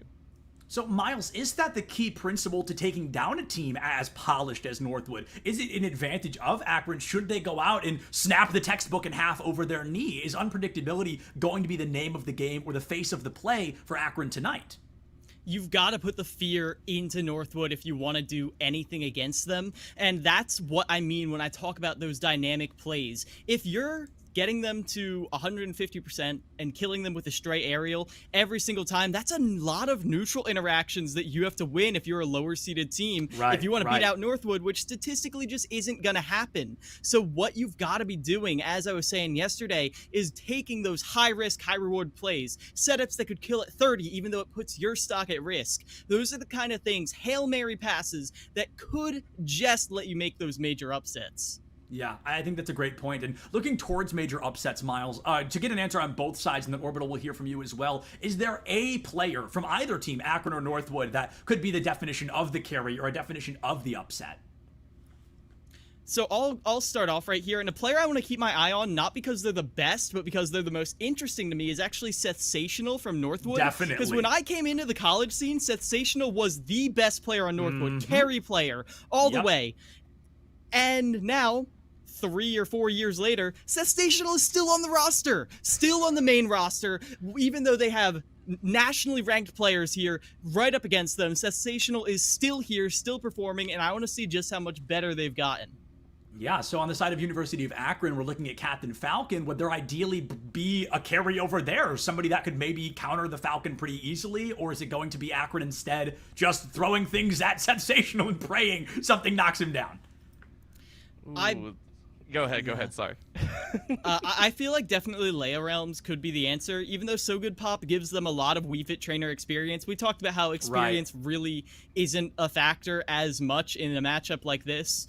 I think Leia Realms is definitely a player who could be a bit of a wall for Northwood, but I'll be honest, they got a lot of demolition tools right there. Yeah, and we are definitely taking a lot to talk about Sethsational, but let's look at who Seth is kind of ushering in with the rest of this roster before we send you guys off to cover what is, I'm hoping, going to be a great match. So we know Seth is going to be rocking out on the Captain Falcon, a very common character and player that we see, alongside Copel, So Good Pop, Z, or Zai. That's the one player I actually do not recognize, and then Frostbite and Jejaja as well. So that is, I mean, Miles, I couldn't have said it better. That is a stacked roster through and through. Yeah. 100%. All these players are killers, and the reason I spotlight Sethsational is just because he's been there as all these players have been joining in. But yeah, I look at Northwood and I don't see any places where I'm like, ooh, you're going to want to hold that person back. No, they all have their amazing uses in this roster. Without a doubt. And Orbital, jumping over to the other side, we're going to be seeing the University of Akron. So moving into this, I think we know a little bit less of Akron. They've been around for a while, but I think, as Miles mentioned earlier, they've struggled to make those same waves as Northwood. I think they're beginning. The waves are starting to curl a little bit. But how far does even making it to Northwood go for them in terms of just general street cred? Well, if you ask me back in the winter semifinals, I'd say not too much, right? You're taking a look at, hey, it's the winter semifinals, we understand that. It's the fact that they went into the lower bracket and basically ran the way up. Not easy, mind you, as well. You take a look at the scores that they had, it was both 2-1s at the end of the day in the lower finals, and then the lower grand finals is the best way to put it. They had a phenomenal run, and I think there was a tweet Kilo was talking a little bit ago about, a lot of schools saying, hey, we want eyes on us all the way through. Yeah. It's not the fact that you can make it to the grand finals, it's in the manner you do it. One of the big things I think at any esport or any sports in general is the Cinderella story. This is kind of close to it. You still won one round in the winner's side, but this is a team that is sitting there going, hey, we want to take our chance. I would say Akron have already done a good job on putting their foot in the spotlight. Now they're trying to put their whole body in that spotlight. If they can have a good showing here against Northwood, take one series off of them, or one game I should say, then they can look ever so better. Yeah, and we know we talked a little bit going into this that I think all three of us kind of unfortunately agree. As cool as it would be for a Cinderella story, we saw the same with Delaware versus Fisher earlier. Delaware, it was a 3-1, not exactly in their favor. Northwood, I think three of us can agree, are going to be taking this out. And Miles, I mean, you mentioned earlier, we're just looking at raw statistics here, right? I mean, this is like nothing against Akron. They're not a bad team. It's just Northwood. I mean, they're possibly untouchable. It comes down to the fact that Northwood is just consistent. When you compare their match win to their game win percent, that's where you see the real difference. Because when you have a high game win percent and a high match win percent, that means you're not just winning those matches like in a overtime scenario. You're winning them 3-0, 3-0. 3-0. If your game win percent is really close to your match win percent, you're not dropping anything. And in a crew battle where you've only got 3 stocks, that's the most important thing. Yeah, and we're going to be throwing it to you guys right away because these players are eager to jump in. So I will see you on the other side. Have a great series. Thank you very much, Septilence. I'm very excited to get into this. Orbital, we've hyped up these players a lot, and we're already into it. We've got Zai coming out with gate, looking like they're going up against Saiyan, who got an opening. Oh, yes, a very nice opening. But again, the rebuttal coming out here is Zai just saying, hey, this is an opportunity. And again, these openers are very important now. Keep in mind, you can see a 1 right now by Northwood's frame, and that is because they do have the game point advantage. Right now, because they made it through the winner's side bracket, there will be no reset. So right now, Akron are quite literally backs against the wall before the match even started. Ooh, but an opener right here, because Saiyan knows they have to go for it all right now, but gets sent way up in the air. That up air catching them on the landing, couldn't escape the juggle, and now Zai is up a clean stock right now. Gets a landing there as well, but Saiyan fights their way out of it, and here is the difficult part. Where do you get this opener? Palutena just has so much disjoint. Mario with his stubby little limbs having a lot of trouble getting in. I feel every Mario player can... bitterly agree with that statement. It is very difficult to actually get into the space. You have to, as you said before, Kilo Miles, be a little bit more aggressive, be more willing to take those trades. Right now at 76, looking for a bit more, trying to control the upper rings, but right now Zai just having a much better time on the connections, controlling mid-range as well. Right now, a little bit of the guard on the edge. Great tap, and then the punch out far. You might be able to get to the edge, able to rebuttal back again. Zai just denying these chances twice now, looking for a third, doesn't need it. Orbital. That was a pitch perfect textbook edge guard if I've ever seen one. Gets the 2-frame, which every player goes for, few actually hit, then successfully counters the recovery twice. That was everything you could ever ask for, and Zai's given us even more. Uses the wind box to push Saiyan away from the edge as well. Zai is lethal at this ledge, gets the spike on the ledge jump, and that's Saiyan out of there without taking a single stock. A promising opening from Saiyan, and they could not close it out. Zai doesn't drop a single stock. I mean, the fact that Zai was playing that clean, it made me think that that was just normal, right? I know we don't see it very often, but it's just how the execution from Zai. The fact that also the stock never ran, I believe, above 85. There was not a chance for Saiyan to be able to get close. So extremely well done. And now this is why we did talk about, I believe yesterday we were watching, you know, the likes of Fisher and saying, hey, there are strong players there, they're flashy and everything, but Zai looked textbook. There is a difference between flashy endings and clinical removal of an opponent. That's what it felt like. It wasn't super flashy. Yes, it was, but in the very technical sense, down to the minute finish. Yeah, like you mentioned the minute finish, and it's little ways to give yourself an advantage. Palutena's forward smash has a little bit of a win box on it. You saw in the very end there, they used the forward smash right on the ledge, which covered two options. If Saiyan was drifting down towards the ledge, then it would have pushed them away like we saw, or it would have just hit the ledge, and Zai covered both right there in a tiny interaction I've never seen before. Now we've got Leodog coming in here on the Wii Fit trainer to try and pick up where Saiyan left off. Zai, though, is going to have a lot of experience with this. So Good Pop is in their region. We called this out. Can Leodog find the opener here? You're not just looking for an opening. You're looking for the stocks each time. You really have to take this step by step, I think is what we're going to have to see. It's going to be, we said, a little bit of problem, but great opener here. 76 already, getting a great charge B set, and not a moment too soon. Already at 99, looking at 112, and it looks like it's going to be a chance. But again, Zai just hanging on, saying, hey, how do I actually want to approach this option? Ooh.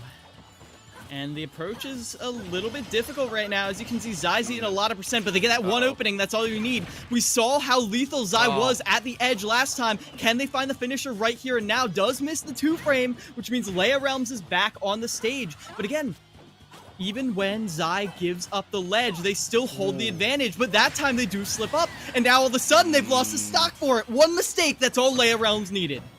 Oh, and now you can play for trades as much as you don't want to. It is a possibility, so you can go a lot more aggressive. Great little jump already, 78. Zai feels like they're getting counted here a little bit. As I said, maybe it is that experience between the two. Reflection back, though, followed up by 3 more. Feels like a good little tag. 81 in counting right now. Leia Realms trying to hold on. Good throw forward. Still a chance, though. Do you want to actually fight for that ledge? No, you're going to try and count that roll. Can't find it. And I like how non-committal Leia Realms is as we see Zai consistently pressuring them. Wii Fit Trainer, one of the strongest people in the game at the ledge, even against someone like Palu, and yet that counter off stage, Zai just barely makes it back, catches Leia Realms trying to go high, but it was really their only option there. And even though Zai is at a deficit, they're still going strong right here. Sent off stage, though. Can Leia Realms clean it up? I mean, you would hope so. I mean, if you're looking at Leia Realms, you're saying, hey, please, please let me have this chance. You can see him forward positioning, gets a little bit of a bop. We are going to go into the dark as we're waiting to see. Look at the beams, though. It is appropriate, to say the least. Going to be a catch. Shield goes low. Leia Realms does get tagged, and now the damage is ramping up. Zai just saying, let me grab one more stock and maybe push to 60 on this one. I mean, the thing that's a little more scary to me than any percent they get is the stage control. Zai pressuring Leia Realms in the corner. I talk about how Wii Fit Trainer's strong there, but if you give Zai uncontested control of the ledge, that's where it gets scary. Nair rising, sets up for more damage, 56% now. At this point, a 2-frame could prove to be lethal if Zai capitalizes, but right now, Zai doesn't want to get too aggressive, knowing one stray touch could be their end. 140% for them, but they get a juggle situation now, Orbital. It was so close. I saw it. You can see Leia Realms looking for it, but now the grab is going to work. That's just a forward throw. Not going to be the finisher. A little bit of ball goes wide, I believe, just above the head. And now the cover on the edges. But Zai does get to safety, and 157 feels kind of bad. Another throw that should be the finish. There it is. That's going to be 2 stocks for Leia Realms, something that we hadn't seen in the previous round. Well, this is very good. If Leia Realms is able to clean it up with this last stock, that's basically making up for the 3 stock. As Leia Realms now goes in with a landing aerial. That landing nair is what you've got to keep your eye on. So much damage on that nair, and they get the 1 hit, but they don't get the follow-up. But they're still able to rack up some damage. Orbital 52% and climbing.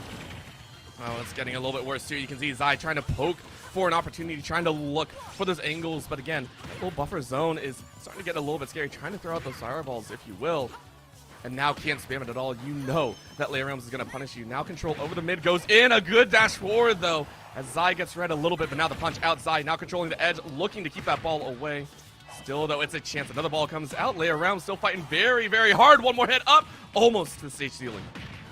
Ooh, and now we're in that situation we saw before where these forward throws are starting to get a little threatening, especially with deep breathing online. 1 good ledge trap is all Leia Realms needs to clean this up, and Zai is brutally aware of that. They're trying to get their own ledge trap going, and we've seen them get the counter before, but they're not as willing to get aggressive off stage, knowing 1 trade could be their demise.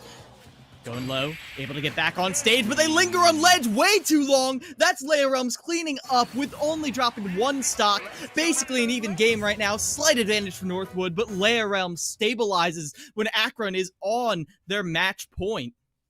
What a blow, and we were watching with bated breath, because honestly, the entire time, I was still like, Zai can still pull out 1 more stock. At least if you're able to drop 5, that's huge, right? You take a look at it, but well done by Leia Realms, and I think it goes down to the fact that about midway through that game, you could almost see Zai almost lost a little bit. You could see just kind of standing back saying, hey, how do I actually approach this? And Leia Realms said, no, we're not doing this today. I'm going to keep you on the ropes. I'm going to keep you kind of punched forward, whether or not I'm in danger. Exactly as you said, got to play aggressive, got to play forward, got to play in their face.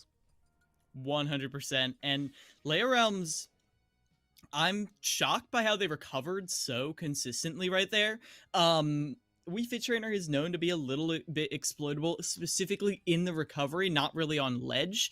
And so when all of a sudden we see Leia Realms not really phased, going for low recoveries, I, for one, I don't know how I feel about that, because Zai with their back against the wall, I appreciate them playing a little more conservatively, not going for those offstage counters or anything like that, and yet I feel like that's what gave Leia Realms so much room to work with. So now that we've got someone with a fresh 3 stocks coming in here, we can see if they're able to find the comfort to play a little more aggressive and punish Leia Realms for that offstage play, or if we're going to see it's actually Kopel coming in right here, and I'll give you the rundown real quick. Kopel is some of the best set plays in online Smash. They are consistent in forcing you to make decisions, and more than anything, Kopel is known for their reversals. If you give Kopel an inch, any sort of crack, they will grab it and pry it open. Kopel will find a way to kill you if you mess up your combo. So, just, play perfectly. That's all I gotta ask. Yeah, I think that's a chance. However, it looks like there was a little bit of a mix-up, a little bit of a swing down on the stocks there, and I think we'll get things reset for you to play here. So, but I do agree, and not only that, even the character matchup, you can kind of see the punishment factor coming out here, right? K. Rool is not one to sit there and scoff by any stretch of the imagination. You sit there going, okay, this is going to be a big, big chance, and it's a brutality factor as well. A lot of those little chip factors is not going to work against the K. Rool. You're going to have to go in a little bit harder, a little bit more powerful in the back end. So Kopel's going to sit there and go, hey, I'm not going to deal with this chip. If you want to come in, we're going to fight fist to fist, and that's what you're going to deal with. So very, very excited to see how this breaks down. Right now, Leia Realms is going to sit on 2 stocks. Kopel just has to take 2 to maintain a lead. And now we gotta see how this opening plays out, because Leia Realms is already being pressured at the ledge, and look at Kopel going for this powerful back air spike, able to get the counter as well, punishing Leia Realms for being a little too aggressive, a little too lenient with their aerials, and now you can see Leia Realms trying to slow it down, and yet they roll right into the blunderbuss, able to stabilize for the time being, but Kopel is slowly choking away the life on this stage. 2 for 1 for every percent that Kopel has taken. But there's the deep breathing online. Leorums gets the tech chase as well, but they're not able to follow up Orbital. Oh, and that setup off of Leorums. Are you kidding me? Good low percentage. Still, though, looking at Leorums is able to grab the first stock. What a reversal, 40% in no time at all. What? I didn't even believe that it was Copel who died right there. K-Roll at such a low percent, but that's the power of deep breathing. That power up it gives you is tangible. But right now, Copel is laying on the pressure once again. Leorums struggling to keep them out because every little bit of chip is a more even game for them on the next stock. It feels so good, but that's the up air. I mean, that's what we were looking for. If you didn't kill at 158, I was going to be a little bit worried, right? You're sitting there going, okay, we got to finish this one. But look at that. Leorums already on the aggressive. You know you've done your job. And then some. Are you kidding me? A second right off the rip. That's exactly what you need to be seeing from Leorums. I see how Akron got through Oakland. Leorums is playing on point right now. Going through Northwood's roster. I mean, they've already taken 3 from Zai, and now they've got Copel on the edge. Can they find this finisher right here? Landing Nair, I told you that's the combo starter, 70% already on Copel, but Copel can turn this around. They are the reversal master after all. Pushing Leorums to the edge. Can they get the finisher? Gonna be close. There it is. Back here. The finish, I think, is what it is. Are you still alive? Oh my gosh, Leorums wants it and now has control over the ledge. Looking to chase forward. Doesn't get the grab, though. Leorums saying, okay, come on, give me that chance. It's now a coverage on the edge. A little bit of a bounce. Copel gets a little bit of a boom. That's going to be the cannonball. Keeping at bay. Oh my gosh, the grab and the finish. Copel. But you know what? It wasn't clean. It was close. And I mean, Copel's wiping the sweat off their brow. They're making omelets because that was a scramble if I've ever seen one right there at the end. You could tell Copel thought they won. With that last forward air, it's like, okay, it's over, it's fine, I can relax. And as soon as Leorums didn't die, all of a sudden Copel had to put the gas on again, and it got really scary. We saw Leorums get on the stage again and again and again, but Copel kept their composure, waited for their opportunity to catch a bad option, which ended up being that roll from Leorums, and that was Copel stopping the bleeding. But that was 5 stocks taken by Leorums against a team like Northwood. You can't ask for more than that. Now, it falls to the rest of Leorums' teammates to find more ground. Because remember, 2 more members on top of Copel that you have to beat. Northwood already has a point because they came through from winner's side. This could be it right here if these last 2 members from Akron are not able to clean up. Yeah, and I'm very excited because it felt like no one between Zai and Copel really had a good handle on how Leorums was really playing. You saw it there. It was a little bit juggle back and forth, and you're sitting there going, okay, how are we going to play this one? And even Copel came out after that second stock. You could tell the shaking was there. Like, oh my gosh, I just lost my second stock off of what felt like nothing. And now you have to kind of diversify your pool here. I kind of want to say I want to see Fortune come out here. I just want to see if that me sword fighter is going to cause even more anxiety or any more question marks. And if that's true, hey, maybe that's a way that you up the ante, right? You continue this pattern of randomness. It's actually going to be Cytonics to come out here on the Ken. So Cytonics is a player I haven't seen before, but in my research, there were a lot of exclamation points around their appearance on this Akron roster. I mean, Cytonics is easily the highest win percentage on their entire team. A lot more experience than a lot of the other members, too. Cytonics, this is someone who can destroy stocks, blow them up. We'll see if they can work that magic here, because first they've got to close the distance against Copel. Well, we say that, but it looks like Copel was the first one to do it already, 31, and then looking for a bit more there, and now looking for a bit of chance. Good little flashy plays, now 57 and counting. Cytonics already looking to try and challenge face-to-face. Ooh, get right in there, but the double counter, that throws Cytonics timing off just a tad, and now we see Copel finding stability in this corner. Cytonics isn't able to get the good opener they would want. Waits for the crown to go back, and that's a high crown opportunity right here for Cytonics. Pressure on the shield. Copel has to drop it to avoid a shield break. 96% right now. A single jab could be their end. You can see it here, but that's going to be the crown again. Big opening opportunity. Crown is up, and that's the finisher. Sure, you can to take it home. I don't believe what I'm seeing right now here, Orbitals. Akron, despite being a huge question mark in everyone's bracket, all of a sudden could find a way to get this point, put Northwood on the back foot, because they came in with a point up. They're thinking, this is over. We already beat them 2-0. We know their whole MO. This is easy. No challenge. And then now they're tied 6-6. And even though you've got the pick advantage, even though you've got the counter pick, technically there's an advantage from Northwood. The stocks are what really matters, and they're even. And Cytonix is one of the bigger walls right here. If you had that much trouble getting through Leia Realms and Cytonix was able to clean up Copal, there's a lot of roadblocks right here if Northwood wants to get a clean sweep, get the 2-0, and move on with their night. There's that, and then there's another way to look at it as well. If you look at Northwood and you say, okay, maybe they're not too worried about the 2-0, maybe they're just looking for the win, you could theoretically look at this like an information gathering round as well. Hey, these are the exact plays that they're going to come out with. Yes, you already know about it, but a little bit more info. And hey, play for the second. Maybe you're taking this one a little bit easy. You could look at it that way. However, going back to what you're saying, it's still like, this is Northwood. They don't want to go down. They don't want to go down a game. They don't want to have anything like that. So I do agree this is going to be very, very chancy getting into it. And I wouldn't be surprised if Northwood are feeling a little bit of the pressure. You're sitting there going, this should have been Northwood to take it all the way through, considering their track record. But coming in here, I do expect them to come out with a little bit more fire. I mean, they still got a lot of heavy hitters on their roster. Yeah, Northwood have always controlled their region, but they've never dominated it.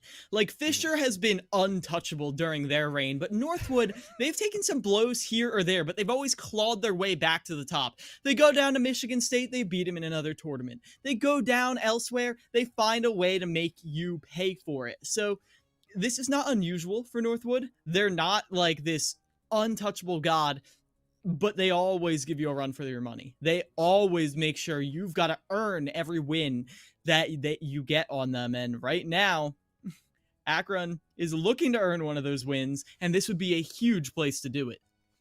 Yeah, and the big question now is who is going to come out third, right? Because you have a bunch of heavy-hitting rosters. So I want to field it to you because, as you said, Northwood was looking good. All right, I think we already got it right there.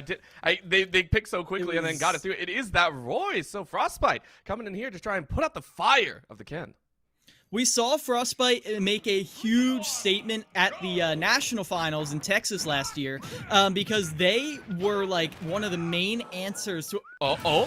Oh my gosh. A massive flub right there from Frostbite. They tried to upbeat, it looks like into... I think it was just a misinput. But that is something Cytonix is going to take every single day of the week. Now Frostbite has massive pressure on them. And here's the thing. Roy thrives in close quarters, but so does Ken. This is a fiery matchup if I've ever seen one, Orbital. And it's just going to get even hotter.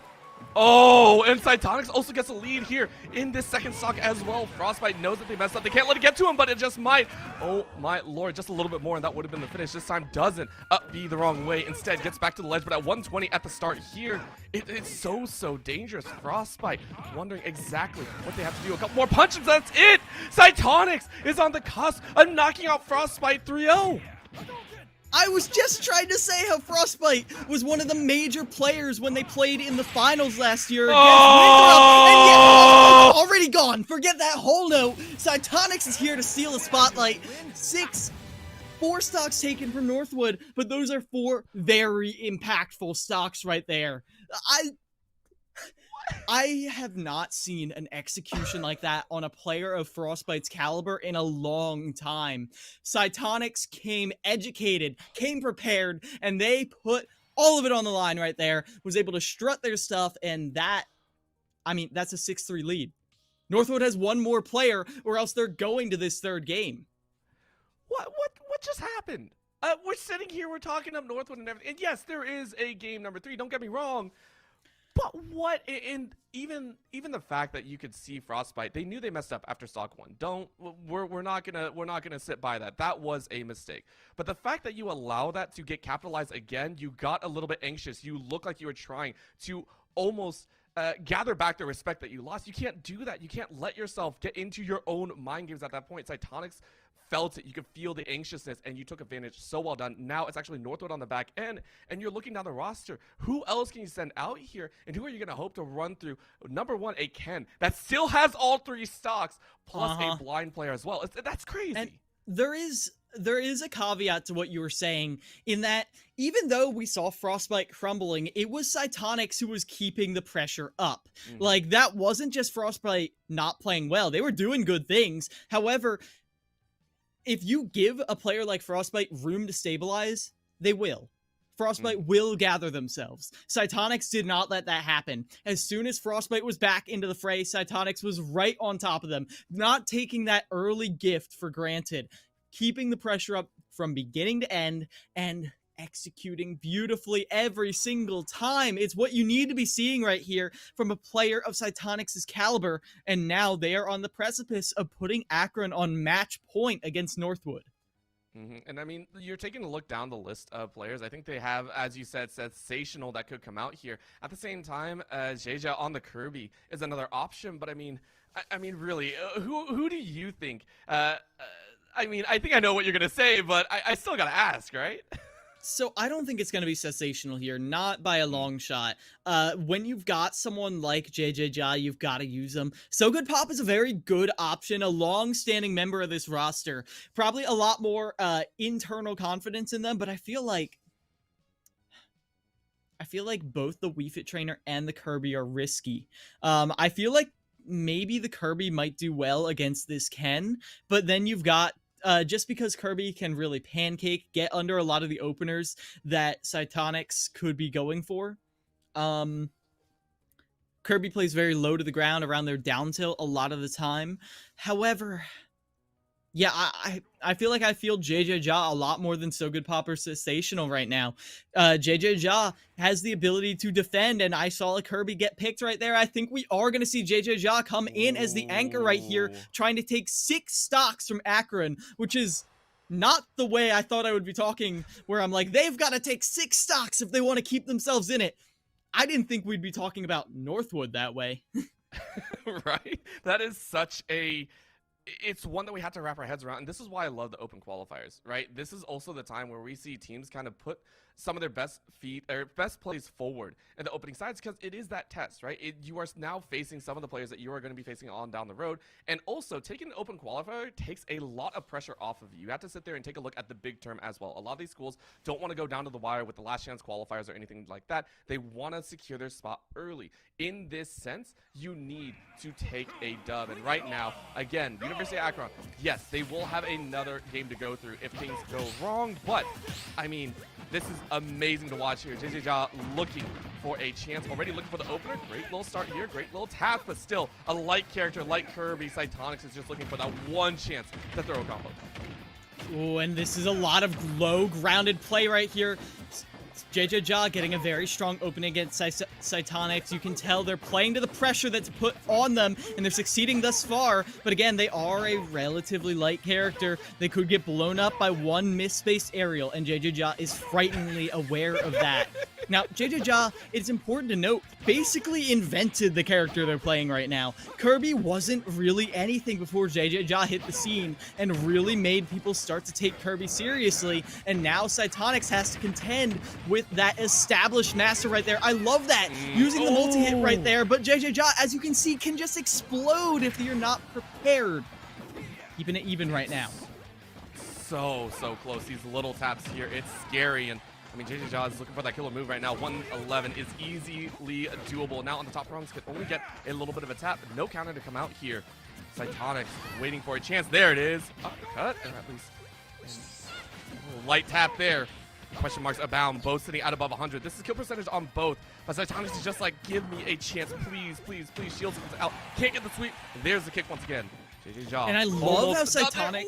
Oh! The pressure is enough to keep Cytonix away from the ledge. Fast fell a little too low to avoid the pressure, and JJ Ja is going to use it. And here's the thing, Kirby does not have great approaching tools, so you know JJ Ja is going to go for this every day of the week. Why would you do something suboptimal? You're the one with 3 stocks left. So I am not shocked to see this whatsoever, Orbital. This is JJ Ja doing what they need to, because as soon as you go in, you get anti-air to oblivion. Oh, I love it. I love the fact that the demon came out, but now it's back to the neutral. It's back to that melee range. It's back to getting those combos down. And CECC is looking to try and break that up at 78 and counting right now. The shields are coming out at the appropriate times, but still, this combination, this simple setup is pushing Ja to 31. Good little slash out, but now a follow-up punch. CECC is just happy to kind of get these chips in, look for that 60 to 70, and then go for the kill. Ooh, doesn't get caught by that anti-air. Wrong input as well. As you can see, JJ Ja pushes CECC to the ledge again. And I love the way they're using Kirby's Krauts to just get under everything. Because if CECC comes in, has access to Kirby's down tilt. But now we see interaction at the ledge. Shoryuken is not enough to kill right here. Pressure right there. JJ Ja does not succumb. And still it remains even. CECC off the ledge again. Be wary of that. Just okay. Yeah, no. You're not gonna get away with any up smashes out of shield. You gotta commit to that up B if you want to finish me off. That's what JJ Ja's saying. I love it though. You can read the intentions behind each player right now. CECC is just looking for a little bit of fracturing. Again, you know you have 3 stocks behind you. You are fine with this. If you just take one more stock, that is exponentially better for your teammate as well. This is the best part about these stocks. You are so happy to play for the team. It gives you this kind of open play style. You don't have any pressure on your back foot, but that's going to be the kick CECC down to 1 stock. I mean, this last stock though, or the second to last stock for JJ Ja is more than killable. Something we don't get a lot of opportunity to talk about is micro-positioning. But that is what we're seeing from JJ Ja with these little walks, with these dashes, is now they use that micro-positioning to get the opening they need, 45%, and they look for the inhale as well. They were looking for Psyonix to get too aggressive, but CECC is showing discipline right here, playing it's like their team's last stock, because, for all you know, it very well could be. You need to give your team the maximum advantage against JJ Ja that you can, otherwise Northwood could just clean up, and now we see CECC do just that. 1 stock remains against Northwood's 4 right here. JJ Ja up against the wall. Can they get Northwood's victory? Or is Akron bringing us to a 3rd game? Oh, so close to see, but already CECC smelling blood in the water. That's going to be a nice block. A little of a jab to push 53. For another punch, going in close. Can't find anything. A little nice setup. So you're going to finish, but there it is! That's going to be the game! CECC finishing off the last 2 members. Oh my gosh. Akron came prepared, Orbital, and I am all the more happy to see it. I was scared we would just see Northwood come in, clean up shop. I mean, they 2-0'd Akron last time. Why would we expect anything different? You gotta go with what's previously established, but the momentum Akron is bringing after having fought their way through losers all day, now we get to see what that momentum brings us. We're going to a 3rd game. We're going to match point. Whoever wins this crew battle is going to be your 1st place finisher for the online qualifiers. Yeah, here in the Midwest, anything is up for grabs, and we got to go back to why things kind of broke out, because let's not forget what happened in game number 1, because we cannot. Zai went ham. Let's talk about it. 3-0 to start at the early stages for Northwood. It looked great. It was a textbook start. And then things slipped away, and it looked like Lair Realms was the specific key. What kind of answers can Northwood bring out against Lair Realms specifically? So that's a tough one right there. Lair Realms is difficult to deal with. You have a lot of Wii Fit Trainer experience because So Good Pop is there, but Lair Realms plays a little bit different.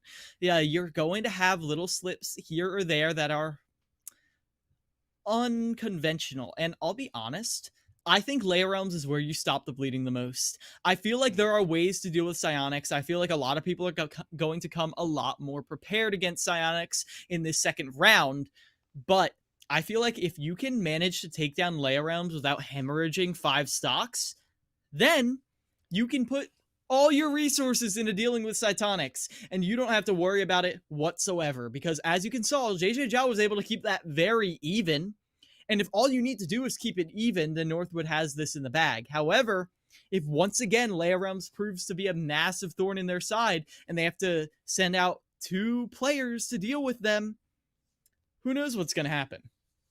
Yeah, and that, I think, just leaves, where do you guess that Leia Realms is going to be placed, right? There are so many options. We know Saiyan came out as the start. Do you think that's going to happen again? Do you think Saiyan opens? Or do you think Leia Realms is placed closer to that first spot, try and shake things up and try and take 2 off the rip? I think Leia Realms comes out immediately. You're going to want to be dealing with the Zai pick coming out here, and Leia Realms did great against Zai. I don't know if Zai's going to be the opener, but I would kind of guess so. Palutena is a great coverall. She doesn't really hard lose anything. She just doesn't win as hard against them. And that makes her spectacular. Same reason Mario was a good pick as a character. I just don't think Saiyan was a good pick as a player right there, just because of how overwhelming the pressure Zai was putting on was. I can agree with that one. And then looking on the other side, do Northwood actually get to predict that as well? If there was a specific player to come out here, if there was one that you wanted to pinpoint outside, right, of the, excuse me, of the Palutena, if it were not Zai, who would you specifically hope to be matched up against Leia Realms, considering what we saw before? If Leia Realms is the one who comes out, I would want to see Frostbite or Copel. Why? Both of those players have spectacular ways to kill you with ledge trapping. Copel, because they're just kind of doing Copel things. They're getting crazy, ridiculous setups never before seen, never before or after. And Frostbite, because they are consistent. Roy's jab at ledge is one of the best ledge trapping tools in the game. If you get caught by it anywhere between 30 and 90%, probably a wider range if you're playing suboptimally too, you're just dead. Frostbite has ways to kill you on that ledge off of a jab. And because we see Leia Realms go to the ledge so often, I feel like either of those players with the ability to punish would be great if Leia Realms is the starter, or as counterpicks for Leia Realms should they come out. Then the question now leads, because there's so many things that we can go on, and I love all the points because we do have a little bit of an extended break. I believe players are getting set up for that game number 3. The question then becomes specifically on Frostbite, because as you said, laying up against Leia Realms there, we saw Frostbite look a little bit shaken in their matchup, right? Looked a little bit shaky, looked a little bit rough. Is that indicative of a rough time here in the entire series overall, or do you think that was just a small flub? Do you think that was just a minor inconvenience, if you will? I think it was a combination of the minor inconvenience and Cytonics laying on the pressure. Frostbite's going to want to come back and show that they are made of much tougher steel than they showed off in that first round. And we're going to get that second round soon enough. Technically the third round, because Northwood started 1 up. But we're going to go to a quick break first. When we return, the final round of the CECC Midwest Online Qualifiers.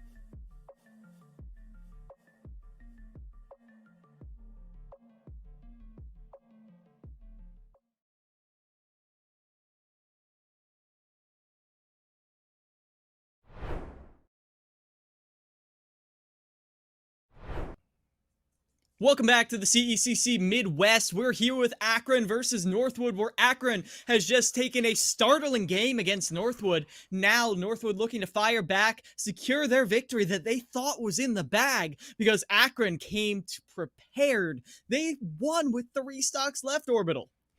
It was out of our expectations by a long mile, and we can't just say it was Akron playing amazing. There were some stumbling blocks, right, coming out of Northwood. We identified them earlier, but I always think when it comes to any sort of game or any sort of sport, you have to know how to punish mistakes, and the larger the punish, the more experienced you are, and we laid it all out before. Now getting into this one, we're curious about who opens. We have gotten word about it, and we get to talk about that matchup. Once again, for the side of Akron, it is going to be Saiyan to open.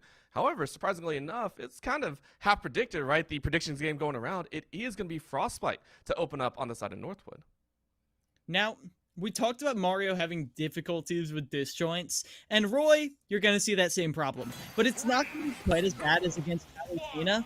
The main thing I'm looking for is, as soon as Saiyan was put off the ledge last time, Zai was finishing their food. Every single time Saiyan was close to the edge, we saw them die. If Frostbite is able to work the same magic, then we could see a similar lead as last time.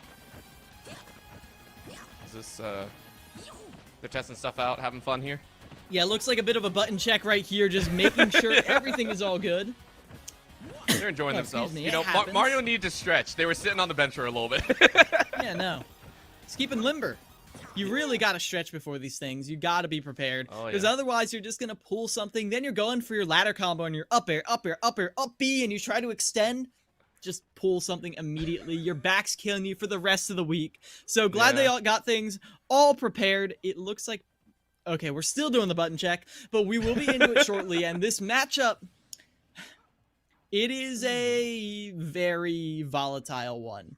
Because Mario can get massive openers right here. You can be a lot more liberal with the fireball because Roy doesn't have quite as many tools to handle it. So we might see Saiyan controlling the ground, going for those full hop fireballs, setting up for combos, and finishing their food. But if we see Frostbite pushing them into the corner where they can't get that control set up at all, then it might be completely the other way around. It's Saiyan fighting for the chance to even throw out a move, but every single time it's stuffed out because they don't have disjoints. And I think that's the heart of the problem, right? Who is going to pressure more? Who's going to have that overwhelming charge? Because not only do the characters have those interesting kind of setups, the players themselves have interesting setups. Both players did not have, I want to say, the most amazing time on stage, right? And when you take into the mental, because I love the fact that you pointed out, you can have a great character, but sometimes the player is not the one that you want to set up in that position. Both these players have something to prove here. And that pressure to show how you play in the third round as well. This third matchup here is oh so important to start for your team. Yes, it is, and you can see Saiyan is playing for it. Both of these players, you called it out, got 3-0'd in the last crew battle, so a lot to prove on both sides. You can see they're already getting a little scrappy with it, but this is an initial lead right here from Saiyan, but they're not able to get the extension, and that little drop is all Frostbite needed to get some damage of their own. Great little chip to start here, and I mean, if you can continue, that's great. Open it back here, kind of punch him off to the edge. Frostbite saying, okay, this is what we're dealing with here. Good look at the grabs, but a good grab out of that parry, and now the spray is not going to land. Frostbite sitting on 99. This is not how you want to start. Another grab, and this throw should be enough to keep him on the ledge, staying out of the water, but that's the setup, and that's the kick off the ledge. Perfect right there. Great setup right there from Saiyan, and now you can see Frostbite put up against the wall. It's obvious Akron wants this. They need this. And already, it looks like they got the tools to do it. I mean, let's face it. Saiyan didn't get anything done against Zai. And now all of a sudden, here they are putting who has been... I mean, Frostbite's been one of Northwood's carry players for the last year or so. And now all of a sudden we see Frostbite struggling to get any value for their team. That is unusual. And right here we see Frostbite making a name, demonstrating why they have the name they do. Yes, it's so good. But now Saiyan looking for another chance. High top they go. Still challenges in the neutral. That's not going to be enough. Again, you want that ledge. You want to be that finishing move. And right now, Saiyan is on the verge of taking 2 off the rip, already looking to have a redemption arc, if you will. If this is another 3-0 start, it is not. Good punch out. Frostbite able to take 1, but now has a lot of work ahead of them to complete. And here's the opener you could need, 37% already. And like I said, if Roy connects the right moves at the ledge at any percent, you could just be dead. So a jab right here could be it. Instead, it's a grab. That's the East Coast special right there. Grab off ledge, and now we see pressure right here. Up smash, catching the roll off ledge, and that will be Frostbite onto their last stock. Saiyan keeping it very even. Oh, a nice little up B to stop that combo as much as possible. 80% on Saiyan, looking for a chance, but still, I'm wondering if the nerves are starting to get to them. Good finish on the end. Frostbite able to even it up without a nary, only 12 on the stock, and I mean, it's coming down to this wire. They can't let the nerves get to them. They can't let the grand finals get to them. And now we see Frostbite try to slow it down, and yet that is going to be Saiyan not letting them breathe whatsoever. Gets right onto that platform, gets right underneath, knowing that these fast aerials, Saiyan can't do a lot about it unless they up B out of shield, and then suddenly Frostbite has some room to work with. Falling up air, not letting them get a lot of mileage, and here's possibility for a jab back air. That's how the last 2 stocks have finished. If another one comes out, could be Curtains Orbital. Oh, man, trying to predict that jump as well, trying to predict that chance. Now a slide to follow up, saying, hey, I'm going to chase you instead. But that is a side B combo, enough to push him out of the screen, but not enough to finish. This is a read if you can find it. Look at the shield. Another option up top, and not going to be allowed. This is the second time Saiyan has had that chance. Now the setup should be it. Frostbite narrowly avoids getting eliminated. 1 stock left. 3 jabs, 3 back airs. Every single stock was finished by that kill confirm, demonstrating why I believe them to be the most important aspect of any character. Can you actually finish off what you started? Because at the end of the day, all hope is lost. You're throwing stuff at the wall. You know, if you hit a jab, you can hit a back air, and their stock will be over. It was one of those tempting moments. You actually saw both players on that desperate finish. They were like, man, we are so close to getting it. It wasn't just Frostbite. Huge ups to Saiyan as well. Very well done in the early stocks, really proving themselves. Because again, both of them got 3-0'd. They showed up here in the opener, and I think this is a setup, right? A 2-1 or 2 stocks to 3 is something that you are quite happy about, considering the caliber of players that Akron also have lined up. I wouldn't be surprised of them just going ahead saying, we're good, don't worry, just send out whoever we want. Maybe save Leia Realm as well until you can confirm who's coming out in 2nd position. So really kind of interested to see how Akron decide to play this.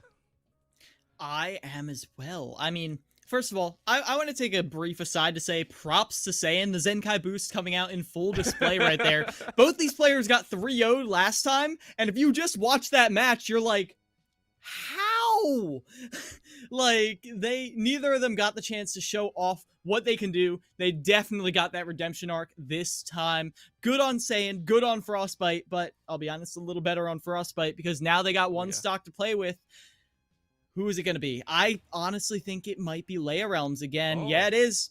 I mean, Leia Realms 3-stocked Frostbite last time. I don't know why you would change that up at all now. Or Leia Realms didn't 3-stock them, no. It was Cytonics, but Leia Realms did put the pressure on Frostbite. And I feel like the fact that Leia Realms has to interact a little bit less with Roy means you put yourself in a little bit less danger. That's why we see this pick coming out. I can agree with that. I still, again, I sit there and kind of wonder what goes on, but Frostbite comes out with a heavy hitting setup. Again, the deep breathing coming out to try and set up a start. Great little punchback already up to 57. This is, again, with that setup, with the boost to the strength, is looking like a kill percentage, but now a follow behind. Frostbite looking to try and get 1 good grab, keeping him on the ledge. Ooh, and now needs some more damage. Oh my gosh! Drags them down with the Dancing Blade. 1, 2, 3, 4. Leia Realms taken down and finished off, and that is an immaculate setup off a jab right there. And now this is Frostbite already putting in way more mileage than they did last time. Down throw to get up more damage. Leia Realms caught with no jump. Can Frostbite finish off this edge guard? They get a jab right here. It could be brutal, but no, instead it is Leia Realms fighting back onto the stage. Oh, a good setup on Vol as well. Blocked it out, but able to push themselves out of that corner. Now looking for a chance and a half to finish off this stock. 140 and then some would be more than enough, but a good grab coming out here. Again, Frostbite looking, as you said, more mileage, way more than before. Already had 4 stocks under their belt. If they get a 5th, that is disgusting, to say the least. Good slap from the middle. It's going to be a bounce back. Look for that chance down below, but not going to happen. Good low slash, and that's going to be it. Frostbite takes 5 in a row. This is the Northwood we were expecting to see today, but after what we saw from Frostbite last time, it was a little bit questionable. But now Leia Realms, who took 5 stocks last time, is getting obliterated before our eyes, Orbital. No, there's no way. Frostbite, you can't do it like this. You go from 0 to hero. 140, 3-0. And that's all she wrote for Leia Realms. Because this is the 3rd crew battle, that was Leia Realms' one chance to try to turn things around for Akron. Now, after Northwood was able to warm up, get all their first round jitters out of the way, now we see Northwood coming out and giving it their all. And I feel like maybe you just needed to clear out those jitters. Like I said, it has been Akron playing through losers, building up that momentum time and time again, win after win after win. Northwood's been sitting in grands for a little bit longer. They're not coming off of a fresh win. So it's understandable that they needed a second to wake up. But oh boy, once they did. It wasn't just an alarm clock. It was like the 7 alarms that went off all at the same time. It was just like, let's get things together. And props to Frostbite, right? We came into this saying, okay, we expect Leia Realms to take this final stock. Like, that is an immense amount of pressure against you. The fact that you come out, 3 stock Leia Realms, just go, okay, who's next? I don't have a care in the world. I've taken 6. That's my job done. Now I'm just going for the bounties on your head. Ken coming out next from Cytonics and looking to give a beatdown. They need to have a good performance here. And I'll be honest, if Cytonics does what they did last time, this could be the Akron reverse sweep coming out. And yet, I don't know. This is Frostbite with something to prove, everything to prove right here, because they did not get a chance to do anything. No proofs whatsoever. Unproven. And now, here they are, getting sent towards the ledge. Frostbite, we've seen how deadly they are there, and yet Frostbite's already up to 81%. Cytonics, you gotta remember, they're the one who closed it out last time, but they missed their follow-up. And because of that, we see Cytonics push to the ledge again. If they drop a stop here, it could be brutal, Orbital. Oh, you can't let Frostbite take this many. You can't let that happen. Oh, drop on the blades and looking for a chance to jump inwards as Cytonics takes the floor. Look for a challenge, waiting for the shield to drop. And Frostbite actually going to the ledge, but that's the finisher. We saw a little bit of a cheap trick there, but it is enough. Cytonics, beautiful job, ensuring that stock is finished cleanly. And that's what we need to be seeing. Still 9 stocks here remaining. However, if Cytonics did what they did last time and 3 stock the next person, I don't know. I don't think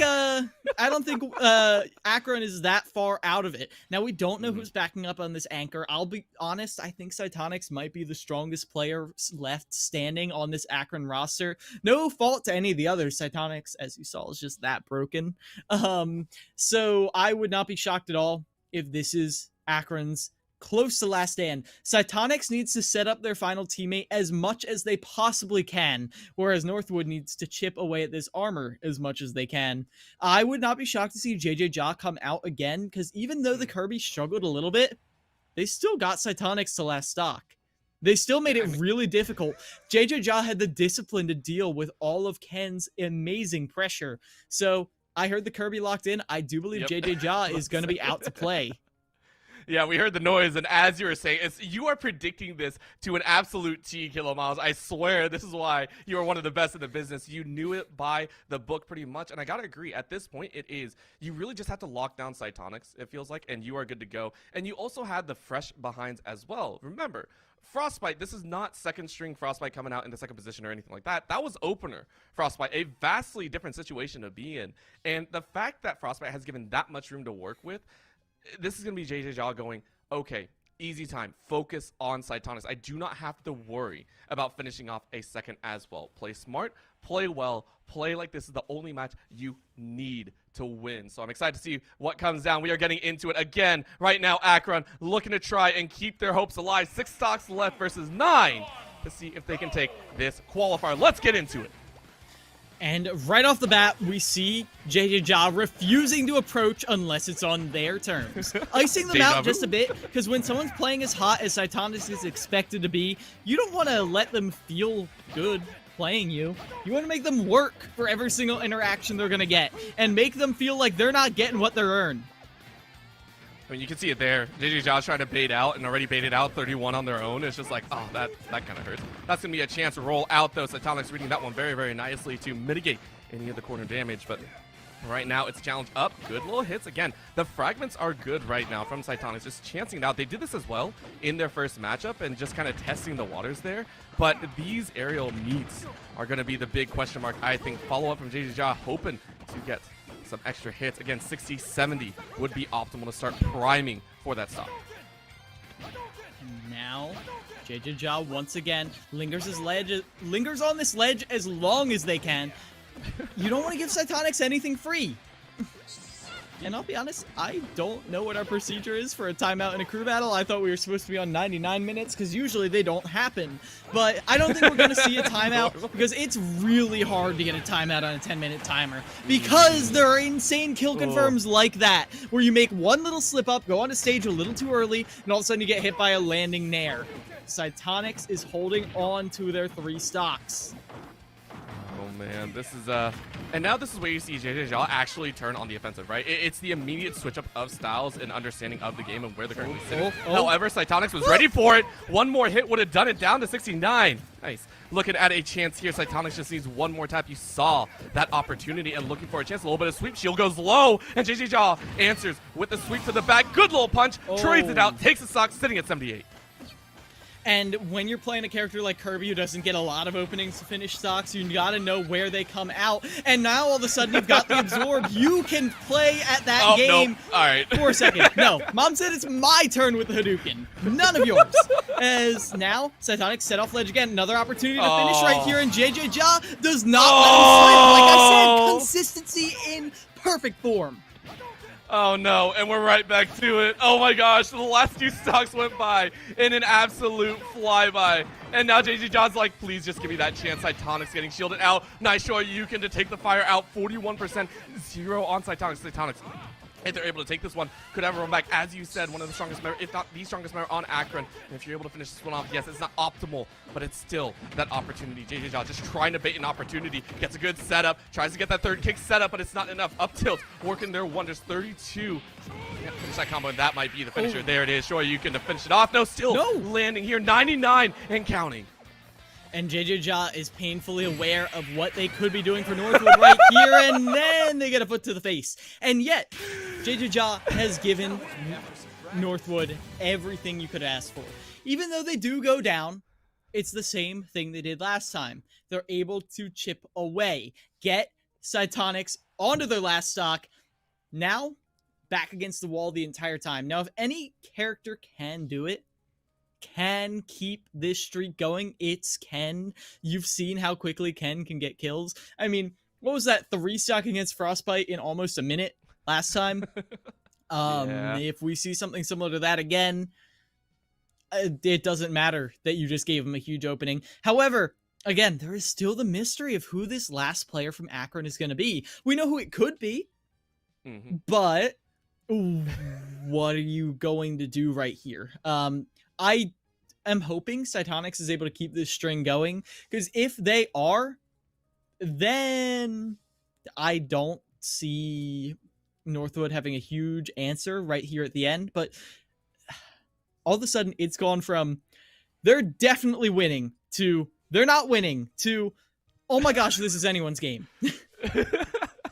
That's we've been on the seesaw. We've been on the seesaw of destiny here in the Midwest, and I love it. The fact that we still have the East matchup coming up as well right after this match, so please keep that in mind. We have more Super Smash Brothers action to follow, and I think even more games after this one as well, after Super Smash Brothers is over. We have so much action here with the qualifiers, and I love that right now. We are getting into it. I didn't see the characters picked up right there. I feel really bad, but we're going to see what happens right now. We are getting the Wii Fit Trainer. Let's bring it. This is going to be fun.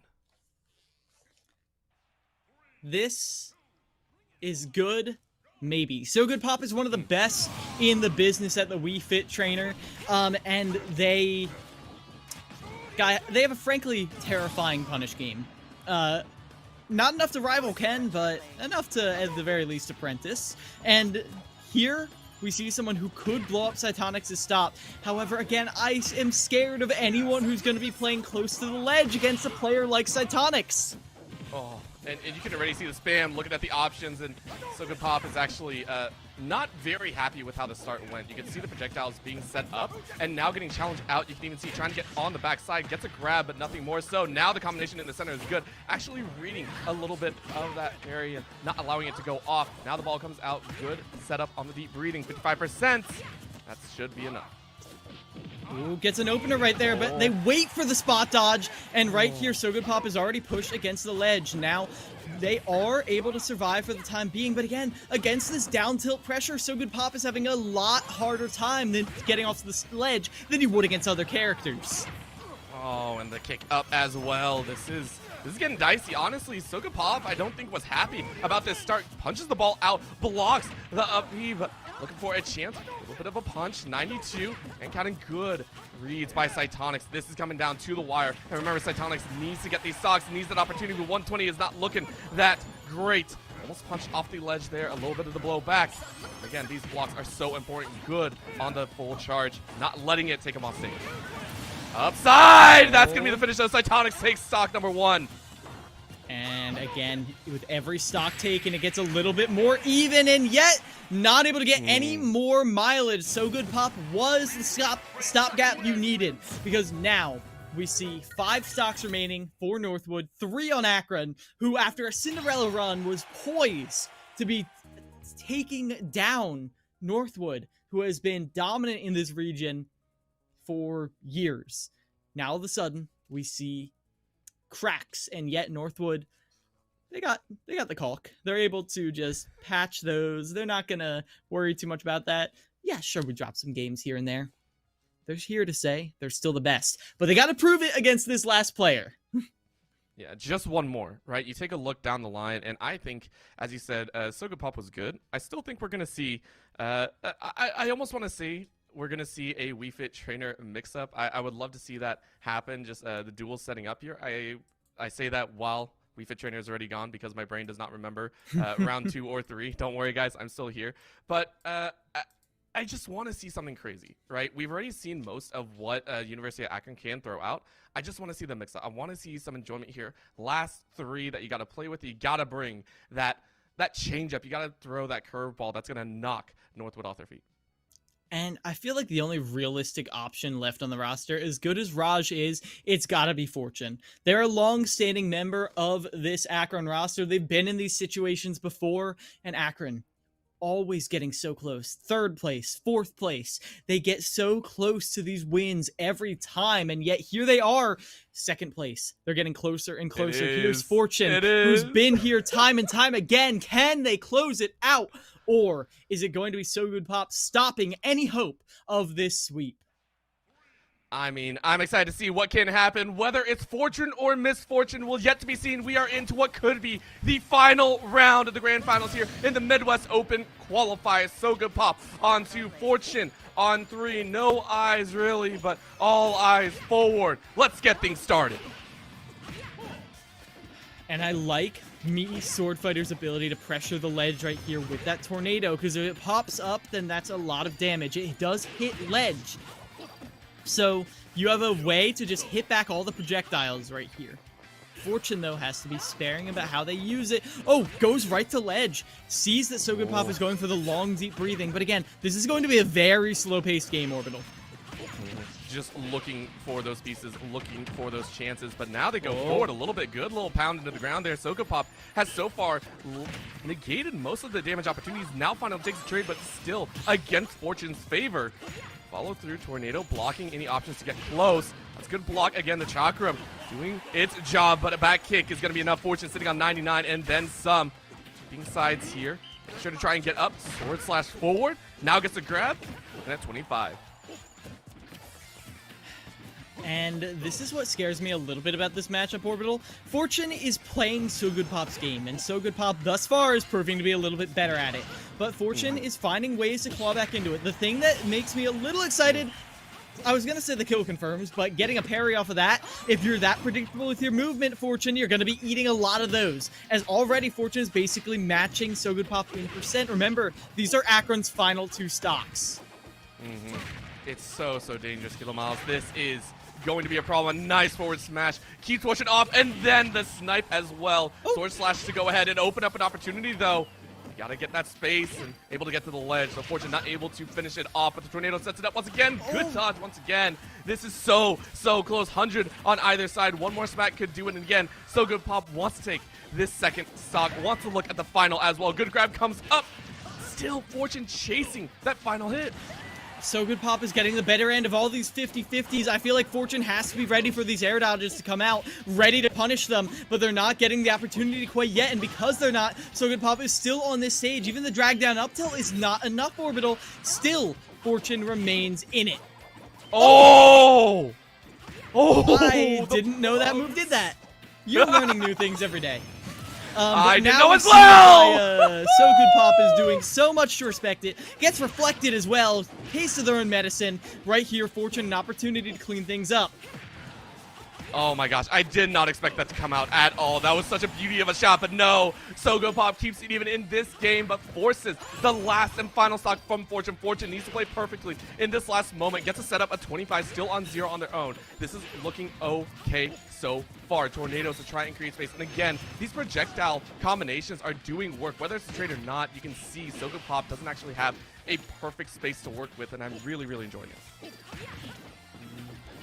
So Good Pop playing carefully on the ledge, basically even right now. And then, again, even when there's an engagement, I hesitate to get a little too excited because I know neither of these players wants to overcommit unless they know they have an opportunity to end the stock. And I don't think either of them have a win condition on the board quite yet. However, they're waiting for their chance to arise, and here it is. Edgeguard situation, can they get it? Not going to be a chance again. Fortune has actually started reading and putting out good options as well. The Tornado has worked wonders so far, and the parry on the ball as well made some problems, but that's going to be a forward smash off the Chakram setup. I was not expecting that one. Another good setup, and that's the forward air. That is going to be the finish. Fortune has done it. Fortune has forced Northwood into their last 3 stocks.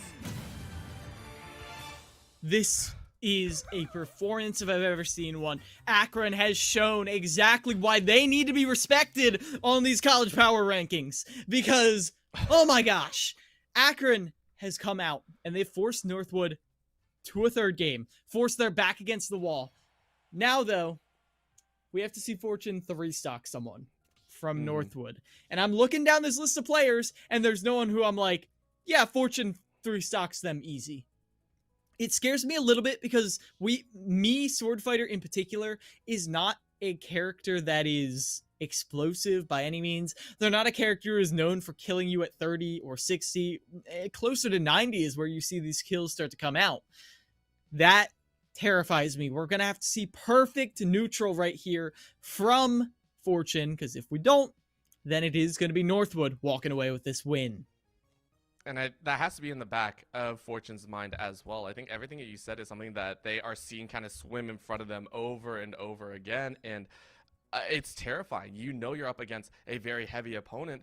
For Northwood, though, you need something that you feel secure in, right? You didn't expect to be in this position. You sat there and you're like, hey, we're up a game. We should be fine, right? You need to have someone that doesn't have shaky nerves, I think, because, you know, I said at the beginning, I was like, hey, Northwood's going to be fine. You know, hey, they're the big dogs. They know what's going on. They do this all the time, right? In this one specifically, they've now found someone nipping at their heels and has now gotten as far up as their neck. Both teams have, you know, swords to their necks, and it's so much fun to see, but as a player, I can only imagine Northwood are just like, we have to find the perfect opponent. It's not that we can get close to one stock left. We need to finish this one out strongly. Yeah, and they're looking to do that just now. I think,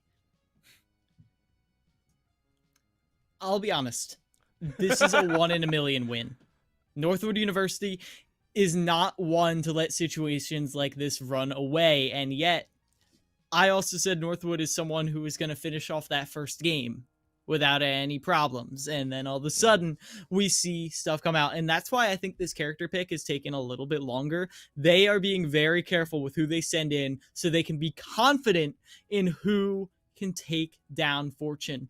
And a good thing to mention, these two teams have already qualified for the open qualifier, and it's gonna be Z coming in here on the Palutena. Z is a newcomer to the Northwood roster and one of the most promising ones at that. We saw them 3 stock Saiyan last time, and here they were the opener in the first crew battle. Here they are as the closer to see if they can keep Northwood in it, keep the advantage, and keep Northwood on top.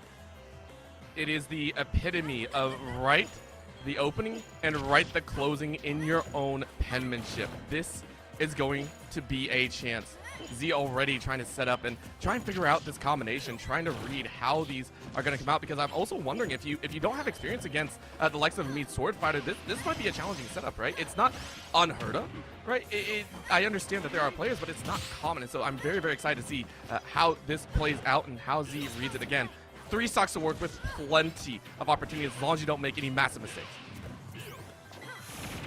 And Z is keeping it very even, which is exactly what you need to do when you have 1 stock. If you keep it even, you have 3 stocks, they have 1 stock. Eventually, they're going to run out of wiggle room. Eventually, you're just going to win. So Z keeps this advantage. They're playing like it's their last stock. As Z continues to lay on the pressure, continues to make Fortune uncomfortable, forces them to make mistakes, and there it is, 118% right now. Oh, that's more than enough right there. Another fireball comes out. This might be doom and gloom. Z kind of sets up and goes, hey, I'll let you have that hit. And again, remember, this could just be the setup play right now, trying to get some more chip. Just looking for those bullets. There it is, a trade. And again, this is not what Fortune wants right now. You said earlier they were even. They were. But it's not any more so. Chakram trying to set up, trying to look for that bounce up. Trying to just block any chances, but that's going to be the finisher. Fireball off the ledge. Fancy finish. Z caps Northwood's win.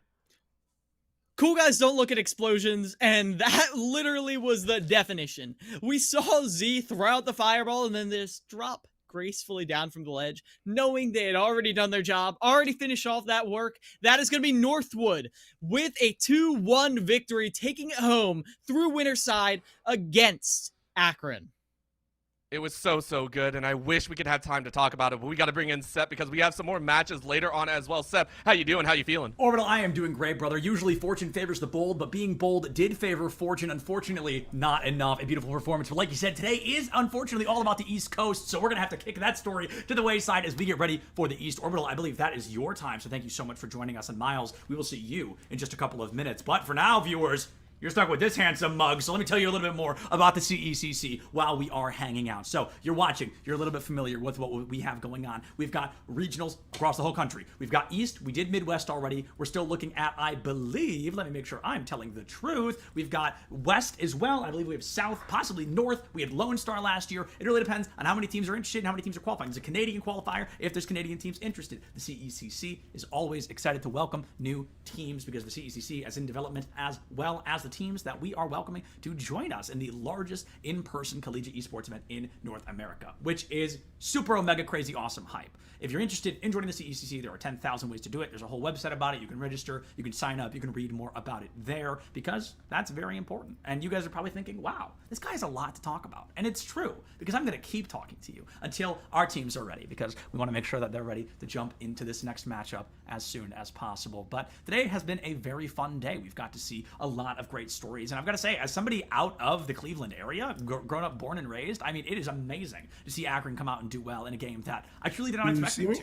Akron Overwatch back in 2018 was incredible. You know, Akron Rocket League to this day is still one of the collegiate giants that a lot of schools prepare to fight and talk about. So to see them now doing well in Smash Ultimate, and perhaps they have, and perhaps that was just a blind sight of my own, but I'm eager that Akron is continuing to be that dominating force we know and love in the collegiate esports space. And if anybody from Akron is still watching, I once heard a fun fact that I would love to get confirmation on, because I've told a bunch of people this, and I'd love to make sure it was true. Somebody once told me that Akron was the oldest collegiate esports program in the country. Is that true, or am I wrong? Now, that's fully up to you guys to go ahead and try to decide, but either way, we've got a little bit more time to chat about it, so if anybody in chat could let me know while our casters continue to prepare and we get the game and players ready as well. The CECC is coming up on our 3rd year, and this year it's going to be at... Just kidding. I don't have that information. I wish I did, but that's way above me, way above my pay grade. So, I mean, that is all I've got. But enough of me. I'm sure you guys are sick of hearing me talk. We're ready to be joined by Kilomiles once again, and Acoustics as well for, I believe, their CECC debut. So thank both of you for joining us. I'm super excited because Miles, the last one, an unexpected barn burner. How are we expecting to look at this one before we jump in? Oh, Miles, you're muted, I think. The East has always been dominated by Fisher, and thank you for that little heads up, because Fisher has been pretty much untouchable. We saw that yesterday when they took down Stockton basically without a scratch on him, and now, I'll be honest, I haven't looked at the bracket because I've been casting the Midwest. I'm just assuming Fisher in the grand finals because why wouldn't they be? Yeah, I mean, absolutely. But I'm going to go ahead and just send it off to you guys because I know these players and teams are chomping at the bit to get into these grand finals. So best of luck, and I will see you on the other side. Thank you very much, Septilence and Acoustics. Great to have you on. Hey! We have a bit of a nice set coming up. But first of all, how are you feeling going into this? College Smash, it's coming back in a big way. It never really left. And, well, Fisher is looking to stay on top. I mean, to be honest, I'm happy to be back for another year. Last season, we did see Fisher a couple times on the ECAC. I got to commentate actually a couple of their matches, and they were extremely dominant last season, so I don't see a reason for them to not be equally as strong this year as well. A lot of talent here on the East Coast, so I'm just ready to see what's up. I mean, I've been watching the Midwest cast, so I'm hoping we get some hype sets as well today. And oh my goodness. That's Mr. E opening up from Fisher. They're not coming to play whatsoever. NJCU has always been a strong one. They're the original #1 team in the East, but Fisher has since eclipsed them. NJCU has gotten some chances to swing at Fisher in the past, but they've never gotten the chance to beat him. This could be one of those chances. Oh yeah, absolutely. And we're talking about Mr. E. Not only is he well known in College Smash, but my man is well known in the local scene here in New York as well. It's always been a very strong player, and his Lucina is something to be feared. And I like it taking strong control of the neutral. And this right here is the East Coast Classic. PS2. You gotta the shield break! It wasn't even a shield breaker. It was a forward smash that broke that. Rampage was not managing their defense whatsoever. And now they're down to stock. Mr. E holding strong control of the neutral. Oh, yeah, absolutely. If there's one thing Lucina is good at, the all-arounder of most of the Fire Emblem characters, or the swordies, as you want to call them, she's very consistent. A lot of the reason why I think Mr. E has so much success about her, you don't have to worry about tippers like Roy or with Marth. So, you're allowed a lot more freeway in the way you want to play or approach certain matchups. And against a character like Joker, where everything can turn around in a second, that's kind of important to be just consistent in general. And the up very smash. on point with your movement. Arsene is able to finish off that stock, and you got to see Rampage so much more elusive with the movement right here, because it feels like Mr. E is able to trade 1-for-1, and when we see Mr. E trading 1-for-1, they're gonna be winning that game. Absolutely. And right now, what the off stage tried to go for the back air right there. A little bit greedy on Mr. E's part, but I respect it. You want to get him high. He's at 94%. Oh my God. You got no respect for each other at all. White's up B out of shield though. And that up B out of shield, Joker is going to hitbox shift all over the place. He'll be under you, he'll be behind you. So you've got to go for that consistent up B every time. Dancing Blade going to finish the stock as well. Rampage is keeping it even, but not as much as you need to be seeing. Yeah, absolutely. If you're trading equally and someone already has the first stock on you, it is not equal trades. I'm sorry to tell you. Oh, Arsene is out now. Joker going from A tier to S tier, but I don't think that's going to help you against Mr. E. Just dashing back to cover that high recovery. Rampage keeps trying to mix it up, but there's not a lot of ways to do that with Arsene. Oh. Down tilt tech chase right here, not able to get the finisher, and yet Mr. E keeps on the pressure. Nice. And this is very good for Mr. E. If he's able to get the kill before losing another stock, he'd be going into a 2 stock for his next match, which would be, honestly, I like that advantage. I like those odds. Mr. E with 2 stocks against another player, I'm taking that. Yeah, Mr. E drops an average of like 1 stock against any player they're against. Who decide there? It is Mr. E getting the finisher with the forward air. That's going to be 2 stocks from Mr. E, and like you said, those are very good odds going into whoever NJCU is serving up next. And you gotta wonder, who do you put up next against Mr. E? He has 2 stocks. Who's your killer? Who's your most ruthless player that you think can handle? I've got to be assuming that it's going to be someone like Hydra, someone very experienced both in the college scene and also just as a player. Hydra, I believe, was like top 16 in the Wi-Fi Warrior rankings. Like, they know exactly what they're doing here. Hydra has been the stalwart player on the side of NJCU since its inception, and I think you got to give respect to Mr. E. Yeah, absolutely. Like, you can't undersell him at all. I mean, like, setting out Mr. E first is kind of a statement right there. It's like, listen, get through him first, and then we'll talk about if you're able to win against our team at all. And that's a crazy statement.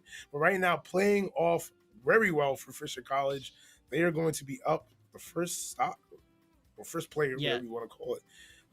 So I think they are thinking about Hydra though.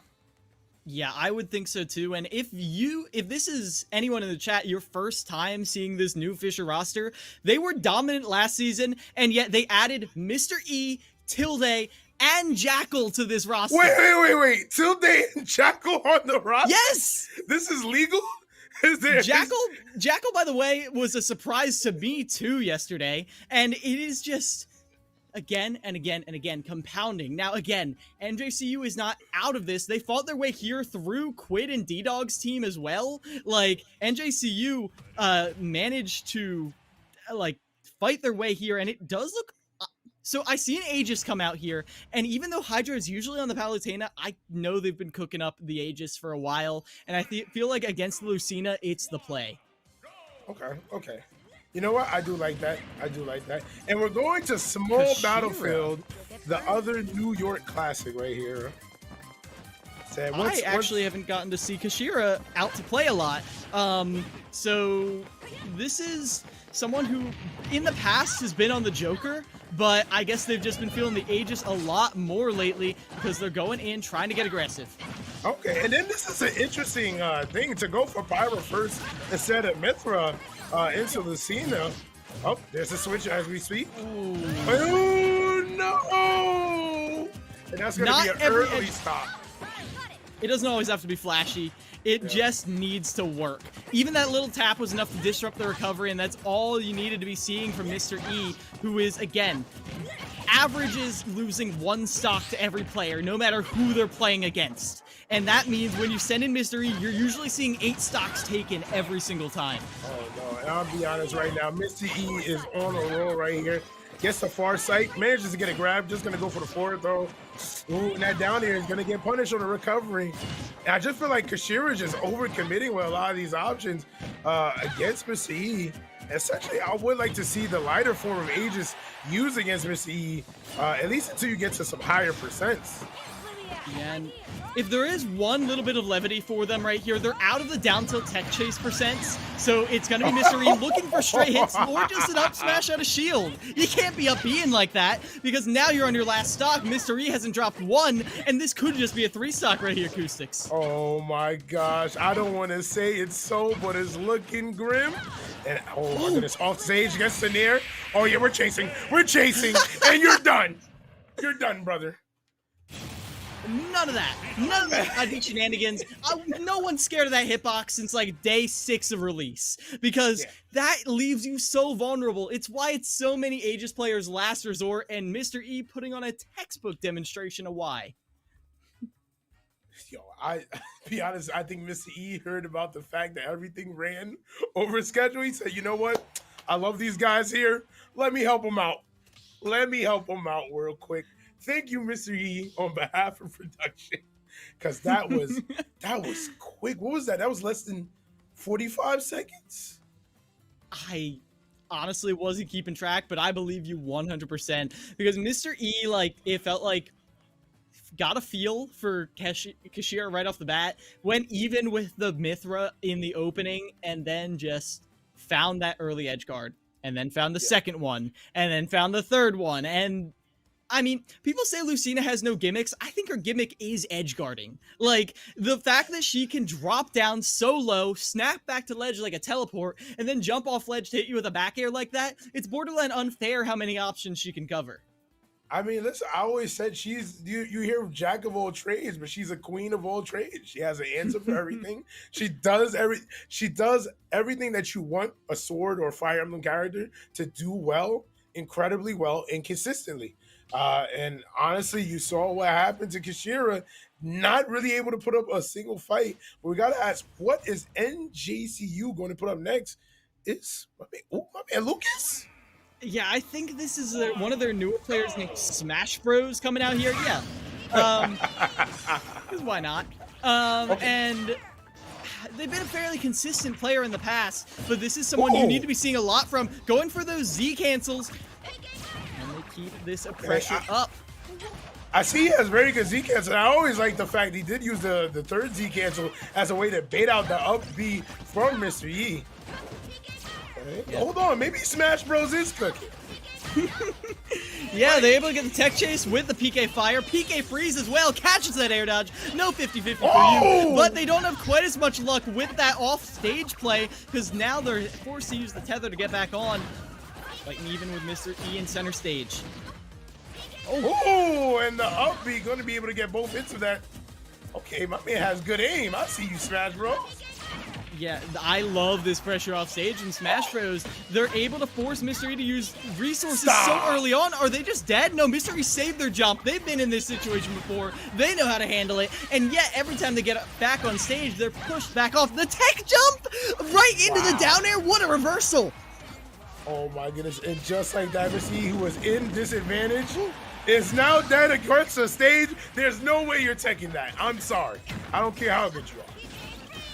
Literally wasn't allowed. It was untechable. And now we see Mr. E forced to the side of the stage again, gets the first hit of that down smash, and the finisher with the forward air. Smash Bros is able to take down Mr. E without dropping a stock, and now New Jersey City University able to stop the bleeding just a tad. Okay, Smash Bros finding him to put New Jersey on the board right there, getting rid of the menace of Mr. E. I like what I saw from him. Very consistent Z cancels, good use of up B to control Mr. E returning back to stage. All right. It's not often I see Lucas here in the East Coast, so I'm pleasantly surprised.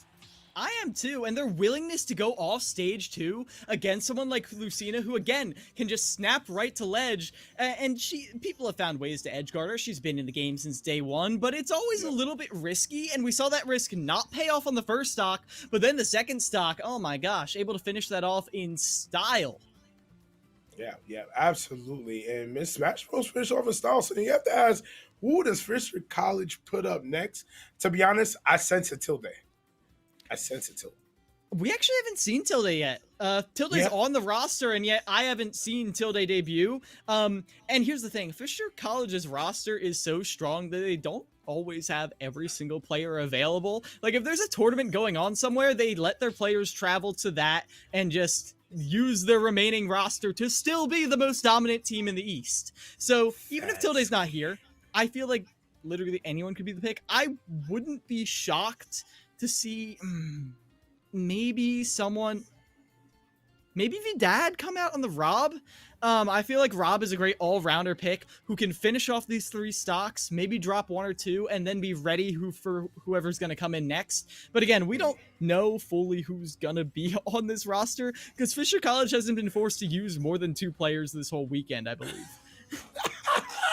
That's like the most anime thing possible. It's like, yes, we have a full roster of warriors, but they're not needed, so we'll only send in 2. My goodness. Wow. I mean, to be honest, when you do have a roster and team that deep, essentially like the East Coast All-Stars, you're allowed to do that. I saw a Pac-Man. I know my eyes do not deceive me.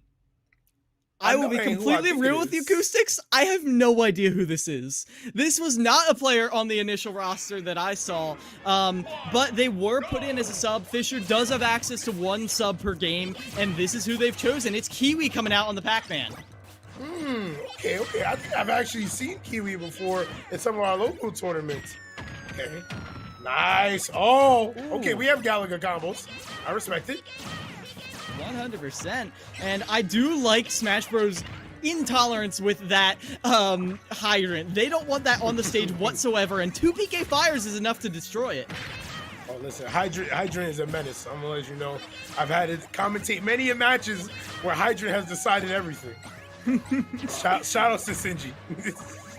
Honestly, but yeah, I'm liking this willingness to control the stage with the fruits, able to send the Hydrant their way, but Smash Bros is doing a good job. Even though they're at a deficit in percent, they're keeping Kiwi at the edge of the stage constantly.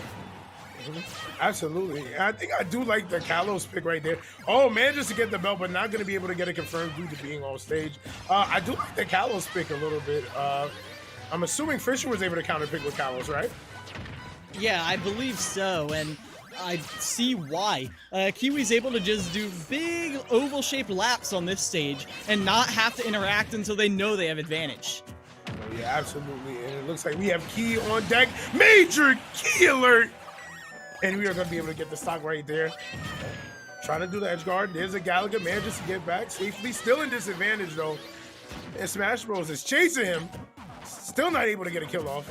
Good use of Hydrant right there to approach safely. And you know what? All right. Yeah. I love how Smash Bros. Does have an option to harass Kiwi off stage, because like a lot of time conventional wisdom is you don't edgeguard Pac-Man at all, but with the ability to 2-frame with down smash and the up B, there are things that Kiwi has to be scared of, as well as that back. What a confirm! Oh my gosh. I think the Hydrant pushed them into the grab too, so a taste of their own medicine right there. Listen, sometimes a Hydrant is the biggest betrayer of a Pac-Man player. All right. Ooh, nice back here again. And we're going to do Hydrant play to keep you away. Goes for the grab, does not manage to get it. I like the little forward tilt. Going to say, I need you off stage for me. Oh, back here. Going to keep you off stage again. Ooh, tries to go for the read on the forward smash. Ooh, that smash lingers, or up tilt, you barely ever see it. But regardless, we do see Kiwi getting in and throwing hands a little bit more because of how much Smash Bros. Has been harassing from afar. Absolutely. I mean, that's the beauty of Pac-Man. Despite the fact his key playstyle is as his owner, he has very good frame data on most of his aerial moves. So if he needs to go in and throw hands, he absolutely can just switch it up and do that. Yeah, I mean, S-tier zoner, A-tier boxer on a character like this, it's insane. And Smash Bros. Is seeing why the zoning is so good right here. 178%, and they're not too worried. Does catch the bell, though, right here with Kiwi at ledge. This could be big. Bell out of shield, but they're not able to interrupt that. Back throw will just send you straight off the side. Oh, my goodness. He said, look at me, look at me. I'm the zoner now. Oh. As, PK Freeze does come out. Air dodges through it. Right, nice, good forward there, right there. I like that. Even in situations where Kiwi is at disadvantage, manages to get a trade off using the fruit. So even building up that percent, because to be honest, they still have a decent cushion. Whoa, and that is going to get punished for sure. And now forced towards the side of the stage. Kiwi is losing ground a bit, but they are able to get the Galaga online, and now they got the pressure at ledge. I love the way they just keep catching their fruits over and over again, just continuing the pressure, never just using one projectile if you can get it 2 for 1. Absolutely. Reduce, reuse, and recycle. And my man is right here, ready to get hit. Oh, send out the lingering PK freeze. There's the back throw, not going to be able to kill. We're at 141%. Oh, and the bell. They got caught in the dash attack. They couldn't do any follow-up. That's unfortunate right there, but it happens. The hydrant will be the finisher right there. Smash Bros kept it even for a lot of that, but Kiwi just kept chipping away at that second stock. Never let them breathe. Oh, yeah, absolutely. Smash Bros was looking amazing right there, but Kiwi managing to look even better. Great play from them, honestly. I like the Kalos pick. Allows you easy ways to disengage off of the side platforms that also allow you to mix up your recovery. And, Pac-Man, so many different ways to recover back on stage that even if Smash Bros was willing to go off stage, as we saw he was willing to do, it just wasn't enough to deal with the mix-up of high-low recovery, armored recovery, throwing out fruit or an aerial. There's too much to guess in those scenarios, and Kiwi was just willing to take advantage of that and just keep control of the game all the way through. And they're going to be able to take out Smash Bros, leaving in New Jersey down with one last player. And you have to ask, who are they going to pull out to try to win this? At this point in the game, if it's not Hydra, then Hydra's out sick. Like, I don't know who else could come out here, and that's no shame to the other players. It's just Hydra has been the defining player for pretty much the entirety of NJCU's existence. Now, Zamu has been great. Zamu has had some of the best performances we've seen. Purple, I don't think you want to have a Pac-Man duel. No. So, no, I do not. Yeah, no. So, Hydra has two great coverall characters, Palutena or the Aegis. I will be honest, I've always felt like Hydra's a little more consistent on the Palutena, but I feel like Aegis just has more agency, especially against a lot of the newer characters out today. Yeah, I know what you mean. Sometimes you have to fight fire with fire, so you have to fight DLC with DLC. So I do like the idea of using Aegis in a lot of these matchups. I do think Aegis does decently well against Pac-Man, but instead we will be seeing the Palutena from Hydra. So I guess he's going for consistency and comfort, and sometimes that's what it's about. That's what it's about. Well, 100%, and I feel like, in theory, Palutena has the tools, has the disjoints to deal with this, especially the explosive flame, the ability to slip behind Pac-Man's defenses in a way a lot of characters just can't. I feel like it's going to be crucial in dictating the pace of this match. Oh yeah, absolutely. Especially having an armored back here is a great way to deal with him as well. But now we're stuck with the fact that this is 3 to 8 stocks. So even if Hydra only loses 1 stock in this matchup against Kiwi, which, to be honest, I think you're at least losing 1 stock against Kiwi, no matter who you are. You're stuck with the fact that there are 2 more monsters that you will have to deal with after this match. And the question is, will Hydra let this linger on his mind in the middle of this matchup or not? And I like this Hollow Bastion. Interesting choice from Hydra. Yeah, I feel like in the same... Oh, catches the spot dodge right there. Sees Kiwi acting a little nervous, and they capitalize fully on that. And now we see Hydra back up. Wait for their opportunity again, because 1 Rising Nair could just be the game right here. Oh, yeah, absolutely. It could be. But you were saying something about the Hollow Bastion pick as well. I mean, in the same vein as Lucina, I feel like Hydra on the Palu just has the ability to control 2/3 of the stage at any given time, just because of the distance that Palutena can cover, and getting these 2 frames so consistently right now, Acoustics. Yeah, absolutely. 2 framing with the down tilt and then going right into a confirm in both these situations. Hydra looks like, listen, you said I was going to drop a stock to Kiwi? Hold on. I'm built a little bit different than that, brother. You're not going to disrespect me like that. Yeah, drops down right here. Potential for a kill right here if the bell or the key lands, and yet Kiwi is not feeling comfortable whatsoever because Hydra's got the bell. You're disarmed. It's Hydra who's controlling the pace of this match. Gets the confirm, gets the forward smash, and that's Hydra finishing off Kiwi without dropping a stop. Oh my goodness. You know what? I'm sorry, Kiwi. My apology will be in the mail. I did not respect your name enough. Managing to 3-stock Kiwi, my goodness. I will 2-stock Kiwi without dropping a single stock. And to be honest, once he got the bell at the end, I was like, oh no, this is gonna be bad. This is gonna be bad. And Acoustics, the tale it has always been for NJCU had been for a long time. The other players kind of weaken the other team, and then Hydra cleans up. But that was against every team, and gradually, NJCU built a roster where they did not have to rely on Hydra again up until they get to the top tier teams. Then all of a sudden, Hydra is getting a throwback back to like 2021, where it's like, okay, I gotta take 8 stocks right now against one of the best teams in the country. Fine, whatever. But I feel like it needs to be said how the rest of the roster against any other team would be able to hold their own. But Fisher is just that much of a beast. Oh, yeah, absolutely. But Hydra showing off that he is just as much of a beast against them, forcing them to now go to their third pick. And I think this is the first time they've had to go to their third player this weekend, if I'm correct. Wow. What a way to do it. The question is their third player even there waiting on the sidelines now? Yeah, I think so. They're usually pretty good about that, and I would assume maybe Jackal, someone who has experience fighting Hydra on and offline, like, they know what they're up against. And Hydra also knows what they're up against. Like, we're not playing at a level like this, especially in the grand finals. We're not playing to match up in familiarity anymore. Like, these players know each other. This is in region. They are ready to fight.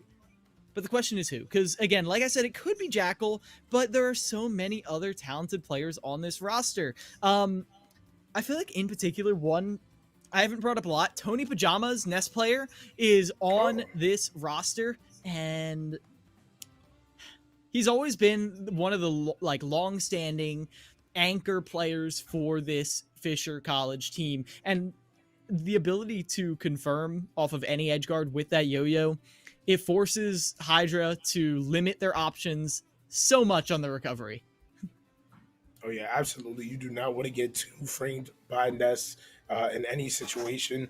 So wow, I actually did not know Tony Pajamas was on the team. That's a name I haven't heard of in a minute. Man, shout outs to Tony. Tony, he's one of the longest standing members on Fisher. He's been through thick and thin, and there have been times where Tony has looked a little shaky, and then in the second crew battle comes back and 11 stocks him. So, like, even in defeat, Tony is always strong. But it looks like Vidad is actually going to be coming out here. Ooh. Rob player, very consistent. And I feel like if you're going to be throwing hands with Palutena, might as well make sure they're strong ones. Absolutely. And there's the PS2 East Coast Classic yet again. And you know what? I do like Vidad into this matchup. Nice. Almost got that falling up here into up tilt confirmed. Yeah. The only thing I do hate about this disadvantage against Palutena as Rob is not feel good at all. It does not. And your advantage state has to be enough to make up for it, as Hydra keeps the pressure on, drags them down right here. But again, no hard follow-ups right here. No just instant finishers. The guillotine is not coming down. Oh yeah, absolutely not. And then look at that, just like that, offense switching up, but Dodd back in control of the pace.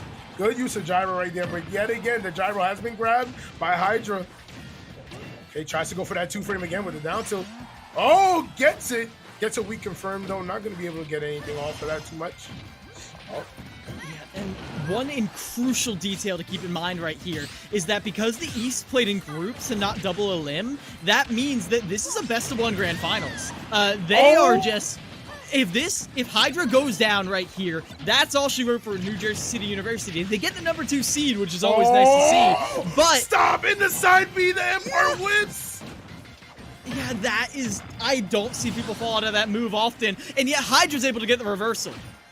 I think that's what we call main character syndrome right there. Falling out of Rob's side. Okay. Yeah, and then able to get the 2-frame right after it? I mean, come on. Oh, yeah. Oh, my goodness. But these strings of up airs right here, my man Vidad is going to take a lovely amount of percent. It's going to be stuck right there. Tries to go for the forward there. Going to cross up on shield. All right. And there we are, stuck at the ledge again. Yeah, and I love Hydra's refusal to overcommit right here. Catches them with the juggle again, which has been their strong suit. Oh my god. But the air dodge too. Vidad a little too preemptive with that, and Hydra is on the case on it. Oh yeah, absolutely. Tried to go for the up smash out of shield. Not going to be able to get it. I smell a little bit of desperation out of Vidad. Oh, wow. Good stuff for Dyro. Good back here. Oh, tries to go for the back here again. Dicey, but we do end up seeing Hydra hold their ground, because if they win with 2 stocks right here, they only have, I mean, it's 2 stocks versus 3. That's not great, but it's not terrible. Oh yeah, it's definitely not the 3 stocks versus 8 that we were looking at literally 2 matches ago. Yeah, this is beautiful right now from Hydra. If you're able to hold this advantage, you will be able to keep NJCU in this. And I want to mention, Fisher has never dropped a set. They've never lost a set of crew battles. So that would be huge right here, even if it is best of 1. Say, yep. Oh, the down tilt gonna interrupt the up B. Tries to go for the down smash as a 2-frame. Not gonna work out though. Oh, there's a weak back here. They're burning a lot of resources right here, Acoustics. And right here, they need to re-grab the ledge, but they get caught in nail, and Hydra's off the top! Wow, what a kill off the top! All right, but Vidad still has a very high disadvantage in terms of percent. Already at 100. Hydra down to his last stock. But maybe if he can just get this early kill on Vidad, this might be what he needs. Ooh.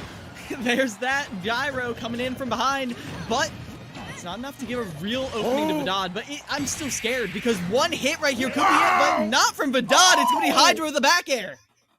Oh my goodness. And Hydra has managed to take 6 stocks already down to Fisher. Fisher being forced to go to their last player of tonight. Hydra down to 1 stock to that player's 3. The question is, who is it? And can they stop this form of Hydra? Because this form of Hydra is cooking. They can't get the last head off. They've cut off all the other heads, but this head refuses to go. Yeah, Hydra is seemingly undying a lot of the times. And the question comes, who on Fisher roster could possibly take 1 stock from Hydra? Could it be Tilde or Jackal or Tony Pajamas or Jerry, who I don't know if you've seen, amazing Ike player who doesn't play a ton outside of this, but like this roster, that's the problem. You don't just have to prepare for a roster of 4 killers. You have to prepare for 8 who could possibly all be throwing haymakers at you. Yeah. It's like you look at a lineup and it's like, okay, you have your all-star lineups, and then on the bench you have other all-stars on the lineup. It's like, okay, what do you want me to do? But Hydra is putting on his best Kobe, LeBron, MJ performance, whatever you want to call it, right now, putting New Jersey on their back. And honestly, like, even if you do go down like this, impressive work. Impressive. 100%. But you know, New Jersey University wants this. I've interviewed them at other East lands in the past, and they want this win. Fisher, they've been hot on their tails ever since Fisher took the #1 spot in the East all the way back in like 2021. So New Jersey University, they've stayed relevant. They've stayed in the fight. They've been getting better and better and better. And even if in this online qualifier, they're able to get a win, that could be breaking through the wall that they need to get their confidence ready for the LAN later this month. Oh, yeah, absolutely. So now you just have to ask yourself, who are we putting up last? And I can't quite see who it is, but whoever it is, they have a lot of work to do. I mean, to be honest, it's been softened on the blow. You have 1 stop. Your job is 1 stop. Think about that. And yet you saw just in the Midwest last time, even very prominent players like Frostbite went down, got 3 stocked. Like, anything can happen in these online qualifiers. And it looks like it's actually going to be Tony Pajamas coming in to finish it off.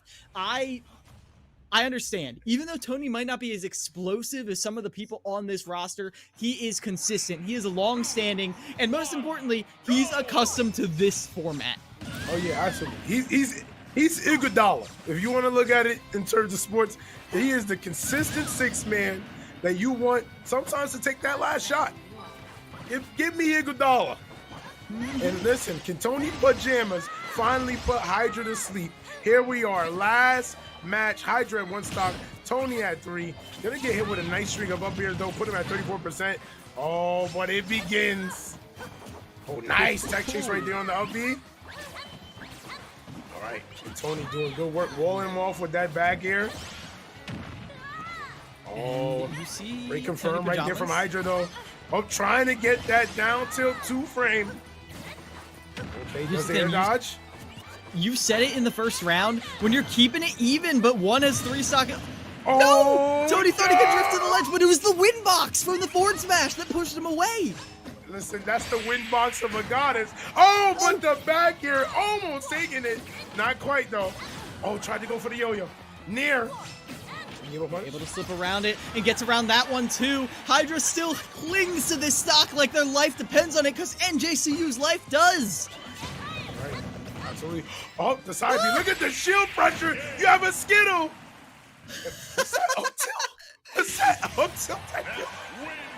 I have never seen that before, and I don't think I'll see it again, but Tony Pajamas wailed on that shield. There was nothing left. Hydra was forced to pick an option, but ultimately they could not survive the onslaught. Tony Pajamas' picture consistency will be the one to finish it off for Fisher College. They're going to be placing first place here. And as much as I would love to harp on it and break it down as much as we can, we do have Sepulence coming in because Rocket League is coming in soon.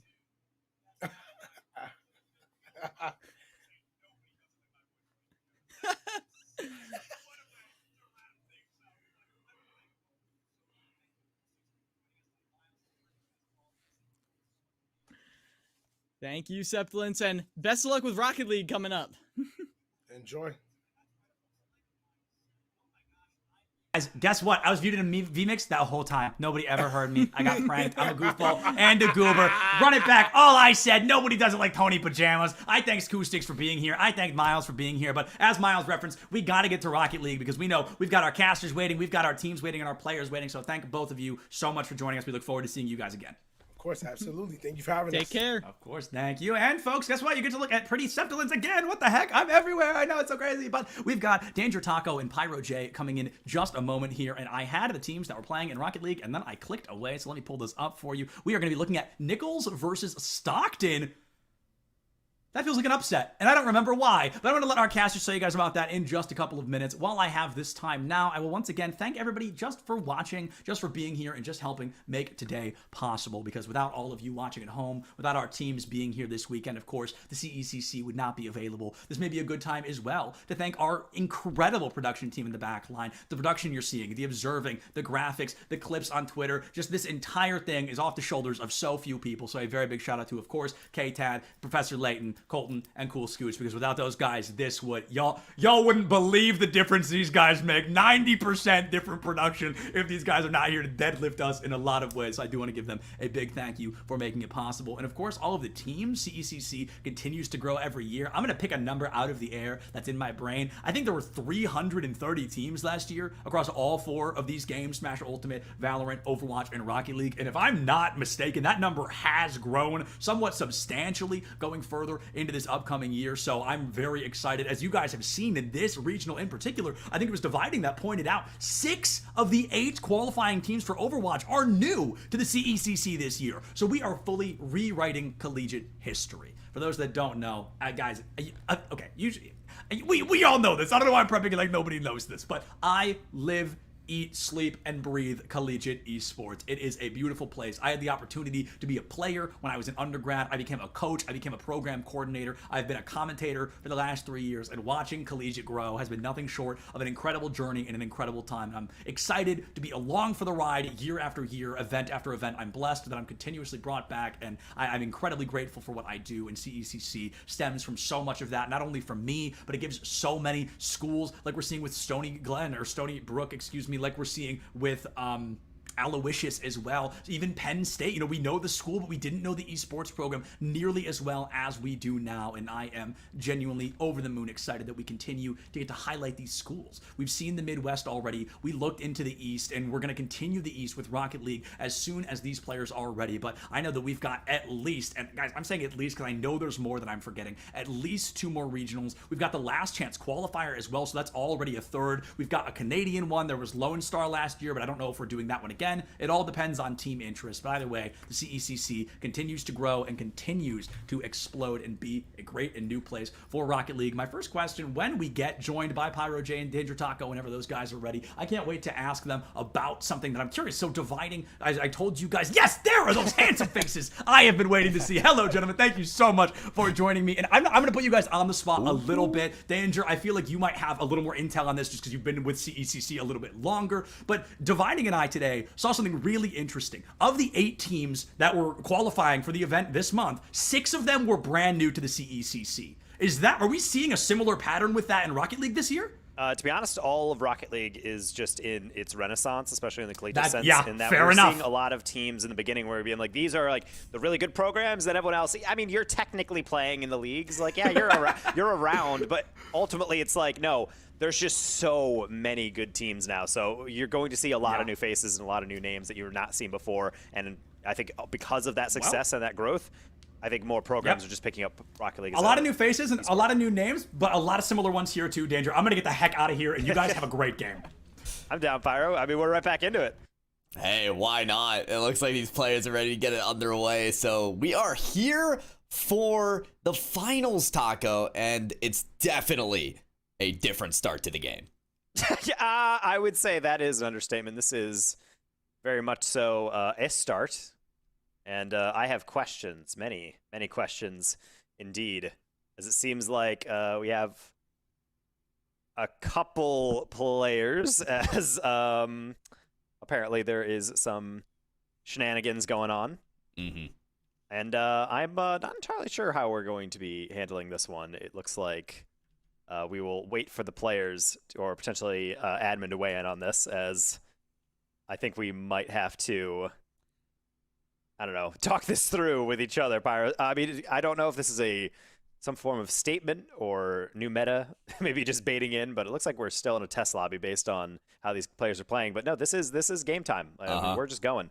I'm not really sure where to go from here. It is definitely something the two of us are missing. I can tell you that much. We know these players too because we just casted them all today earlier in different events. So yeah, we know what they're capable of, and this is far from it. Yeah, this is a bit strange. I think the players are trying to communicate something to us, so not entirely sure what we're going to be doing about this. We're waiting on the feedback on the back end on how we're going to be handling it.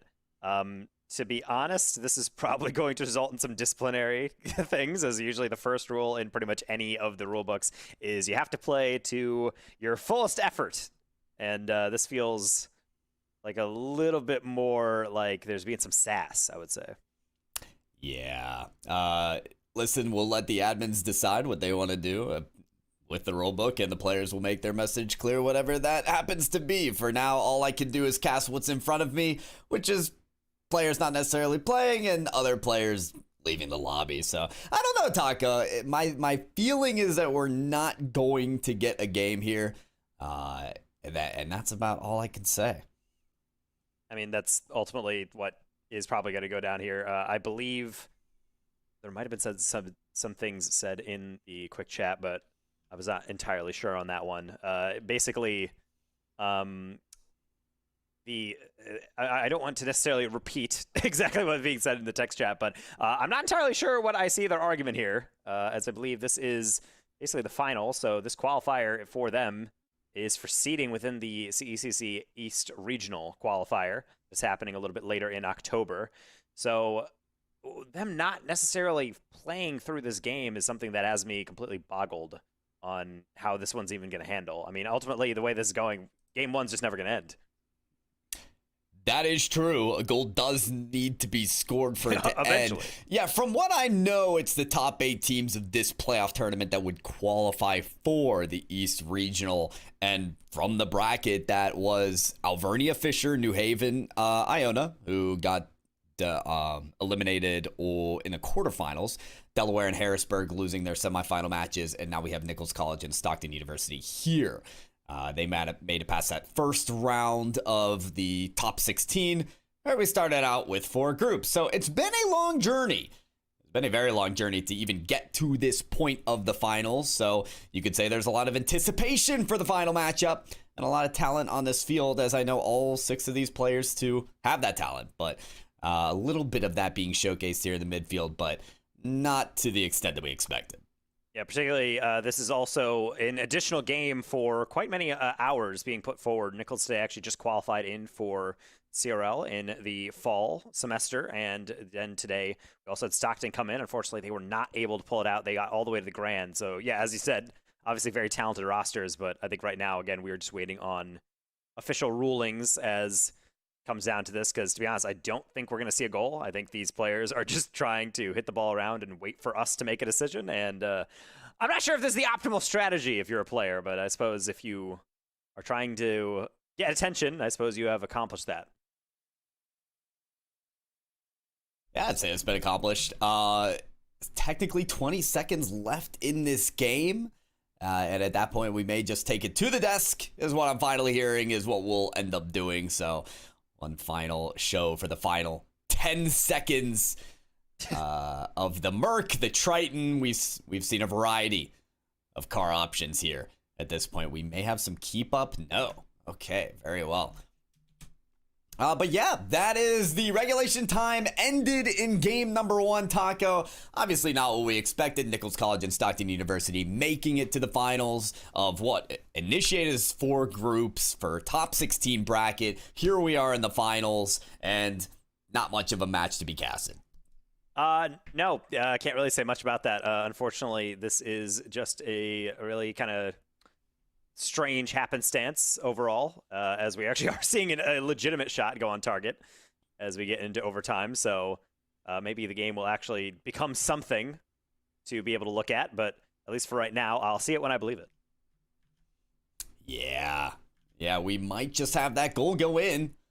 Polar is going to be credited for the first and the only goal of Nichols College in this best of 5 finals. Final conclusion to probably the most unique Rocket League game I have casted in my career. I'm gonna be honest. That is definitely not up there. It is the strangest game that is technically still a game that we've had, that at least I've had to cast. So maybe just a first for both of us. Either way, we'll see how this game continues. I'm not sure if players will be allowed necessarily to do that again in game number 2, but at the very least, this is just still, I believe, a best of 5. So we'll see how this one will shake out in the end. As technically, this is finals. Again, it's 4 seedings within the East, and not really sure if the players are just up for this right now. But again, we will wait and see what the ruling is on that. Yeah, all we can do is wait and see. Speaking of what we're qualifying for, Taco, I think you were talking to me in the green room a little bit about it. The location being announced for what will be this East Qualifier LAN regional for CECC? Yeah, so we're actually going to be heading over into Boston, I believe, where the Boston Breach play. It's a Patriot Place, essentially, within Gillette Stadium. There is a nice little esports arena located in there. So that will actually be the host arena for the East Regional coming up, again, I believe, on October 28th and 29th, which is on Saturday and Sunday, so no skipping work for anyone. But that is ideally what these players are going to be playing in the future, and right now it's certainly going to be an exciting match, as well as they can play actual Rocket League, and it looks like they're very much doing that regardless of what their cars are looking for. Both these teams should be at that arena, but it's also just based on whoever finishes this game on top will be getting a little bit better seating, a little bit better groups going into that, and ideally that is the goal, ultimately, of playing out these games. And honestly, that LAN experience for the players, I was able to see it at the West Regional Qualifier last year at the Boise State Arena. The LAN experience is so amazing. So to qualify for something like that, for an incredible esports experience that you get to travel to, that you get to rep your school. I know the CECC, the esports U team, hosts a bunch of interviews as well. So we get to actually hear from the players and their excitement, their anticipation, what it means to represent your school on a broadcast, and as well at a LAN. And I know players find that position and that opportunity to be an awesome one. So hopefully that's something to look forward to here for this East LAN that these two teams, based on their performance in this bracket, have called for. And Stockton actually is the defending champion of that regional qualifier within, because technically it is a LAN, but it's still a qualifier in for CECC Nationals, which is happening a little bit later on in, I believe, May 2024. So last time we had that going on in 2023 CECC Finals, Stockton got there very much so due to their performance in last year's East Regional. So they're trying to get back into that, but not finding too much success as the shot's still just barely wide from Stockton. Drip trying to keep it going, but only so much success. He's all alone up there in the attacking third. Yeah, K-Frost finding a bit of a touch there as Pyro's following this. Things acting a bit more quickly in this game here. A little bit more in tune with what we saw earlier today between some different events. Drip, that's a drop down. And Deck trying to land on that. I mean, even seeing these players on the field again, taking shots like this, is cool to see. That's the second goal registered for this series. And I know their performance on LAN is going to be just about like this, if not better. I love seeing the way they explode on the stage as well. I love the West Qualifier especially because it was at the Boise State LAN, but the Boise State team was there as well. Durtho, they call him the Lanimal because he just gets up, gets loud. He's very animated on the stage, and that's probably one of my favorite parts about Collegiate. Pop-offs, especially because so much of it has always been online. I mean, it wasn't until recently we actually started having LANs in general in Collegiate Rocket League. So having multiple companies, multiple TOs start to organize those, even schools. I know Florida has become somewhat famous for holding, I believe it's called the Battle for Florida, where every single college is entered into a bracket and they have a whole LAN hosted by one of the universities. It's always a huge thing. So that's just part of the fact that Collegiate is growing as probably the fastest growing sector in all of esports. And it's nice to see all these teams pop off, much like Stockton finally getting their goal and getting a 1-1. There it is. We've seen different iterations of this Stockton team as well. Top Cheese being one of the players that played earlier in the group stage of this tournament. Top Cheese not necessarily on the court at this point. Deck, Drip, and Anthony Pizza being, I believe, the fourth man of the roster, but filling out this roster really nicely. I mean, we've seen Anthony Pizza play for Stockton before, play at the collegiate level, always ready to put on for the team, but maybe not in this situation as they're going to watch Polar School today. Yeah, a little bit unfortunate there, but Polar, he's a good job of being able to know his spacing, and he hits that ball across, knowing that everyone on the goal line is more or less going to be stranded, just puts it to the back post where no one can reach. Nice little second goal. Not as cleanly orchestrated as the first one, but they all count the same. Indeed they do. This one off the kickoff comes pretty close. Drip able to climb up to it.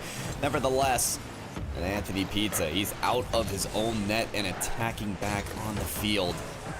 That gets something to go there alongside with a bump.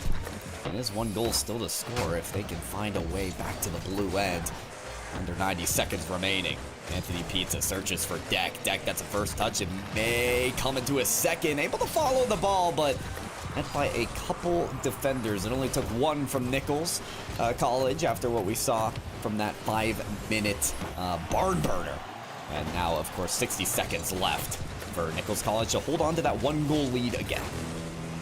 I was trying to find Polar, and that he will be able to. In fact, just slotting that one into the backside. I mean, I don't know how Polar does it, but the accuracy is off the hook. I mean, I know these guys have been playing all day for qualifiers, but this is just ridiculous. That's a second straight that's put perfectly into a 90-degree. And some of these cars don't fit the hitbox perfectly well, so it's always difficult to get that perfect redirect or that touch from the tip of your car to hit the right side of the ball. But hey, Triton or not, whatever car you're repping, sometimes you just got the sauce, and certainly in that situation Polar does. And hey, that's a hat trick. All 4 goals at this point for Nichols College scored by that player right there, who's hounding the goal line once again. They may just bring this in the net. Otherwise, it is Polar to steer it through 3 defenders. How about a 5th for the series? And unfortunately, there's a lot of panic on the goal line. I think almost everyone looked at each other like, I think you can get that, and unfortunately, no one actually can. So we'll be seeing Polar really stat padding at this point, shooting 4 for 6, so 66%, and getting a save as well. So I guess getting it done on both sides of the ball for the most part. I think Stockton has just kind of been shell-shocked on goal. It's hard to get forward on offense when you're constantly having to save the ball off your own goal line. Yeah, that definitely makes it difficult. High-flying ball from K-Frost. It's a banger down across the field. And okay, It's not just Polar who can score for this team. Laying it out across the field is K-Frost.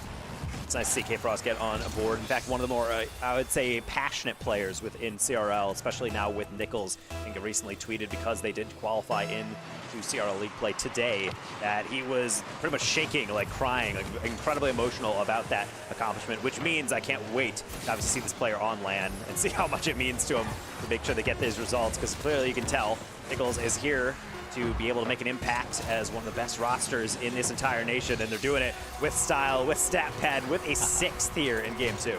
All right, that's the way to do it there. Yeah, the energy, the personality, it all comes to form here, and that's part of why people really admire Collegiate is quite a few of the pros, they've had their chance, they've had their looks a lot through every regional, every major, whatever they're able to qualify for. It means a lot, but sometimes that first opportunity of performing at a LAN or getting the chance to show your face and play on a stage is so important. And I can imagine that certainly for K-Frost and for these other players who have qualified for such an event. Nichols College, a great win here. That's a 2nd for them in this not necessarily closer matchup that we saw the last time. I don't know if we can anticipate that trend continuing for Game 3. Yeah, it's a little tough to see. I mean, Stockton was not necessarily helpless. You can see on the shot count they're getting plenty, as nearly hitting double digits. But at the same time, it doesn't really do much when through the midfield, Nichols just having their way. Granted, with the passing quality that Nichols displays, it is a little hard to be brave and be able to meet them on their own front, because you never really know what angle they're going to come from, especially on top of all that Polar is just having a field day. He's shooting them up from 3s. He's being able to bang in these 1-2s. It's just anything he's touching is golden. That's what it's all about here, especially when you get to the finals, is that last touch, that extra effort can always be golden, can always be perfect, especially through all the Rocket League these guys have played today and throughout this weekend. Touches are just looking pristine.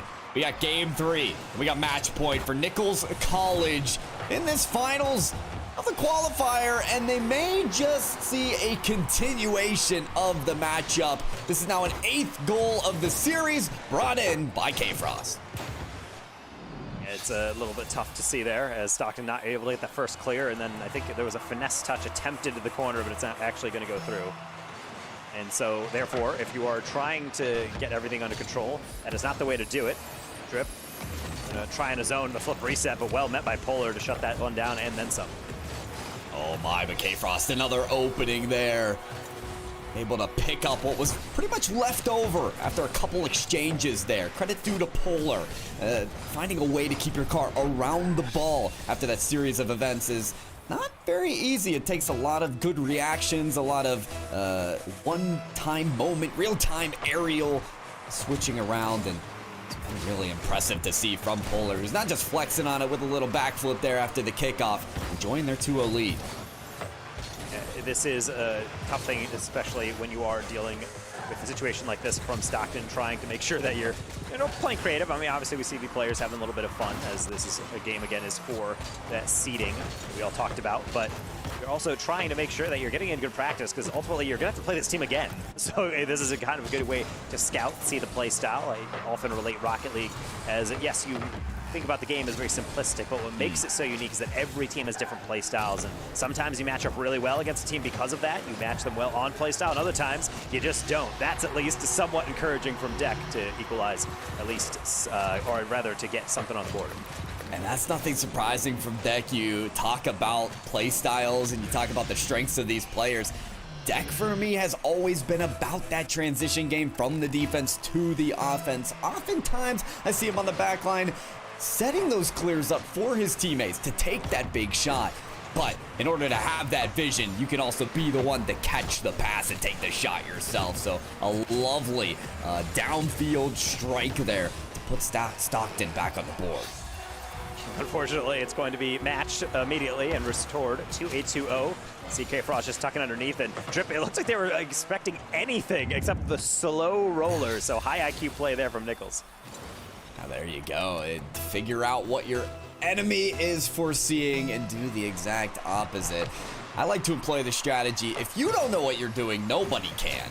But that is obviously a much more big brain, requires better talent strategy. And that's what we expect out of these high-level collegiate teams, most assuredly.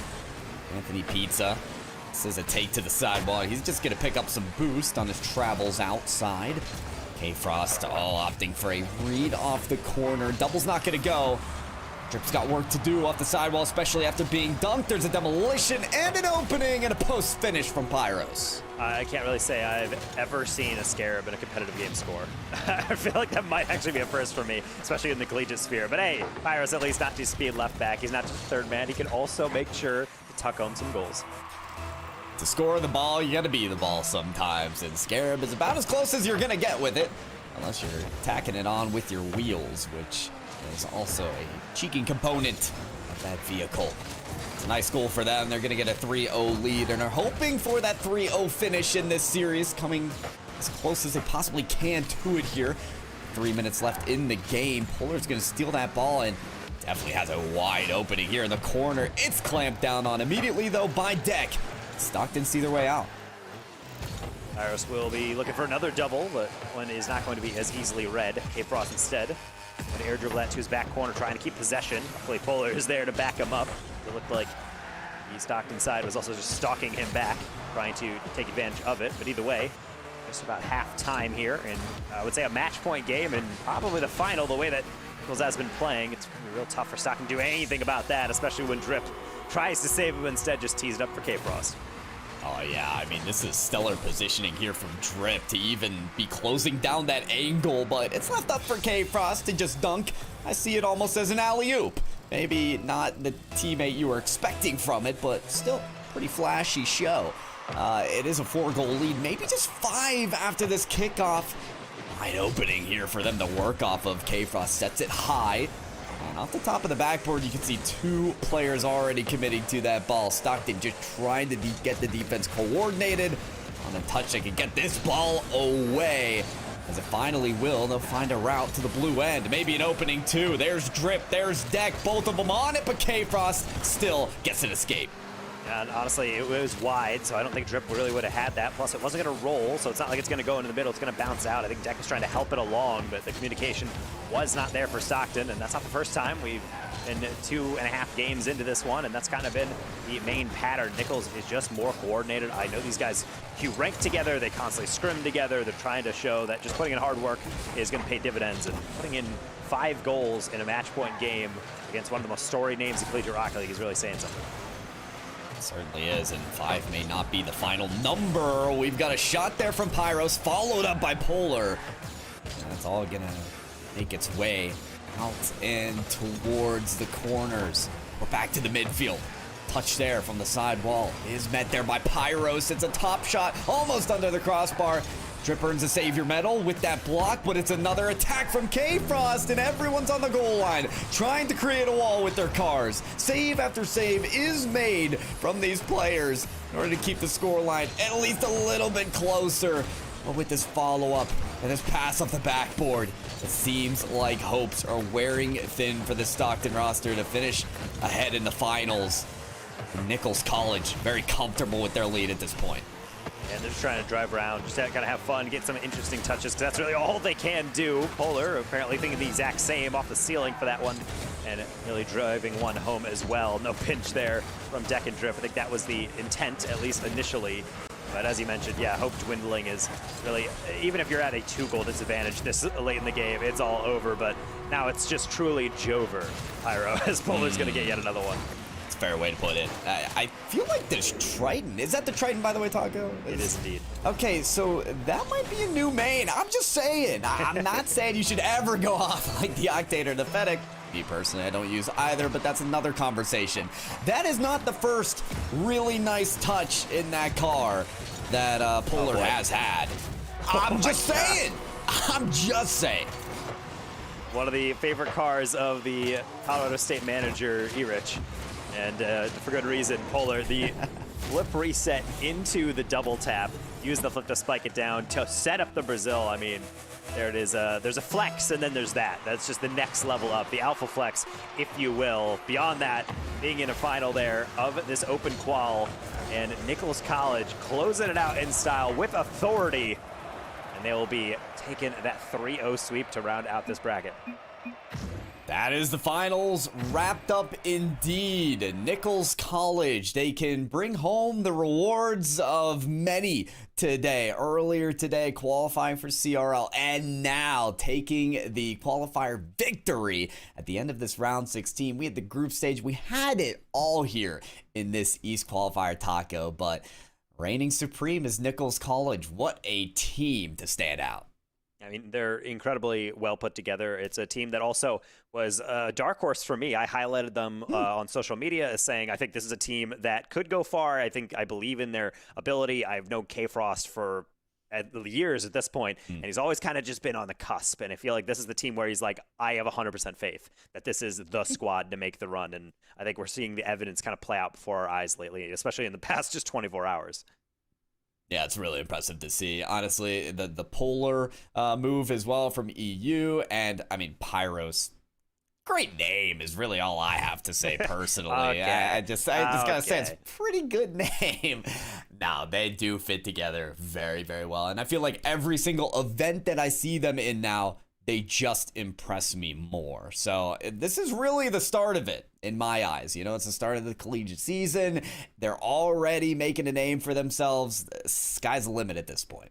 Certainly is. Sepp was also watching just beyond the shadows, I would say. So how are you feeling about that game? We've seen a 3-0 in the finals, not something we see every day. You know, Danger, it's certainly not what I was expecting to see going into that. But sometimes when teams are in uncomfortable circumstances, maybe we think, maybe we can't beat that team. Sometimes we like to go out on our own terms. That's all I'll say about that. But I would love to hear, oh my gosh, I was muted. I was muted in VMix last time. I'm muted in Discord this time. I'll get it. I've been here for 24 of the last 48 hours. But let me just start over everything I was saying. Danger, I feel like that's not how I think a lot of us expected it to go. But there's this thing we see a lot in traditional sports and in esports where sometimes if we feel like we're not going to win, we choose to go out on our own terms instead. And that's all I'll say about that. That's kind of my takeaway from what we got to experience. But I loved something Pyro brought up toward the end there of the collegiate season is truly just beginning. And we're getting to a point of where this East region is coming to a close here for CECC. So I wanted to ask you guys, these 8 have been laid out here in terms of Rocket League, but removing us from the East, they make it out, they make it to CECC.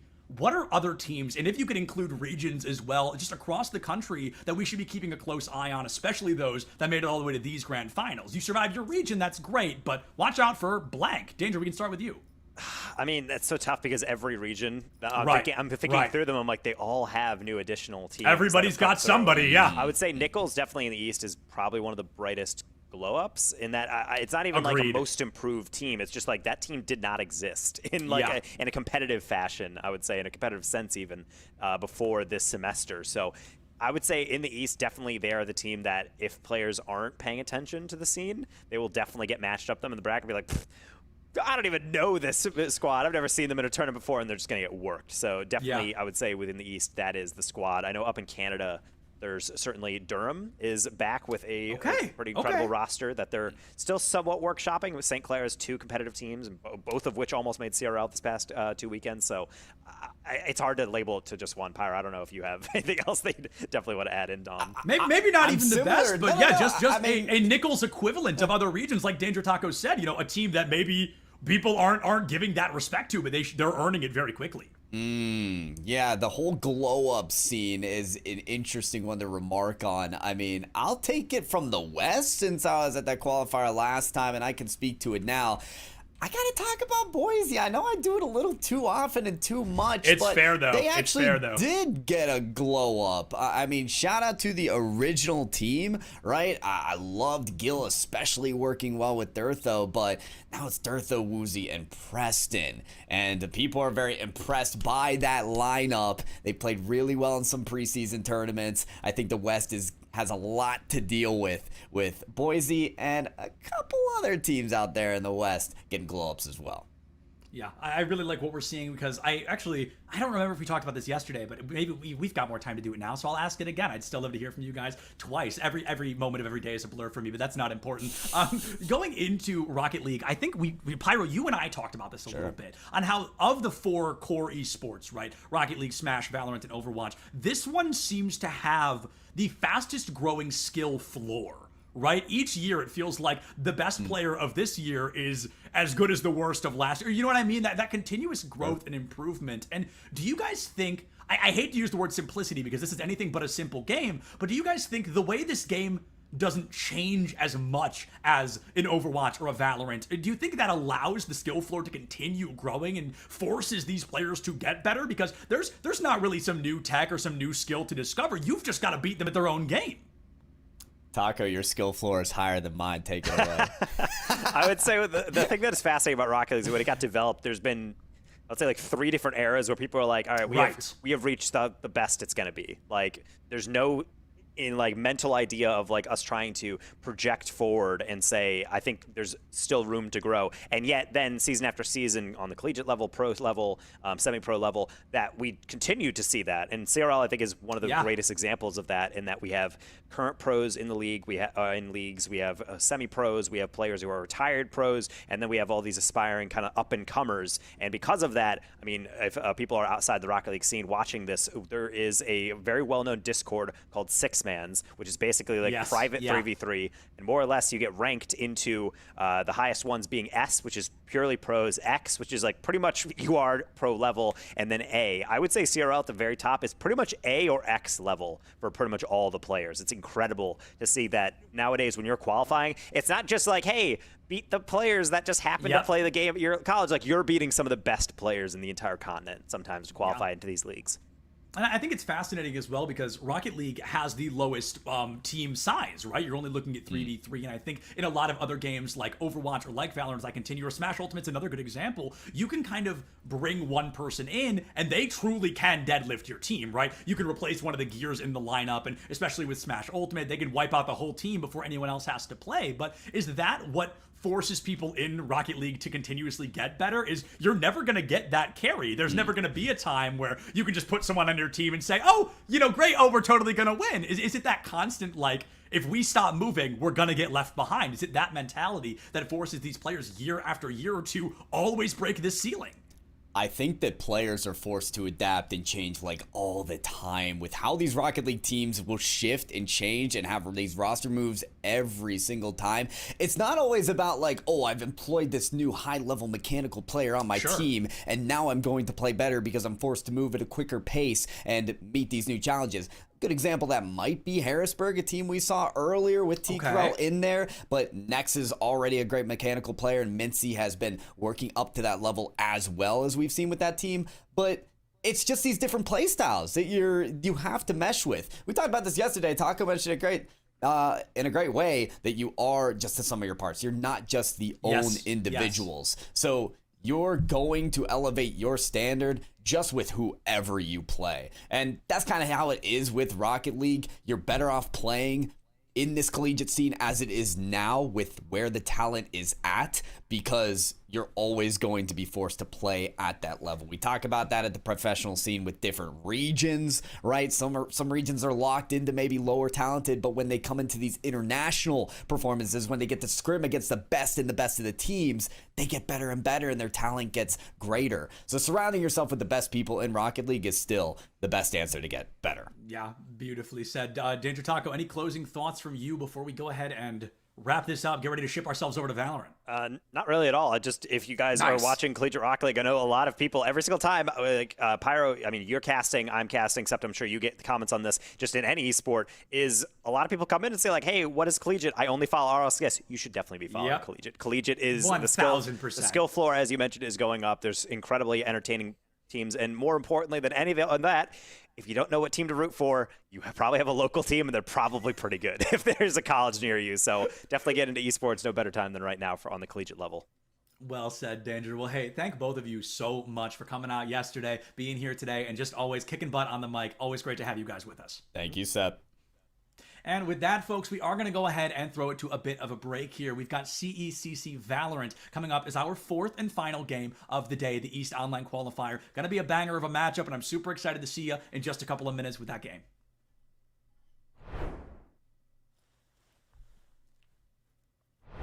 Hello, everybody, and welcome to yet another interview. I am still Septilence, and I am joined this time by Alberto Sanchez, the esports coordinator for the College of Staten Island. And Alberto, I do want to ask the first question. I know that I recognize the name, but I'm not sure how long that name's been around. So how old is the esports program coming out of the College of Staten Island?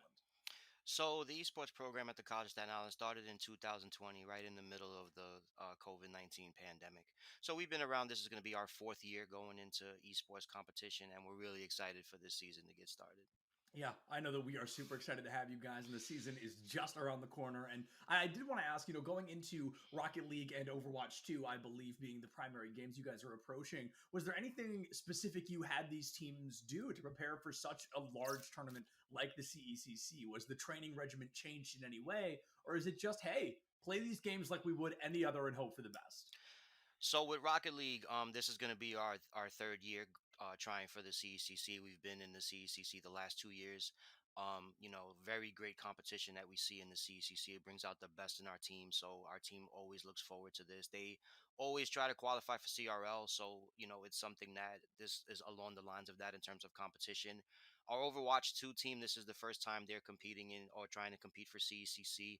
And we're really excited about the talent that we have this semester. And I just advise them to, this is going to be the best competition that you're going to be able to play right now. So let's get in the open qualifier and see what we can do. Yeah, I love to hear that. I love that mentality as well. And I think that leads really nicely into my next question of looking at open qualifiers like this, looking at virtual events like this. Of course, the overall goal is to win, right? But what other positive benefits do you think your program has found by participating in things like the CECC online qualifiers?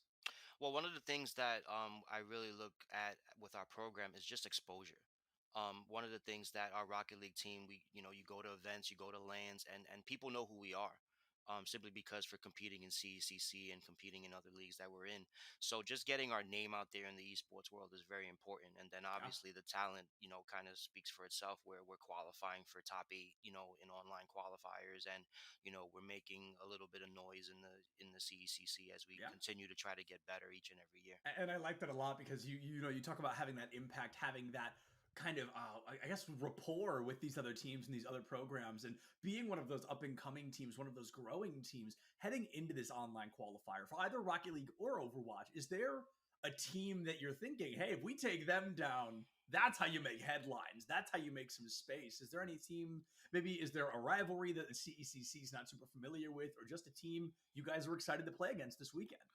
So right now, honestly, all of the participants haven't been announced yet. Right. Just looking at some of the schools, we used to have a good relationship with NJCU and Smash. So they're a very good Smash team. So we're curious to see what they do in Rocket League. We've played a couple of these teams before in some other leagues like ECAC. We've played Iona. We've played University of Hartford, University of Delaware. So we're familiar with some of these programs. We don't know if the rosters have changed yet, but we do know that some of these teams are very formidable. Sure. And we're just looking forward to kind of competing against, hopefully we get a good bracket, for group stage, and then hopefully we get a good chance to qualify for top 8. Yeah, a good chance to qualify will be found out this weekend one way or another. But I did want to ask, and I kind of alluded to it earlier, but we ended up discussing a couple of other things that I forgot to ask it. So I'll ask it now. But what does the traditional kind of training regimen for your teams look like? Is it to group up together and just kind of play the game? Is it to study the game, post play? But what does a traditional train look like for any team at the College of Staten Island? So it's a mixture of a couple things. Obviously, playing together is the most important things. One of the things I preach to our teams the most is communication, and I think some of our teams have taken that to heart, and they communicate as much on the field of play, I guess you could say, as they do off the field. Some of these teams have become best friends. Some of these teams have, gone out and they do things, and it's like, hey, what are you guys doing? Oh, we're at Shake Shack right now, and we're discussing, League of Legends gameplay or whatever. Or we're meeting in the library and we're going over Overwatch, gameplay.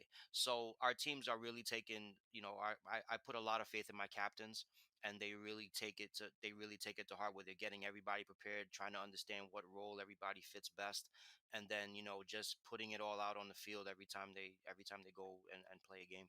Absolutely. And have you found that synergy to be impactful in a positive way for these teams? Have you found it to be beneficial? Are they performing better as friends than they are as teammates? Do you think it's helping build kind of a strong rapport and just a strong foundation for this somewhat newer program? It does. To give you an example, our Rocket League team have been together as 3 freshmen. Wow. And they're seniors now. So unfortunately, this is our last year with them, and they've won 5 conference championships in the East Coast Conference, and they just continue to get better each and every semester. And I think the longevity of being together and becoming best friends, and traveling to CRL, qualifiers, and just doing those things outside of esports together has allowed them to form a bond that is just like you see in traditional sports, where you see teammates forming bonds and they just last forever.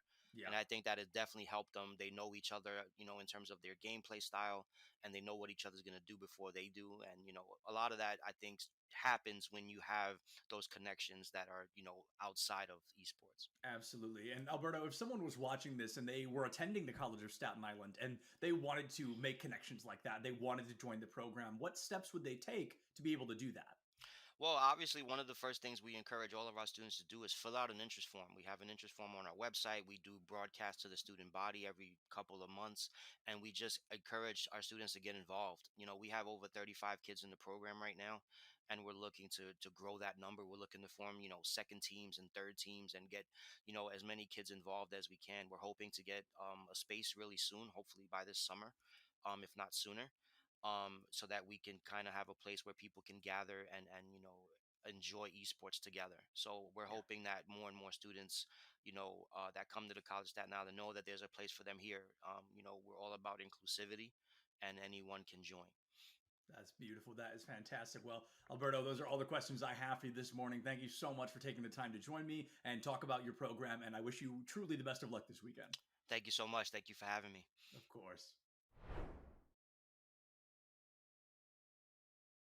Racers, are we ready? Yes. Are we ready for the Zip Chair Gaming Esports U 2023 Arlington Zip Chair commemorative race? I don't know why it's commemorative. It is now. They're going to race all the way down and all the way back. The first winner is the CECC May Madness Texas 2023 Zip Chair Racing Champion. In 3, 2, 1, go! Oh, Smooth cheated! Smooth cheated! That's a false start from Smooth, but he's actually still barely in the lead. Things looking a little bit rough. It looks like Guac catches in. Tony swings in. Angela's so excited she threw her phone straight onto the ground. Smooth hurtling back. Earl's camera is probably going to get hit. Hold on. I'm here to play defense if we need it. Okay, we're good. Smooth catches it. Yeah, that's an immediate disqualification. That's a DQ. The fans are furious. You hate to see it. Everybody's angry.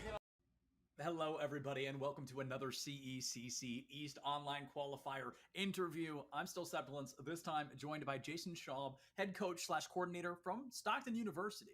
So, Jason, I was super excited to get the chance to chat with you because I've seen Stockton a lot, in a lot of things. You guys are really all over the place, but I feel like it's rare I actually get to chat with one of you. So I'm very excited to get a little bit of an insight on this. I feel like Stockton has been one of those teams, one of those programs that has consistently been pretty good across the board. I feel like Stockton has never been a bad team or a lower kind of 50% team, but I feel like Stockton struggles to kind of hit that top dog mark, struggles to be kind of among the top 5 or the top 3. So I'm excited to hear from you as kind of this coordinator head coach on what your plans are moving into this new season and what new things we can expect to see from Stockton as a whole. So they recently added me to kind of coordinate the whole FPS side of things, and we're trying to create like this community where new people can come in and the top level players can help coach the lower newer players and help not only strengthen our program, but just overall make it a fun environment for others. And we're also we're really there should be set practice times, we're really focusing on making sure we have a strict schedule that we follow by for practices. Love it. We make sure that we're really consistent on what we do. Yeah, and as those many trophies strategically placed right behind you suggest, Jason, that practice makes perfect, and it pays off pretty consistently. So I know Stockton, as I mentioned, they've had their fair share of winnings across the board, and going into this year, I expect it to be no different. But I would love to hear what maybe a pregame ritual or a pregame strategy looks like, maybe particularly for these FPS players that you probably spend more time with. But what is the expectation of playing, and is there a difference between playing online versus in person for these teams? So we are actually we are also like really trying to. We have a gaming facility on campus that's open 24/7 to students. Oh, And really? Yeah, you just Wow. Swipe in, you just swipe in your ID card and you can come in whenever. That's great. Yeah, so we're trying to get like the players for each teams, like not only for like all 5 of them to come in and play together, but also for their matches to be streamed on Stockton Esports as well. Love it. Yeah, so we're just trying to like create like a more like fun, like competitive environment, to not only like not only is it fun for the players, but like it helps them create like, synergy and become like more accustomed to each other and stuff like that. And for like the chance that we do go to LAN tournaments, they're used to playing like right next to each other. And, Definitely. Yeah. So I like that a lot. Yeah, and as of like pre-game rituals, Yes. we get there at around like 45 minutes to an hour before the match, and we all just we run death matches together. We go over like anything that we want to do for the game, like say like we're playing we want to first pick a map, like how we want to like start it out, and like just stuff like that. Of course. So I know that Stockton, like as I mentioned, has been around for a little while, right? And you guys are constantly making developments and making team changes and bringing new people, such as yourself, onto the program. And I think that's really interesting how Stockton continues to adapt and change with the times. Esports, especially collegiate, is still in its very infantile stages. So I know Stockton is always looking for opportunities to create new opportunities, as silly as that might sound. But going into this upcoming weekend, the overarching goal is win. Right? Of course, it's come in first place, put the W down. But aside from that, putting winning aside, what else do you think your teams are looking to get out of an event like this weekend? This is like we played in the LCQ last year for Valorant at least, and we came up short, unfortunately. Right. So like we're not going into this expecting to win it all. We're just going in expecting to give it our 100% effort and make the top 8 so we can qualify for the Boston LAN tournament. Yeah, no, we don't like obviously we have like the confidence that like like we can win, but we have like this like humility, like we stay humble, like we understand if we're facing a good team or even if we're facing like a worse team to like never underestimate and just play our game. I love that a lot because very often we'll see teams get complacent and it's the hubris that takes them down. We see that so often. And I love the honesty that you bring to the table of, we know we're pretty good, but we understand there's always somebody better because a lot of teams don't acknowledge that. And then those teams stop grinding and all of a sudden, things fall apart. So I love that mindset of continuously moving forward and toward the future. And I do, just out of my own curiosity, is there something about the CECC that kind of pulls you guys to us? I feel like Stockton has been here for a little while across several games. This isn't your first rodeo, like you mentioned. Yeah. So is there something about CECC? Is it the promise of that huge stage at the end of the year if you are able to qualify? Is it something to do with the fact that this truly is an amalgamation of the greatest teams in the entire country going head to head? I'd love to hear what you like about CECC. I mean, it's that exact reason. I mean, we strive to like have our players go to like these LAN tournaments and like play against a top competition for them to understand like how like esports is as a whole. Yeah. Like there's the community side and then there's the competitive side, and like we're trying to like help these players like understand the competitive side of things and get like these cool experiences, where they can travel and play in LANs against a top competition. Yeah, I love that. And going into this weekend, is there any team Stockton is looking at? Either they beat us last time or it's just somebody you say, hey, we take them down, we're going to look mighty good on the other side. Yeah, there is one team we have in mind, and it's obviously the elephant in the room, Fisher Esports. Of mean, course. they're Of like course. top of the top, and like if we could pull off that upset, I'm sure we'll be put on the map for sure. But also like something for fun too. We actually signed up our JV team in this tournament, like as well. How fun! Yeah, so like it'd be it'd be a little fun and cool if like it's Stockton varsity, like both Stockton teams against each other. Yeah, definitely. That's always a good. I can't think of the phrases like the sister elimination or whatever when you got to take out your own sister team, but that is definitely a cool experience. And I've just got one more question for you, and then we will let you hit the road with the rest of your day. But if there's a student watching this that attends Stockton or is looking at this university moving into the future, what are the proper steps they could take to joining this esports program? Don't be afraid to reach out. That is something that we've seen, or at least I've personally seen, is that people are too afraid to reach out. They think like, oh, we might not have the time for this, or we might not be good enough, or like, this or that. We're trying to like really reach out to people, say, hey, like, there is no skill requirement to join Stockton Esports. Like, and we are very flexible with our time. So yeah, it's overall like it's for people to have fun and just grow as players and people as well. It's not. I love that. It's not just like like okay, we're grinding 8 hours a day playing. No, it goes beyond the game. Yes, it goes beyond the game. That's beautiful. I mean, incredibly well said. I love the energy you bring to the table. I love the humble nature and the honesty you bring out. I assume that kind of bleeds into Stockton. As I mentioned to you at the beginning of the interview, I've seen Stockton so often, and it's so rare I get to talk to one of you guys. So I'd love to hear this is what's going on behind the scene. But thank you so much, Jason, for taking the time just to chat with me today and telling us a lot more about your university. Yeah, no, of course. I love to. I love it. Thank you. Thank you for having me.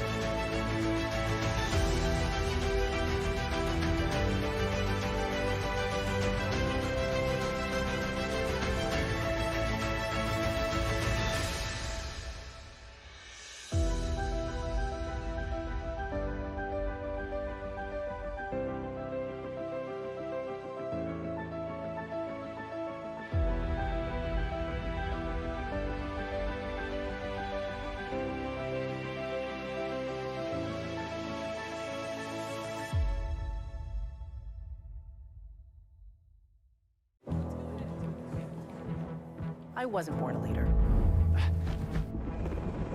It wasn't given to me. I couldn't buy it. How'd I get here? I decided. I decided. I decided. I decided. Decide to lead as an Army officer.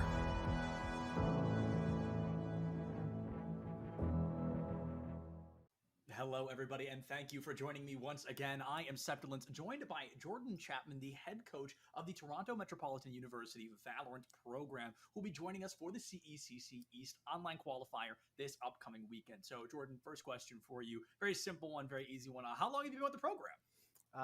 I've been with the program just starting this fall.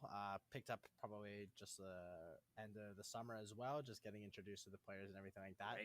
It's been a very fast introduction into the program, but we're going strong so far. Yeah, without a doubt. So will this be the first large-scale tournament you guys have been a part of so far? I know that you've probably entered some week-based tournaments, but weekends-wise, is this the first big one you've got this season?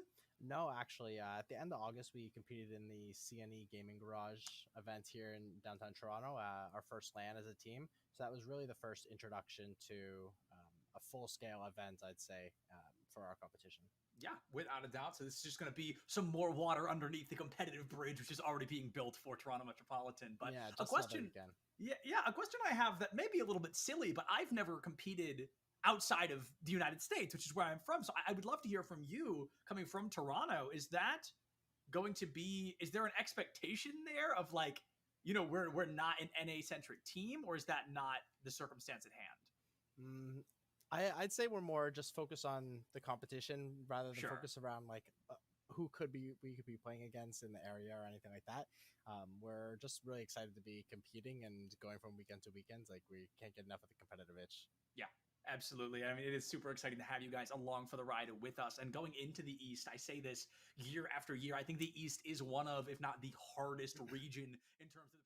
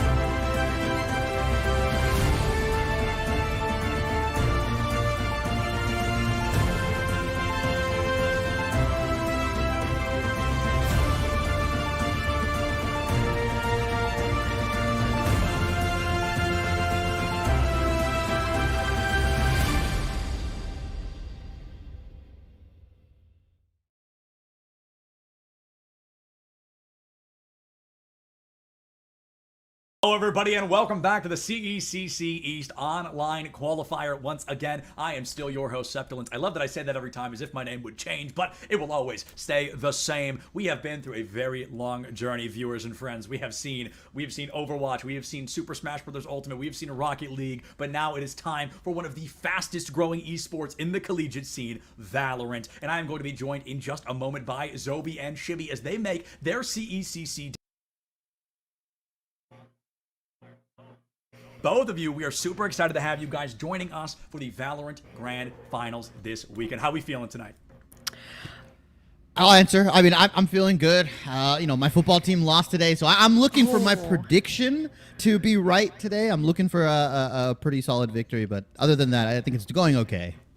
Wonderful. Zobi, how we feeling? How we doing? I'm feeling great. I had a little mini warm-up cast before this for a little content creator event, so I'm ready to jump right into collegiate Valorant. We love it. I love collegiate Valorant. It's going to be a great day. And Shibby, I love you. Bring up the predictions early. You know what? Let's just address the elephant in the room. Let's just get it out of the way. For the first time today, the desk does not fully agree on who is going to win. In a 2-1 split here with Zobi going for TMU. So I'm putting you on the spot first. You've got to defend yourself. Yeah, I mean, I casted for CVal North last year, and this team consistently was surprising me. They went through roster recalls time and time again, and they even have like some of those returning players here today, like Saigon Hero that I've casted for before, and I know that they can bring that firepower in against Harrisburg University.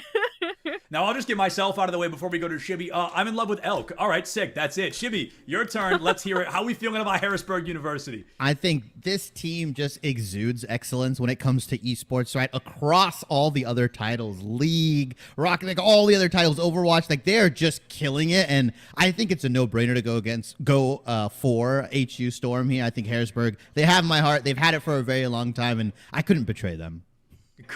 In way too deep at this point, just cannot let go of it all. But I'm going to get out of your guys' way as soon as possible here. Enjoy casting my favorite map in the game. I will be watching, and I'll see you on the other side of the series. Yes, and that map that we will be going to that Septilence was hinting at is none other than Split, because this is, spoiler alert, should be a best-of-one grand finals where Harrisburg University will be starting out on the attack and TMU Blue on the defense. So what do you make of that, and what do you make of Split as our map choice? I'm surprised. I mean, fun fact for anybody that doesn't know, Split has only been chosen one other time to this series. Like it's has not been played. So both of these teams, either they know something we don't, or they're just relying on some kind of old kind of blueprint strategies, right? You run the Cypher, you run the Raid. I mean, it's not that Split isn't figured out. It's just people know what they want, and it's kind of just like a good sandwich, right? You're like, all right, I'm gonna get the BLT. I know it's gonna taste the same. It's not really spicy or anything like that. So that's how I think Split's gonna be. Second time this map has been picked, so I'm waiting to see if they've got anything cooked up in the kitchen, something different. Well, if any team is going to cook up something different, I would expect it to be HU Storm as we move into Agent Select, because they have been pulling out these untraditional comps like the double duelist, like even, just some crazy plays. And so far, as we look at the Agent Select, it is looking like they're trending towards this double controller meta, but it's the Omen versus the Astra, Shibby. Oh, they're baiting me. Yeah, they might be baiting you here, Zoe, but I have to let out a secret. I've actually loved the double controller meta. It's probably one of my favorite metas, just because it can show you how intelligent teams can kind of bait and switch map sites around. They can feint on one side if they have the Viper, or they can throw Astra Straws onto mid and play for that mid control. All the meanwhile, they're working up B ramp, right? It's so interesting to see what kind of different strategies these guys will pop out here, as we do get the double control, like you mentioned, on HU Storm's side. The Astra and the Viper, two heroes, two controllers that can really play the bait and switch game so well, and I think it's just going to really confuse TMU. Yeah, but the only thing is, and I completely agree with you with the double controller meta being this powerful, but you see a lot of teams forego the Sentinel pick in order to adopt this double controller, double duelist meta, and I believe that's exactly what we just saw. It'll be the Chamber duelist and then the double duelist, so it will be that kind of fight between having a Sentinel and the lack thereof to kind of see what that difference is in terms of the defensive front as well. I've always kind of argued the point that in Viper's case, she's kind of like a half senti, half controller, right? Like, obviously she has the big wall, she can wall you off, but then she has like Snake Bite, Orb, right? Her ultimate just locks a site down completely. Very few agents in the game can just make you say, you know what, I'm actually gonna not go A, or I'm not gonna go B here. As we do see these teams rearing up, as we see a pretty heavy B stack on the defensive side for TMU, and we're gonna see a full A rush coming out from HU. Yeah, but that's going to be thanks to this guiding light from Saigon Hero. And as you said, that B-Stack is starting to drift over as leading the charge, but the Nebula is out, and it will be Hijinks to take the first exchange, but they have just fallen out of Raptors. They have cleared sight and are ignoring the CT presence here, and nobody's home. I like the idea of playing that retake, right? You're stacking three. I wouldn't say it's a gamble stack, as they were kind of hovering in that mid, but since they have three people B site, play the retake, see if you can kind of catch them off guard, use some of your, flashes, use the ability with this, headhunter on the chamber here to get a queen pick here, and hopefully just retake pretty easily. As HU Storm, they're in some pretty decent positioning as we see the flood coming out. Ooh, and it's Jeffy. Calm is the only player on site, as the rest had tried to flip the map in heaven, but they have held things down beautifully. But Fives is sticking through this dark cover, and so far it's a 2v2, but the stick's coming through again. The Spike Diffuser's killed, and suddenly Saigon Hero is the last to stand. They just played that post plant so well here. It was looking pretty good for TMU at first, right? It was looking okay. They had the flood onto the site here, but Jeffy just comes up big, right, with the double dink head tap, and he's good for two, and then it becomes a game of like, well, how do we play the post plant? We smoke it off, and then you've got to deal with all this molasses, right? All these sort of CECC, the utility getting thrown at you on the bomb site, and it's just really annoying. And so really well played from HU. I like the idea, the way they had the post-plant position set up, but it's not like TMU was slouching in that sense. No, and speaking of not slouching, Huns here getting early out the gate, trying to find something with this headhunter, but it's actually Rado trying to bait out this pressure. The Rendezvous in position, though. They spot the haircut of Shen here in B main, just waiting with their teammate here for anybody to shatter the silence. Who will peek first? And it is the dink and the teleportation out of Dodge here, as they've gotten Kinetic into a pretty good position as well. I think they will end up peeking this as Hijinks. Stops the orb being taken away, but does give that stinger. Here is Kinetic with a pop to the head on Elk, and now it's looking pretty decent for TMU here, as HU Storm are going to just walk themselves out. But these Deagle Demons, Shen will pick it up on Kinetic. Uh-oh. Now the rush begins for Shen and the rest of HU Storm. It seems as he's going to pick up the Bulldog. Never mind. They're just going to go mid. Yeah, I mean, 45 seconds left, though, and they have kind of leveled the playing field here. But, I mean, I'm worried about how distributed these defenders are. There's no really kind of trades to be found in their positioning. Like you said, only the Deagles in hand, so they might get one, but that'll be it here. And 20 seconds left, definitely whittling down the clock on the tide of HU Storm, but that might be exactly what they need. The double satchel in to clear out sight, and Huns is the last line of defense here with 15 seconds left to try and stop this plant. Let's see if he can go get a hopeful head tap here. He's got the headhunter in hand. It's not impossible, but it kind of feels like you're taking on hell with the squirt gun if you're Huns right now, and it's really, really difficult. I mean, yeah, they only have one bullet, too, so as soon as that expires, you're back to the classic, but they won't even get that opportunity. The timing is beautiful, and Saigon Hero only 3 HP. They're like, what do I do? Oh, no. Saigon Hero, he's been scouted out. I would say just die to the bomb, right? Don't give the ult orb ultimate charge over, and just hope to, do some damage potentially on the way out if anyone wants to peek you here. But it looks like after what was a kind of, I wouldn't say disastrous, but a definitely bad start for HU Storm, they rally back with their gun advantage. They work their way up mid in a 3v3 situation. And like you said, TMU weren't in any tradable spots, so that Omen gets killed out, and then Huns on the chamber gets immediately taken out as well. And it's just an unfortunate disadvantage for TMU. If they had better guns, I think it would have gone their way, as now we finally get into the rifle buy for them. Yes, but you do see that hero rifle coming out from Hijinks as the counter position. The rest opting for those saved weapons, since 3 of them did kind of survive that carnage of the last round. It looks like they're going for more of a defaulted approach yet again. This double-pronged mid control, one lurking outside of B, one lurking inside of A main. And it'll be interesting to see where they go, especially since there's a double stack from the defensive side onto ramps, trying to challenge this toxic screen. Yeah, I love how they generally HU Storm had someone hanging around the ramps area, just the orb, just to see if anybody gets greedy for it. This 3-stack mid is very, very nice, right? Like you said, with those saved guns, giving yourselves a better chance at winning some of these closer engagements, right? With the Bulldog, with the Spectre here, it's gonna help them out really well. Sean, he's got to be the hero here. Oh, and they will deliver on the first, looking for more, but they will not be given that. Shen strips the opportunity away, but the backstab comes through. The reinforcements have arrived in the form of the paint shell, and it will kitch one, but Shen, still alive and kicking, finds Kinetic, re-levels the playing field with only half of their HP remaining, but the carnage is not over, Shibby, as Huns will shut the door on the A site, leaving now the attackers reeling towards the B site. Yeah, Huns took a headshot there from the Bulldog. Unfortunately, it's not going to give you that one-tap kill. But Shen bumped his head in the mid side, right? He put the blast pack on, bumped his head on the ceiling, and was still able to get a kill here. Not a lot of HP to work with on this Raze here. Have the nade ready. It feels like if TMU's smart, they'll just play the retake. They know that they've probably damaged and called out the damage onto Raze here. They can play the retake and just hopefully just, not let someone on HU Storm become a hero and don't give them the ones, as we see all 3 coming out into this gravel area. The dog and the blind follow suit.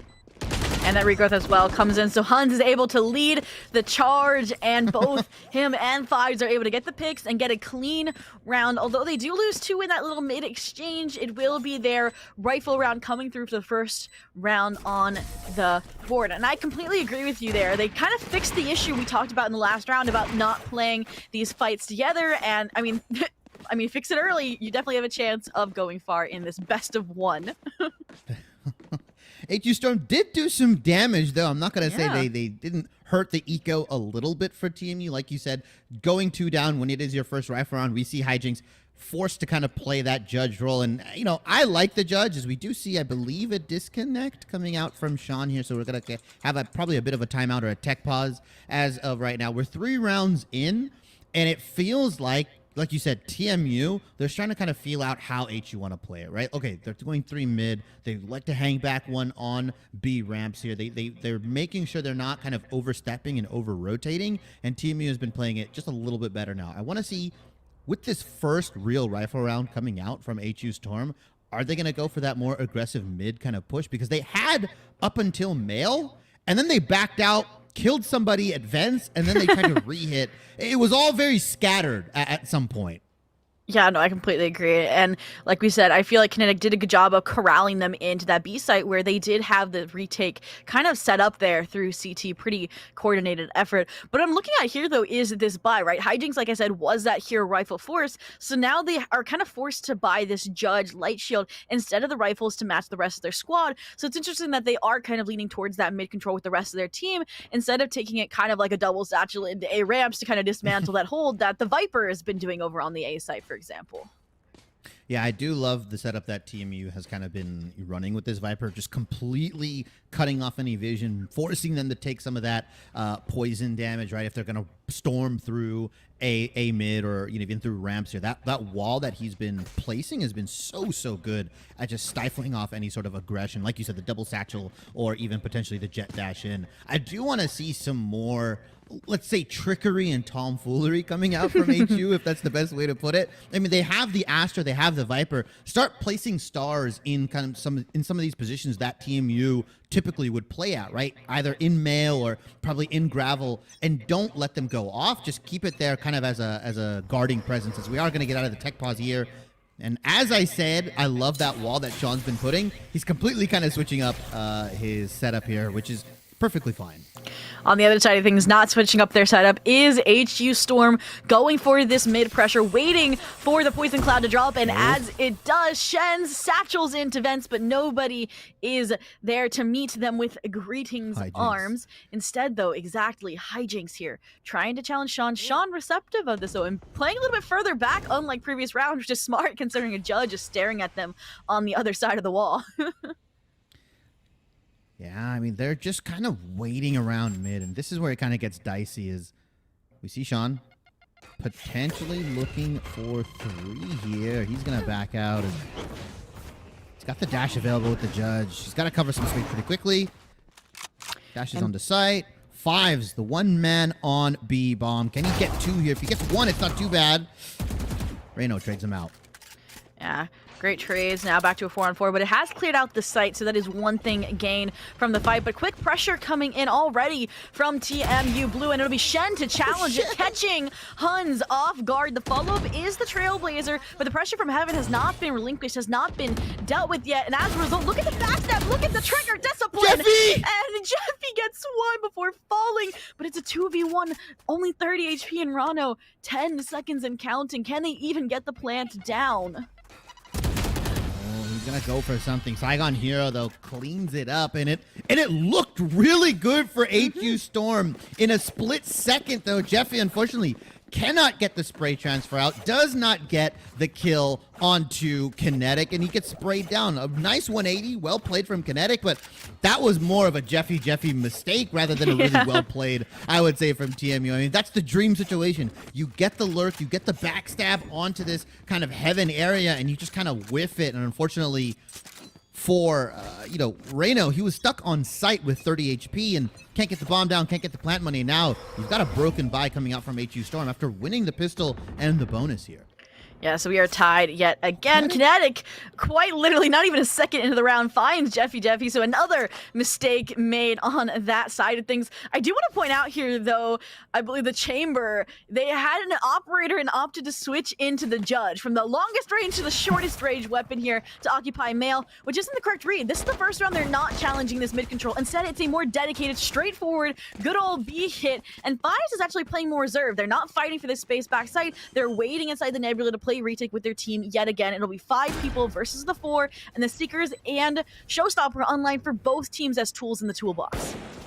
Yeah, I love that they're opting to play the retake with the 5v4 man advantage. If you can just get really clean trades, and worst case scenario, you just end up with one person defusing a bomb site. As we do see a couple ultimates coming out, Sean picks up the kill. Now there's only 2 members of HU alive. They completely destroy the post-plant defense on this site, and we see the Astra hanging out in this garage area, and unfortunately HU cannot hold on to the bomb site, and TMU an absolutely surgical retake, no casualties. Yeah, I mean, obviously their race is very low. They're taking the brunt of the re-entry in to site, but I completely agree with you there. They baited out the Azure utility and then isolated them as the last player in Garage. And that's what has allowed them to pull ahead. Then again, it was obviously that save by, I think, Stinger being the most powerful weapon on the side of HU Storm. So this is where we kind of will see if TMU Blue truly has learned enough about HU Storm to extend their lead even further when both of them are on the equal weapon buy. Yeah, this is where the slippery slope can start to begin for HU, right? If they lose this round, their eco is going to be tanked. They'll probably give up another 2 to TMU. And, you know, heading on the defensive side, if you can get it to that maybe like 6 or 7 round mark, probably in the win here. As HU are looking to break this defense. Another full B garage hit, like you mentioned. They've only done this once before, so I don't think TMU's actually prepared. But they're unbothered, in my opinion. They're like, all right, we'll play the retake game once again. You want to run that back? The salty run back is here. Yeah, this time, though, they are attempting to flip the map. They're going to heed the aggression, try and stop the retake before it begins, and it's actually going to be a war here exactly in mid that Jeffy Jeff will open up, but it's a quick trade. The question is, do they know that Elk is there? So far, they're as silent like the night, and even the Chamber is caught with their knife out. That is the red flag to signal that something is wrong, and most of their most attention is on Elk, not even the retake at this point. They're so worried about the backstab. They've given up 3 to Elk right now. One more, he says, Saigon Hero's like, sure, I'll give you the Quadra if you really want it. 10 HP on Elk. They're just looking to get the rifle out of his hands. 1v3. I don't know if Saigon Hero can do it. Maybe, There's hopefully. no time.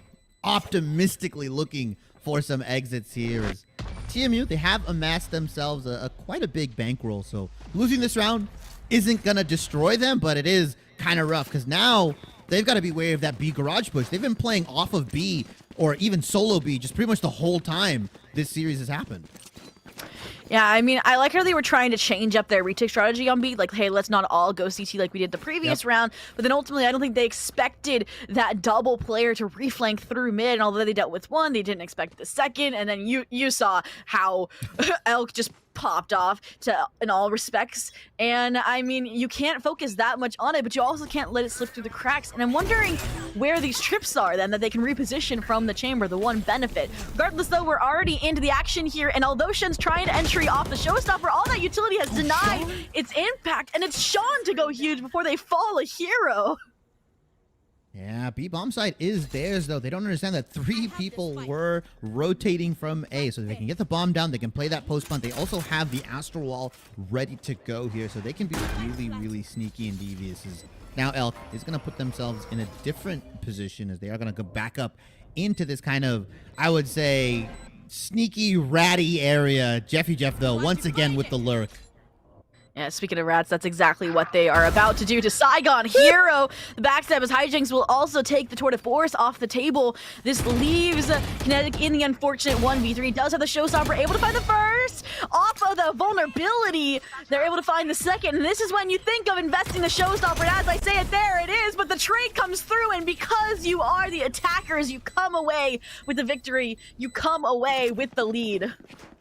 Yeah, nice trade. I mean, the rocket came out, and it was almost good for TMU. It almost looked really, really nice. Even with the Jeffy Jeff backstab, once again, I mean, he can only get away with it so many times before they just start putting someone watching their back, right? Like, you can't be doing that consistently, and I like how they've been varying up the timing. As the timeout does come out from TMU, they want to stem the bleeding right now, and they maybe want to rethink, I would say, some of their defensive strategy. I don't necessarily agree with having 3 stacks on either the A or B bomb side. I like to play that double mid control where you can peek through vents, you can peek through mail, and really kind of control that mid presence here, and then play the retake a little bit more aggressively.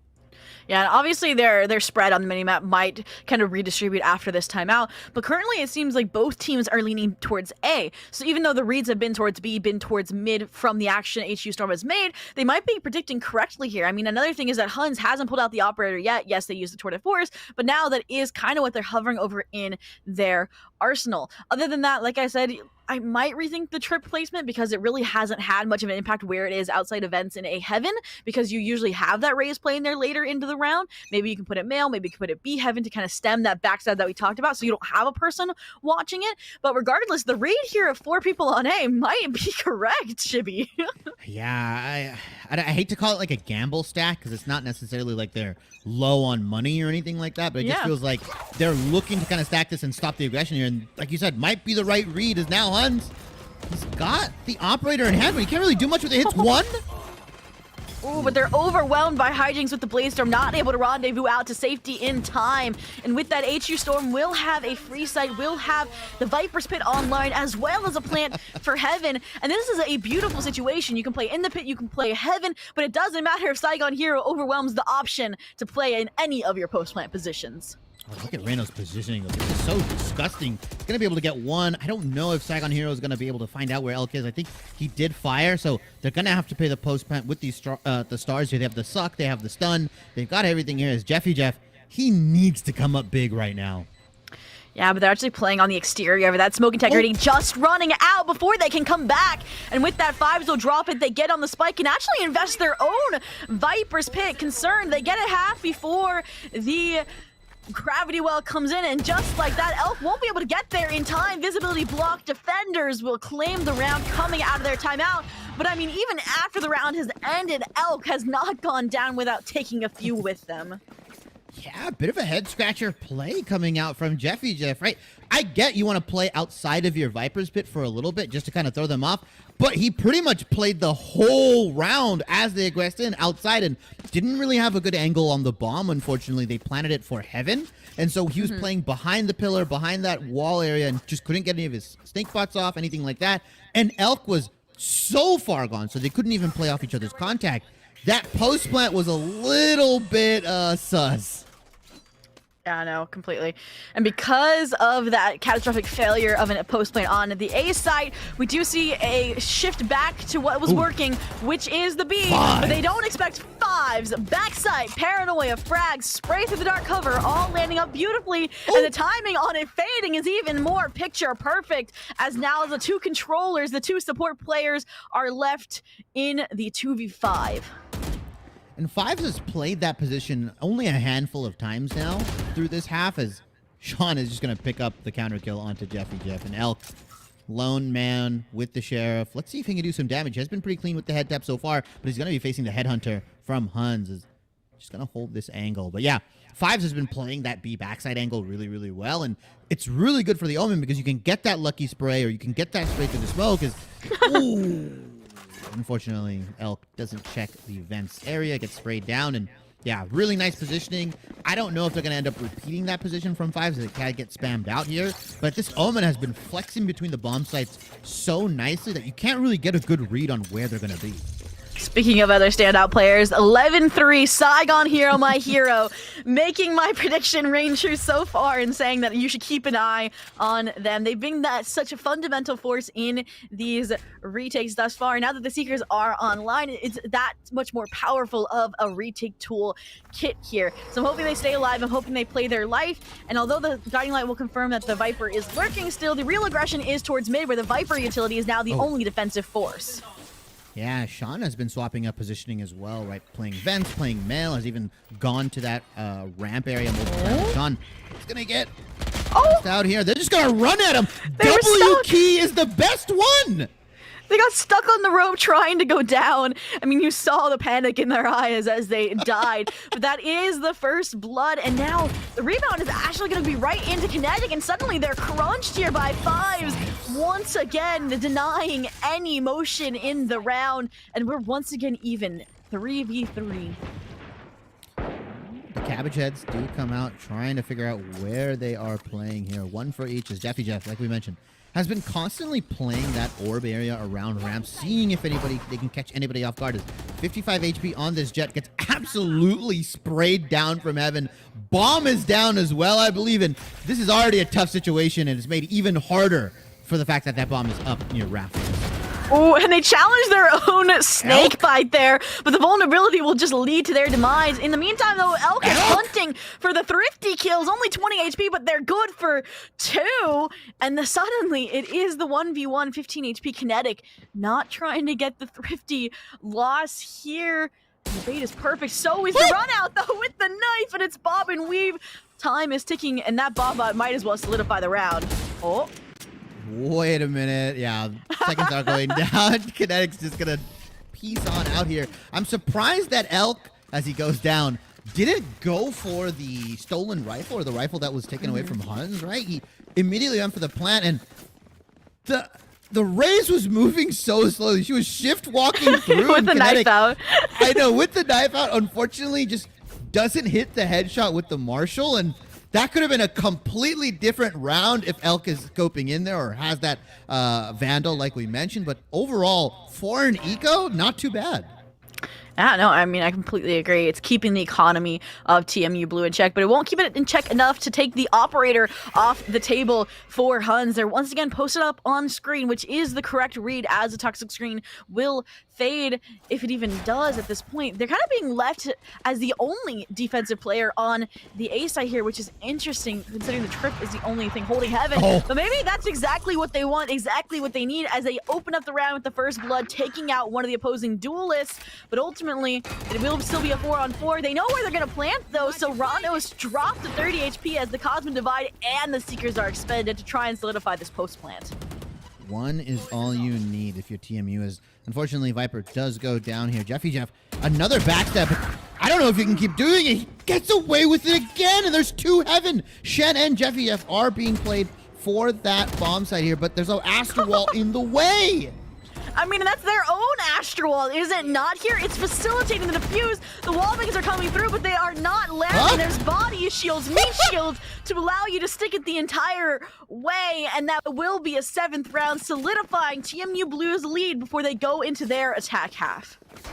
Get down, Mr. President was the name of the game for TMU. The wall bangs, the body bangs, everything, and eventually, like you said, that Astro Wall working against them, and it didn't fade fast enough.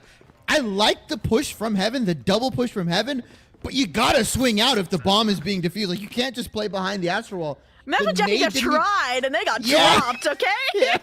I'm surprised the snake bites didn't come out. It was very, very interesting. Don't necessarily agree, and like we said, HU's post plants have been a bit discombobulated, I would say. Yeah, they either are so coordinated and put together like we've seen like when they flip the map Heaven, or they just fall apart in an instant because of how clean TMU Blue is. Regardless though, Jeffy Jeff, once again, Lurk being canceled out, no longer an option. But interestingly enough, they've left the vents open. They've taken my advice and moved the trip over to B Heaven, but the one round they actually go vents potentially to A, that's when nobody's watching. They're going to post up through mail, but there's a 3-stack on B. They've got to be clean as Hijinks with the first build. Kinetic. It's taking down 5s and Huns, though. That's more than enough. They get 2 Shen and Hijinks. The duelists have been taken down. And Sean with the backstab. Ooh. And that spike. I mean, beautiful crossfires, beautiful trades coming out from TMU Blue to solidify the 8-4 half. And, I mean, obviously it's a new half. Swipe away what we've seen so far. And do you think that the post-plant discombobulation is going to manifest in any, like, retake scenario failures in planning? Or how do you think it'll translate now that they are on the defensive half and playing from coming from behind on the side of HU Storm? If I'm HU Storm, you know, now you got to be thinking, all right, TMU, they've done the easy part, right? Split, I think it's super defender-sided. I've always thought it was, and especially with this kind of Astra Viper setup that they have going, they have a lot of stall potential. Like you mentioned, not having the Sentinel there is unfortunately too bad, right? Like a Cypher or a KJ, but I think HU, they can definitely bring it back. I think they're feeling pretty decent about an 8-4 half on Split right now, and if they win these 2 pistols, like or the pistol and the bonus, it's a 2-round difference at best.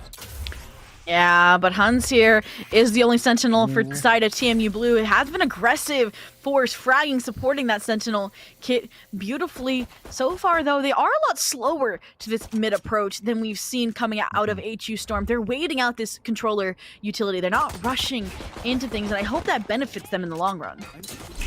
stalling out is good, though, because the more time you chew, the more time that you kill, you can force TMU into making some really bad decisions, right? As you're doing one down on time, as you're running out, he does get hit by the Sky Flashes. We do see the two team people flash. miss. Yeah, I mean, maybe they're playing mind games? I don't know. I mean, it's working. Sean's being scared away here as 3 members are trying to pressure him on the A side, and that's exactly where the entirety of TMU Blue is headed here, through the vents, and it's actually a miss rotation from HU Storm. Only Hijinks remains here as the toxic screen goes back up. But is that a gap I see in the toxic screen? A little bit. We don't talk about it, as Reno, though, is able to come back out here. That's a nice kill. They can play the retake. You've got heal with Sky right now. You don't need to force the issue if you're HU. You play the man advantage. You play the numbers game on the retake as the same way TMU did to you, and you can just win that out. As now the post plant begins. TMU, a lot of life bars to work with. I'm still surprised that this Jet or Hijinks has not gotten healed up. Maybe they didn't buy it. It is the pistol round, and it is an option that you take. But the option is to funnel in to elbow off the guiding light. So far, it's a 1-for-1 trade. Those numbers of it is still in their favor. Sean, though, and the map is flipped, and just like that, every member of the team finds their frag, finds their part, and it'll be Elk on the fuse. Maybe going to give it to a more powerful ultimate like the Showstopper to try and get that online. But either way, that is how you stop the bleeding. That is how you start flipping this 8-4 on its head. And I love that Jeff, he kind of just put himself in the mind of the other agent. He's like, well, if they were me, I would probably flank from Heaven. So let me just hold Heaven real quick. Let me get the kill. Unfortunately, baits out one of his teammates, but gets the trade, we'll say. And that was just a very nice retake. HU Storm, very well played. They got that opening kill with Reno, and they said, you know what? Let's give them the bomb site, and we'll play retake beautifully. As now, HU, an Ares in the hand of Elk. A $1,600 gun that can wallbang you through 50 different sort of environments. Yeah, and it looks like we're actually going to see the Chamber there challenging this Nebula, challenging the Ares, potentially Garage, but the rest of the team's on an expedition up mid to challenge this double stack male. And like you said, Shibi, this is a difference. They aren't doing this kind of 3-person stack that we saw at TMU Blue. They are having these 2, maybe even 3 now players here mid with Shen rotating into vents. And so far, it has been working. You can see here, TMU Blue has gained no grounds. They're just waiting out this Nebula, but as soon as it fades, it's either going to be replaced or a Viper Orb's going to come up in its stead. Like there. I mean, isn't it so frustrating to play against this, right? It's like, all right, Nebula's down. Viper Orb finally comes up. All right, that's going to be down. Another Nebula. Okay, now we can push. Oh, wait, never mind. Paint shells are coming in. It's like you get stalled out, and then by the time it hits 45, 40 seconds, 35 seconds, you're forced to be super, super aggressive and gamble into this gamble. It's like a Shen does get traded out here, but they're running low on time. They've got to make a decision. TMU, what are you going to do? Seeing that the players are all stacked towards the B site and Elm's Ares hasn't even been revealed, that's the option looks like they're trying to go for here, but I'm worried as well. It's going to be a meat grinder here with 20 seconds left, unless Fives can open up something here, Heaven, but even that is shut down by Hijinks. Paint Shell falling short, but it's actually Hunt with the Headhunter to potentially save this round from ruin, or during about 10 seconds, Plant will go through, no more utility to deny it. And just like that, the guns have been traded around. Ares now on the side of the attackers here, and the post plant's looking okay. Yeah, they've got a lot to work with this Hijinks, though. You cast their cursed kinetic. Hijinks once again. That one's on me, TMU Blue.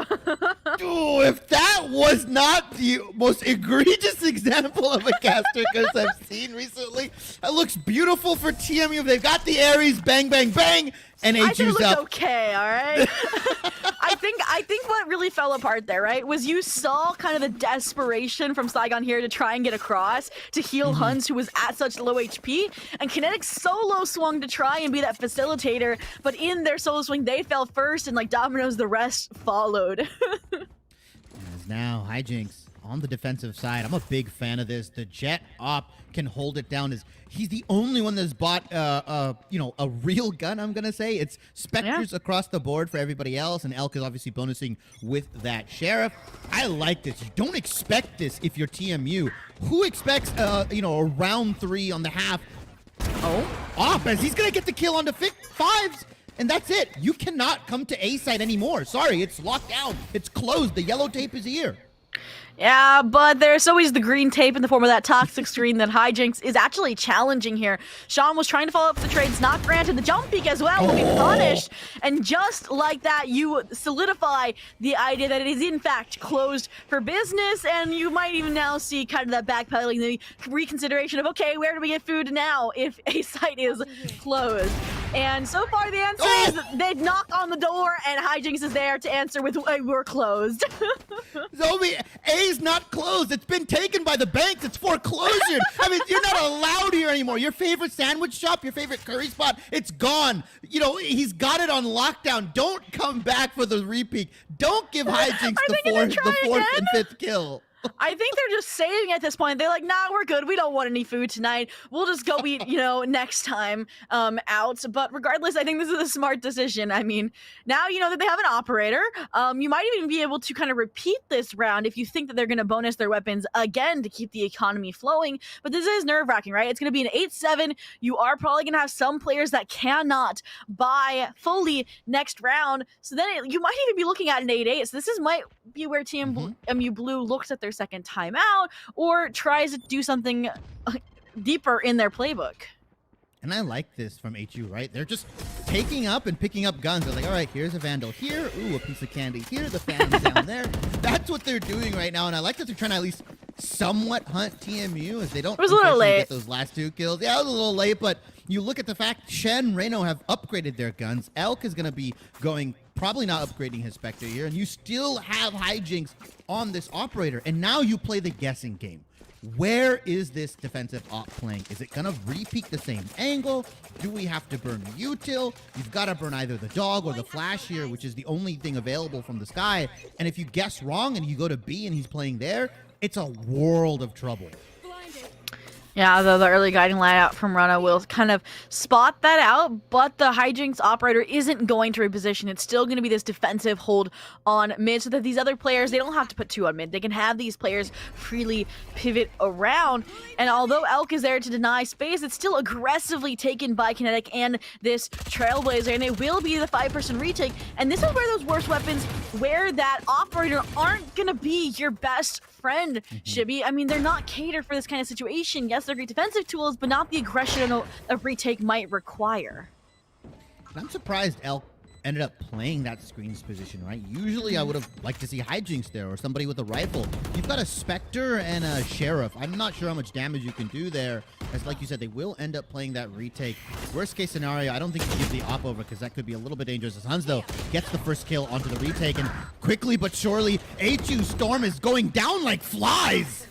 Yeah, and all of a sudden, Jeffy Calm is the last one standing, gets a gun upgrade minutely from a Spectre to a Guardian, a little bit wider range. The clock is ticking. They're looking for exit frags, and they'll be awarded one before it's ultimately traded, and TMU Blue will stop the comeback that HU Storm has been brewing. And I just want to compare the stark difference here, Shibby, right? We've seen kind of those post plans get a little bit overcooked by HU Storm in their last half, where they're trying to flip the map. They're trying to pressure the retake coming out from TMU Blue, versus TMU Blue, just everybody stays on site, hunkers down their position, and is like, come at us, we're ready to take these fights head on against you, and they're winning them. Yeah, they're just playing really good cross angles, right? Like you saw, the moment somebody peeked, I'm going to peek off your contact, I'm going to swing off this, I'm going to swing off that. As Elk is going to put himself down onto this screens area. Didn't have too much effectiveness when they had the Spectre. Has a much better gun in hand as the operator has been taken off the board. I don't think Hijinks went for that rebuy here, so it's gonna be Rifles v Rifles, 9-7 right now. Oh, I lied. Hijinks actually did buy it. I don't know who bought it for him. I saw the Vandal in hand at first, but yeah, I like this. Keep it on him. He was doing good. He solo locked down the site as the read is gonna be wrong, but you can stack a couple individuals here. Kinetic, you spam that wall bang area, not get any damage off, but still looking pretty good on the side of TMU right now. They're slowly but surely working their way onto this A-bomb site. Yeah, and they're whittling away Rano's utility in the process as well. But on the other side of things, HU Storm has pushed so far in to B main that they confirm that this is going to be a dedicated A-hit, as well as from the shadows going in to be the distraction for Kinetic to open up the site. And just like that, TMU Blue will occupy the space yet again. And this time it'll be an even more disadvantaged retake for HU Storm as Kinetic leaves now Hijinks in the 1v5. And this is where you probably save the operator. I'm not going to lie. Yeah, I wouldn't throw that away. I mean, even if you're optimistically trying to get, some post-plant kills or post-bomb site kills, exit frags, it's not worth it, right, to potentially lose it, as they most likely will be hunting for y'all. They don't know that Hijinks has the op. They don't know that they rebought, as they just kind of never went to that area. So I want to see how they're going to end up positioning next round for HU, because now it's double digits for TMU. They only need a couple more rounds, and obviously they win the seeding war here, and they win this best of one. So HU, I'd be more of a fan of them kind of, if he takes this space on Hijinks, or if he takes the space, onto that B site, goes into garage, doesn't see anything, move him back around, start knife out, go back to A, right? Because I think hard holding these positions and not stacking the other site is what's going to give TMU this credence to just, all right, we can just walk onto site. We're fine here. Yeah, no, I agree there definitely needs to be more activity out of that duelist and that operator, but I do like the idea of sending one agent at least to kind of scout out the opposite site, to confirm there isn't that lurking presence, to confirm that you can in fact have a heavier lean towards one of these sites. Regardless, though, it looks like they are going to get the gamble positioning of this operator correct this round, as the majority of the aggression from TMU Blue is going to be on A main right out the gate. It'll be the Nebula, the Guiding Light, and as the pop smoke fades, so does the shot, and it will not land. You're not going to be able to suss out two individuals here. The operator and one other individual. They'll be able to figure out it is the Sky on the enemy team. So now it's trying to figure out, where's the rest of these people? Where are they going to rotate? Huns solo mid right now, looking for somebody to either cross through to vents or vice versa into male. But HU holding their ground. Now the full rotation comes through, and let's see how fast Hijinks can get to B bomb site. It's literally a race between the two. And this is the first time we've really seen the initial plan from TMU Blue fall short, other than obviously stomp outs. And so this is the first time we get to see the mid rounding coming through, get to see their repivot onto a site. This time it'll be into Elk, so all eyes on them. And they're actually caught in the Astroform as the showstopper comes out, and this time they will come out on top. Kinetic will not get traded as a result of their ultimate usage, and the B side will be solidified here for now. Yeah, really nice is now.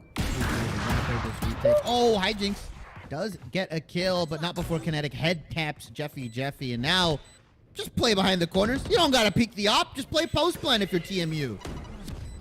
And so far, that's what they're trying to do, but Shen is taking the fight to them, as well as Hijinks attempting to, but it is Shen taking all the glory. Showstopper is in, not able to find fives. Now Sean left in the 1v1, and it's Rano to come through and keep TMU Blue from getting another round closer to match point. Ooh, that was such a back and forth round, and they get the operator back, Shibby. Yeah, I mean, I feel bad for Elk, because although he's had a pretty solid performance on the offensive side, every bomb site that he's been holding, he's just been either caught off guard, caught with his pants down right in the astral form. It's been so unfortunate, and they've been having really good success. And I feel like if you're putting Elk in these positions where he has to hold solo, or he's in this really, really greedy position, give him some help, either over the top through heaven, either on either bomb site, right? Either A or B. Give him a way to stall out, because he's not even able to get his Astra Stars off, right? He's not able to get the stun. He's not able to get the pull. He's not really able to stall the way you would with an Astra, and it's really, really unfortunate. And I do want to point out, that's the first round we really saw TMU Blue cold turkey cut away from a site and ditch all efforts and pivot that fast. So they might not have been prepared to kind of shift all of their defenders over to support them so fast. So that might be one of the things that they're talking about now, is the fact that it is on the table. Yes, TMU Blue hadn't done it before, but we know that they might do it going into these next few rounds. So you might have kind of that additional player there other than the operator in mid, and go back to that kind of two-person spread so that you have that support. I mean, already look here, it's going to be the Viper potentially playing, but you have another that are just setting up their wall potentially. And either way, that's what I'm hoping to see. Yeah, and the unfortunate thing about that double mid setup that I really like to play, or I really like to see, is that one of your bomb sites is going to suffer, right? Because if you do play 2B, you have to, forego A. You can only have one ramps or one screens, or vice versa. You can only have one on the B bomb site, and you can't have anybody in rafters. Yeah, you get control of mid, But if they decide, like you said, to do that dry hit straight through main, and they hit on that right bomb site where there's only one member standing, you've got to back out. You've got to play the post plant, and that's where it becomes a little bit more difficult. Hijinks, though, a very aggressive position now into ramps, and he's just going forward. W key once again is... That dog is not going to find anybody in sewers. Yeah, I don't think it spotted them in time. It was still in free fall. But regardless, now that there's been no contact made, you see the rotations already coming through. Only Hijinks is left posted up on that A site, where the real exploration is now towards mid, where these defenders have in fact now rotated too. And you've had this tour de force here trying to feel out both Elk and now Shen, but it hasn't found anything either. So they are going to hit this B site. I'm afraid that they are about to get shut out like Hijinks was solo-handedly able to do on the A site. They've got a little bit more presence here right now. That nade's gonna stop the blood, but even then, it's not gonna stop kinetic. I mean, potential turns into mechanical, and they go kinetic, and I am just impressed at the fact that they were able to dismantle that trap play from Elk and Shen and get the plant down with as little time left on the clock as possible. The regrowth comes through to nullify the effects of the site take, and once again, like I said, you have an operator that's not a retake tool, especially when Huns has the better operator here, leaving Hijinks in the 1v3 low, pretty much full utility minus the cloud burst. But how do you take these 1v1s just like that? Cut the cookie, take each slice one at a time. This dark cover, though, isn't helping. You're making me hungry, so I mean, cookies and cutting it out is will do some damage to TMU's economy just a little bit here, but unfortunately, HU Storm cannot get that retake going. And yeah, I mean, who expects somebody to push through the paint shells, right? Only Kinetic. Yeah. Is as crazy as he is, catches Shen off guard even when Shen had the HP lead. And unfortunately now you look at HU, they have to give up the next round. Either they force here, which is going to be really unfortunate for them and lose, or they just have to play for that tied game as TMU are sitting on a pretty lead right now of 3 rounds. Yeah, completely. Only one away from match point. This is the first time that we're seeing the Bladestorm come out really early into a round. They've been sitting on it, using it as an insurance policy, versus now it is this aggression tool. They're waiting for any sort of indication, and then Rana will pop the guiding light. They'll follow through on it, and so far that cue has not come. Ooh. Does get a kill. 5 as well. They'll picks up Reno, and now that's the green light for them to say, hey, A bomb site is completely clear. They only got 2 individuals here. Now the rotates are coming out, but unfortunately, I don't know if HU Storm are going to be able to do any damage at all. I mean, they've already gotten the site. They're getting the plant, and they've even now had players leaving the site to get into their post-plant situation. And I mean, it seems like even with the bye that HU Storm is kind of now playing for this overtime scenario, playing for the 4 rounds that they'll have to win after this. So now their goal is just to take as many guns off of TMU Blue as possible to make it hurt. So we're seeing this crossfire come in. We're seeing the backstab attempted here by the Viper as well. And although they're able to find one, Kinetic is still alive and fighting, but Elk goes huge with a second. Ooh, are they just going to try to pick up these guns and run right now? That would be decent. No, they're going to go for the defuse here. They're going to want to play not for the tie. They want to keep this competitive right now. Huns, though, takes them both out. And now, if your HU Storm's over, you break the piggy bank, you check the couch pockets, you even go into your car, you scrounge out the change box, and you say, you know what? This is all we can muster up. It's do or die for HU. This buy isn't even that beautiful as we see 4 light shields coming out. Yeah, and I mean, they invested those big ticket ultimates as well, like the Bladestorm last round. So all you really have is the Viper's Pit, which is a great, defensive tool. But if you don't have a gun inside of it, you can easily be hunted down, especially with that light shield. I'm wondering if they're going to pop it here on mid, and that's exactly as I have now foretold. But it doesn't matter. I mean, they had success on the A site last round. Why not close it out in a similar bang? TMU Blue here, eliminating the utility coming their way. And it's going to be a Ramps re-aggress actually coming out from HU Storm to try and clear things out early. Yeah, that dog actually spotted quite a handful of HU Storm members right now. They're going to back out slowly. As we do see if you look on the side of TMU right now, they're just going to back out. They're going to go here, although Elk has put themselves in a very, very nice position right now. And I don't know if they check their corners. We're going to find out. Hey, that was Sean, though. He's going to be able to take out Hijinks. So there's one member going down. And there's another Viper's Pit. Is that on A site? That is, it's all a ruse, and at the wrong time, they're swapping their guns and miring their skins, and just like that, it's the explosion of ultimates into this B site. Yes, the players are there heaven to contest, but the question is, can they do it fast enough? Full blind rendezvous out. And just like that, they're holding on to hope, but it's quickly being stripped away by Kinetic here. And just like that, it ends in less than a second. 13-8, TMU Blue are your victors to take the first seed for the CECC East qualifier, Shivy. Whew. Zobi, right on the money with the prediction here. TMU, like you said, taking that in just quick, precise fashion, right? 13-8, and it felt like every round that TMU won, it was just based off of really clean team play. On the side of HU Storm, they were disconjointed, right? I mean, Elk, like you said, multiple times caught with his pants down, changing the gun in Astro form, whatever, right? Solo bomb site. They just weren't helping this Astra do what they could do, right? The stall potential was there. You saw the ability to throw multiple smokes, the Viper's Orb, everything into midside. And you know what? TMU said, you want to play for all that? Fine, we're just going to dry hit the main sites, and you can't do anything about it here. And 13-8, like you mentioned, really, really well played. I like that coming out from them, and that's just a taste, right, to see what they can do. I'm very excited for this team come best of threes, best of fives, so on and so forth.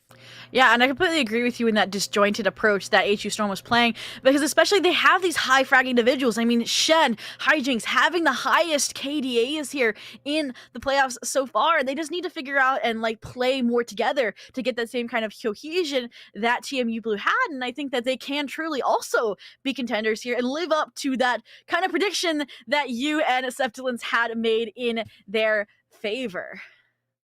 And speaking of Septilence, I know the man has been watching in the background. He's got to want to join us here for that game. I mean, he's got to hang his shed in shame just like me. Yeah, maybe let's get out of here. But Septilence, I mean, that match, it was back and forth for a little bit, and then it just, TMU started running away with it. Yeah, no, I'm always watching in the wings. I'm always observing what's happening, and I was like, let's go, come on, Harrisburg, oh, what happened to Harrisburg? I was like, oh, everything's going south so quickly, and I mean, guys, I just came to an awful realization when I realized my prediction was wrong. I think I did not get a single prediction right today. I had a 0% prediction success rate. The reverse curse. I mean, that's a talent itself. You're right. Yeah, I'm like that guy that's gotten his March Madness bracket exactly incorrect for like 30 years in a row or whatever. That's me. I can't help it. I'm so confused, but I think that was an incredible performance from TMU. Toronto Metropolitan is a newer university to CECC. They're coming in with a couple of teams, and they're playing pretty consistently, and I'm really excited to see how they continue to move forward. But looking into the rest of this, though, I'd love to hear from both of you. We can start with Shibby. Just looking at what we saw from Harrisburg, were there any kind of large detriments? We talk about Elk being caught off guard several times. Was that the largest issue, or are we seeing more base or fundamental problems that stalled this team out so aggressively toward the second half? I think, in a nutshell, it felt like HU wasn't really flexible with their strategies, right? Even on the defensive side, they were just kind of holding that kind of, I'm going to play two people mid, one of our bomb sites is going to be really weak, and unfortunately, we're just going to flip the coin every time. And you saw TMU rotating back between bomb sites. Even on defense, the Omen was swapping up positions constantly. The Viper was swapping up orb positioning and wall positioning.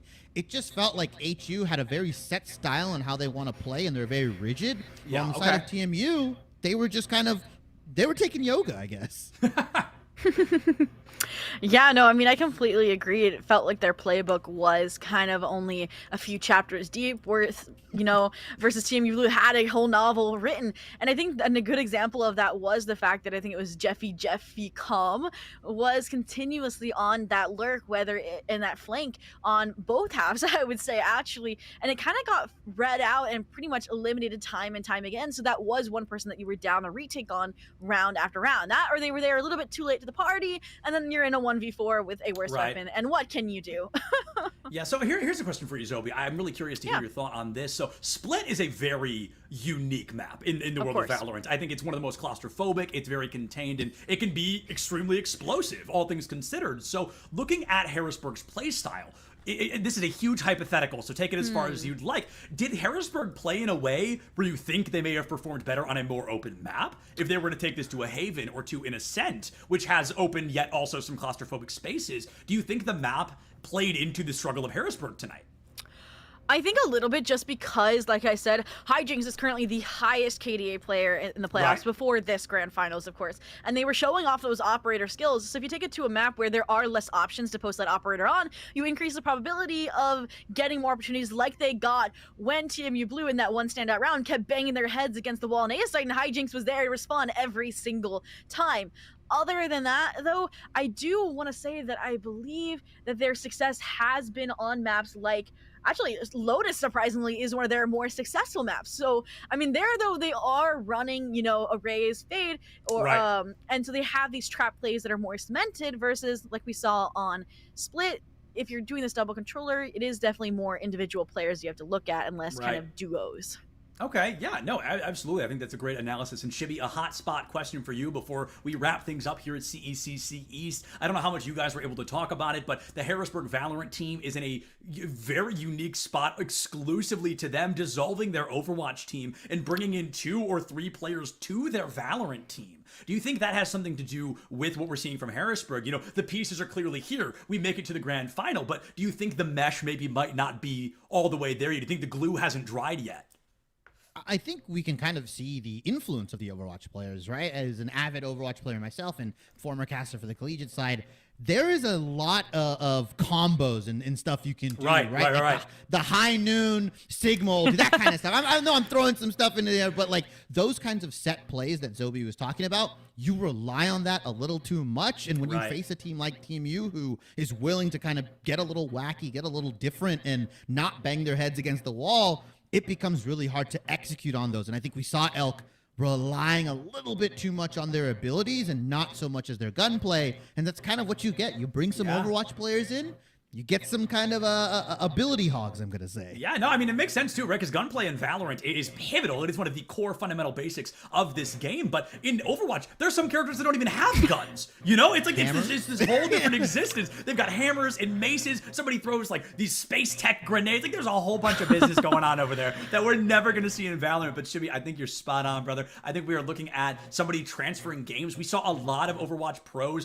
go to Valorant back when it was still being called Project A in the beta. And we saw a lot of them learn the hard way that this game is a fully untamed beast in hundreds of different ways. But thank both of you, seriously, for coming out tonight, kicking butt on an incredible broadcast, and just joining us here. I mean, thank you so much for making your CECC debut tonight. We are so happy to have you both.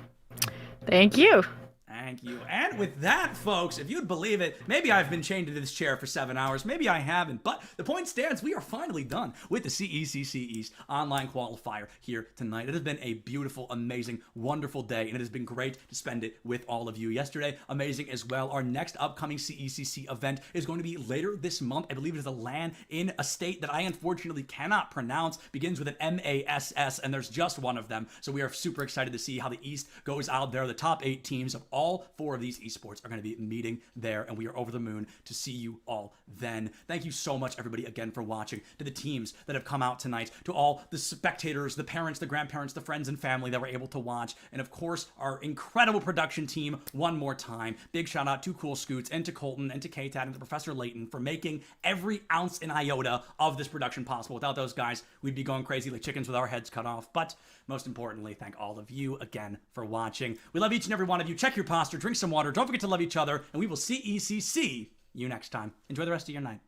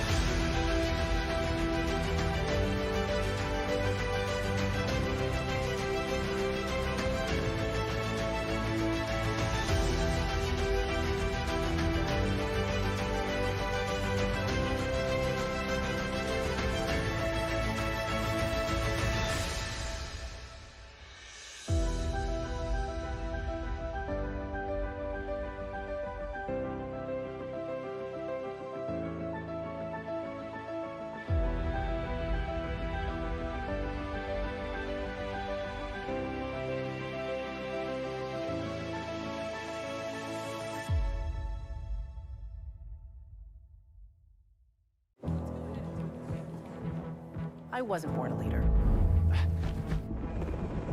It wasn't given to me. I couldn't buy it. How'd I get here? I decided. I decided. I decided. I decided. Decide to lead as an Army officer.